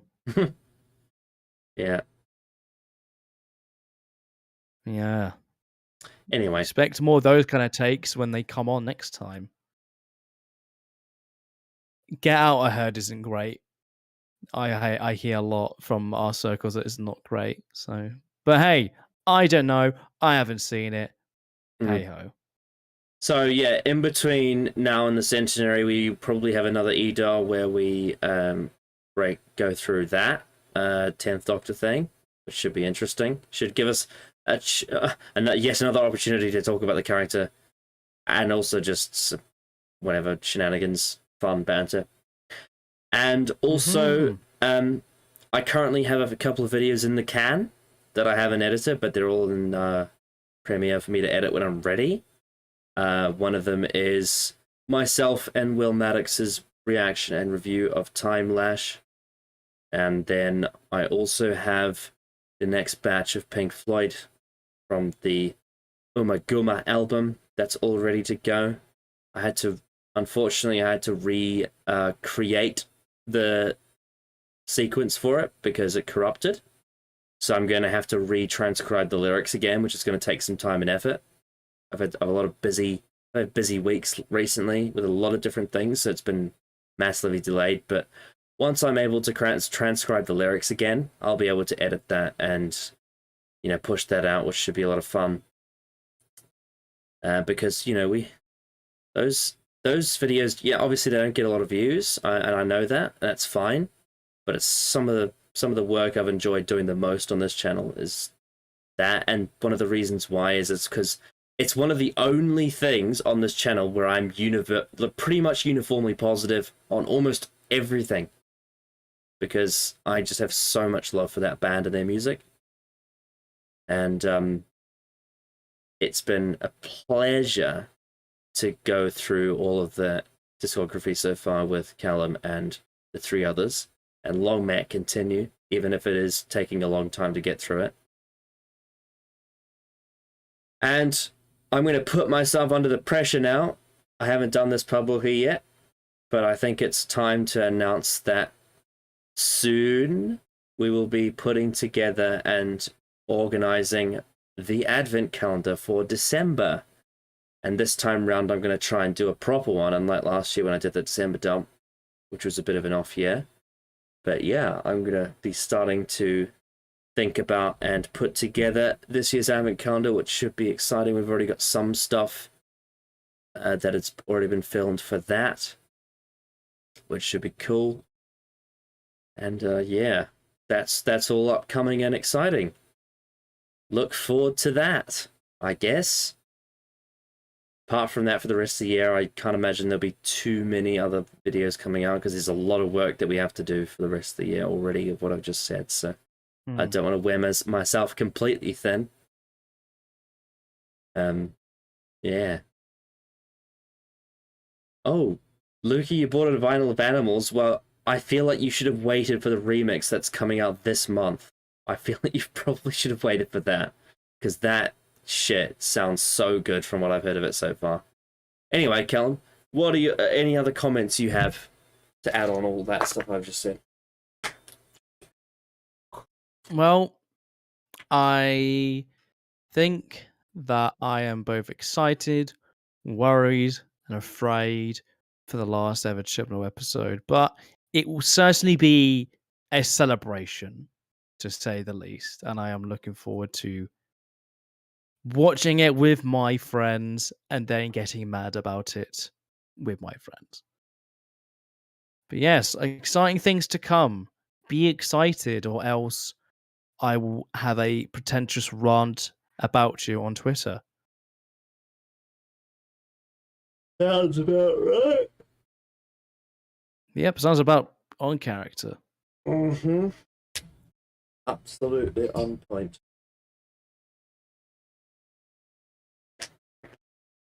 And I hope that you've all enjoyed this bullshit.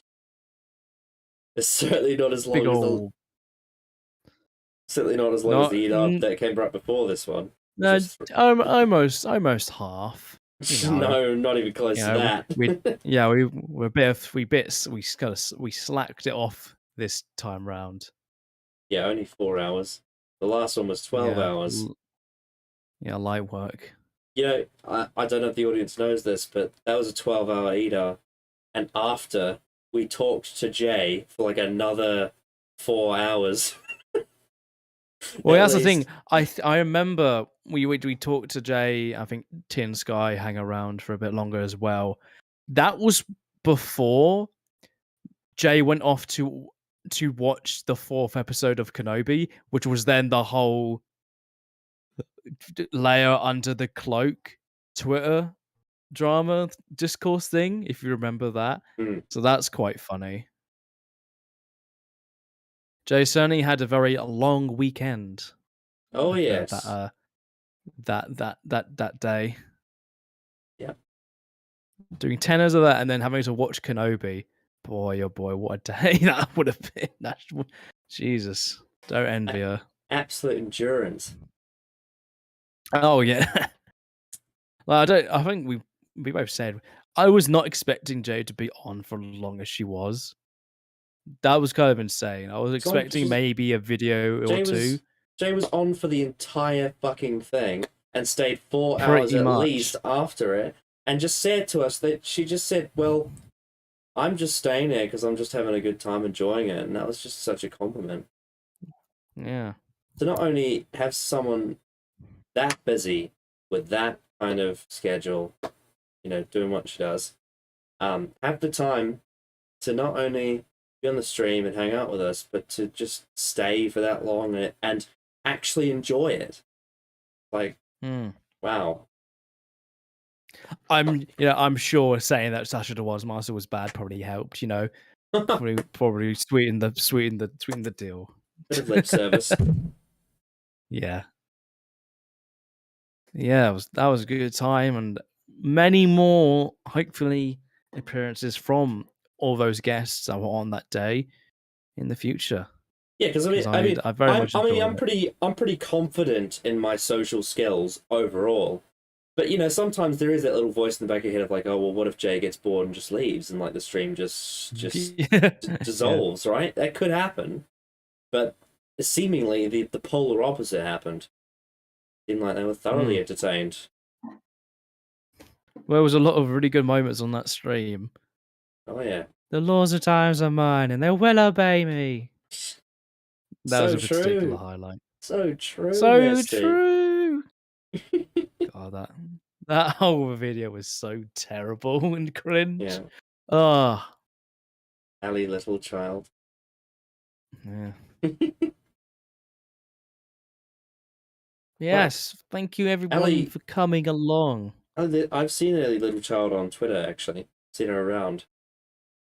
Hmm.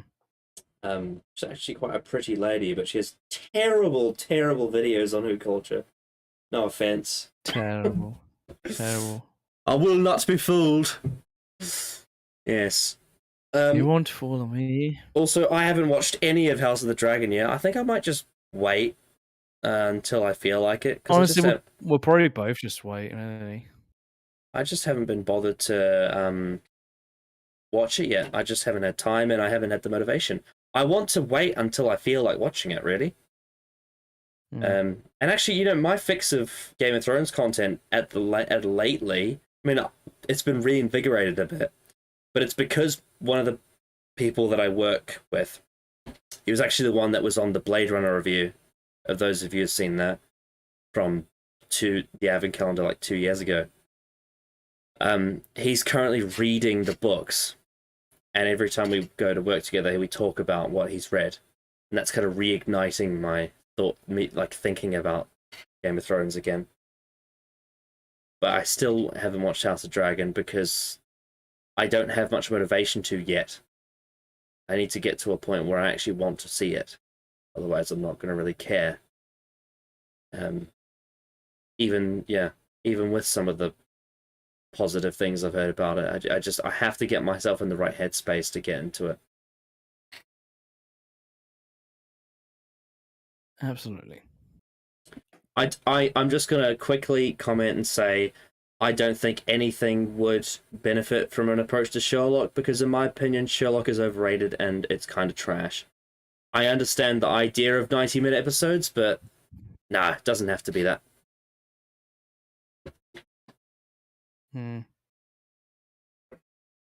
Although I've seen Sherlock that's certainly better than Chibnall, who, so at least it'd be a step in the right direction. Sure, yeah. Comparatively. But no, we don't need 90-minute episodes to actually. We can tell great stories in 45. It's never been to do with the amount of time. It's always to do with what is actually done. Well, I mean, character-wise, early New Who is a lot more serialized than some people give it credit for. It's just that they see that plots resolve faster and they equate that with less storytelling and world building when it's not actually true. It's just a different way of telling stories.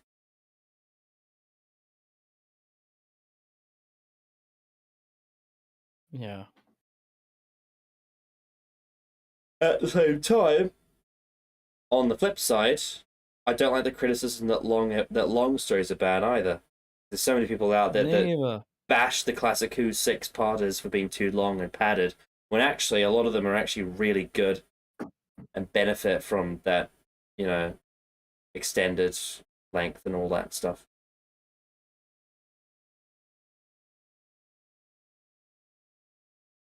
I mean, see, the thing is, the 45-minute format, the reason why I'm tired of it isn't because I think that format's a bad idea.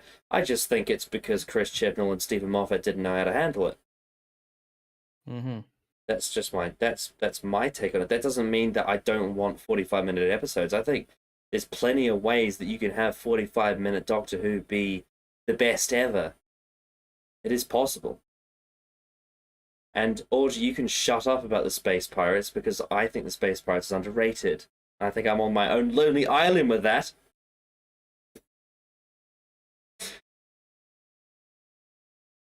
So don't you come at me with that.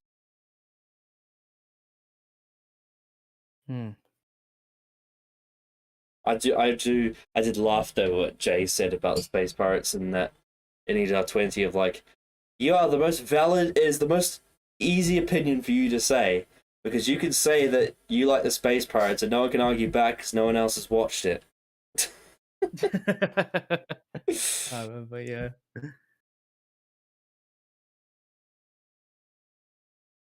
I think we should probably wrap it up there. Seems like a good end.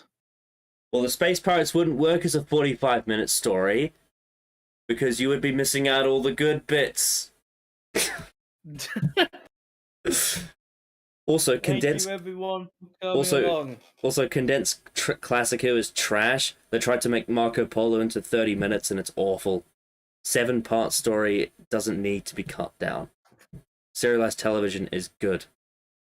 Fuck you all. That's my opinion. Anyway, any last words, sir? Before I turn this into a shoot promo. Shoot, work, shoot. I turn this into the media scrum. Yeah. Fucking Dr. Whittaker with the fucking brain dead takes. Fucking, what are you doing, man? Yeah. Going to business for themselves. Business for themselves. Nothing more can be said. God. If you got a problem with me, come up to me and let's fucking go. If I, yeah. The fact that no one's gonna get this, because Prime will probably get this, but no one watching this will ever get what we're talking about unless they watch what we're talking about. I would love to bring MauLer on EDAR, but I don't think he's got time. I don't think he's got time to be.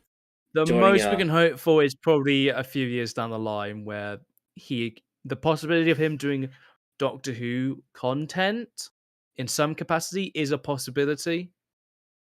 So it's not impossible.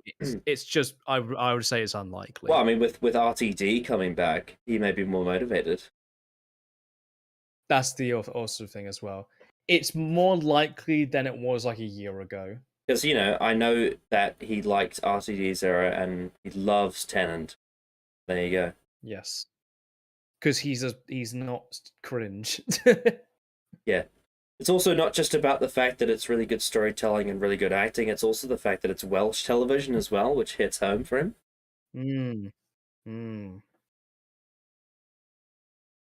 Though he did not like Torchwood because it was bad. Yeah, that's Chris. I did rewatch that. That's Chris Chibnall's fault, though. Recently. It's Chris Chibnall's fault, though. And he's not Welsh. He's from Liverpool. Yeah. Although fucking Tom. Yeah, although Liverpool do suck. Although it's annoying though, because Tom Baker and Elizabeth Sladen are both from Liverpool, and they're great. And I think Mary Tan's from Liverpool as well. How can someone as charismatic as Tom Baker be from Liverpool, and then someone as dry as Chris Chibnall also be from Liverpool? How did that happen? And neither of them sound like Scousers. Weird. Although Tom can put on a Scouser voice when he wants to, but it's not as natural. It's probably because he was TV trained by the BBC. Well, as far as I'm concerned, anybody who likes anything about Liverpool is a big old cringe person. Definitely not saying that about a certain someone who is a host on Ecom who's called Sky. Totally not. Try not to throw a chair at Sky. They might bite you. Make sure Sky. I have to make sure that Sky doesn't bite me. I think if you do that, Jeb might lose his smile. Yeah. He might take his ball and go home. Yeah. Yeah, I wouldn't want to get any legal action over it. Yeah. But yeah, I guess I think that's a good time to wrap it up there. So thank you everyone for coming along. It's been a good old time. What? God, this is awful. But what about like imagine a situation where like MauLer steals all of our viewers by running an EFAP at the same time as an EDAR and does it on Doctor Who, and all of our viewers go to there instead. And then I come out and say, yeah, but I got way more fucking money than MauLer, and I'm serious about this. I'm not gonna let this is my life. This is my life. I'm not gonna let that happen. We're gonna get you! We're gonna get you out of there! Oh, it's only Khan. You're certainly a character. I'm not gonna take this fucking shit. Don't do drugs, kids. Anyway, goodbye. All right. Bye. Bye. Bye. Bye. Bye. Bye.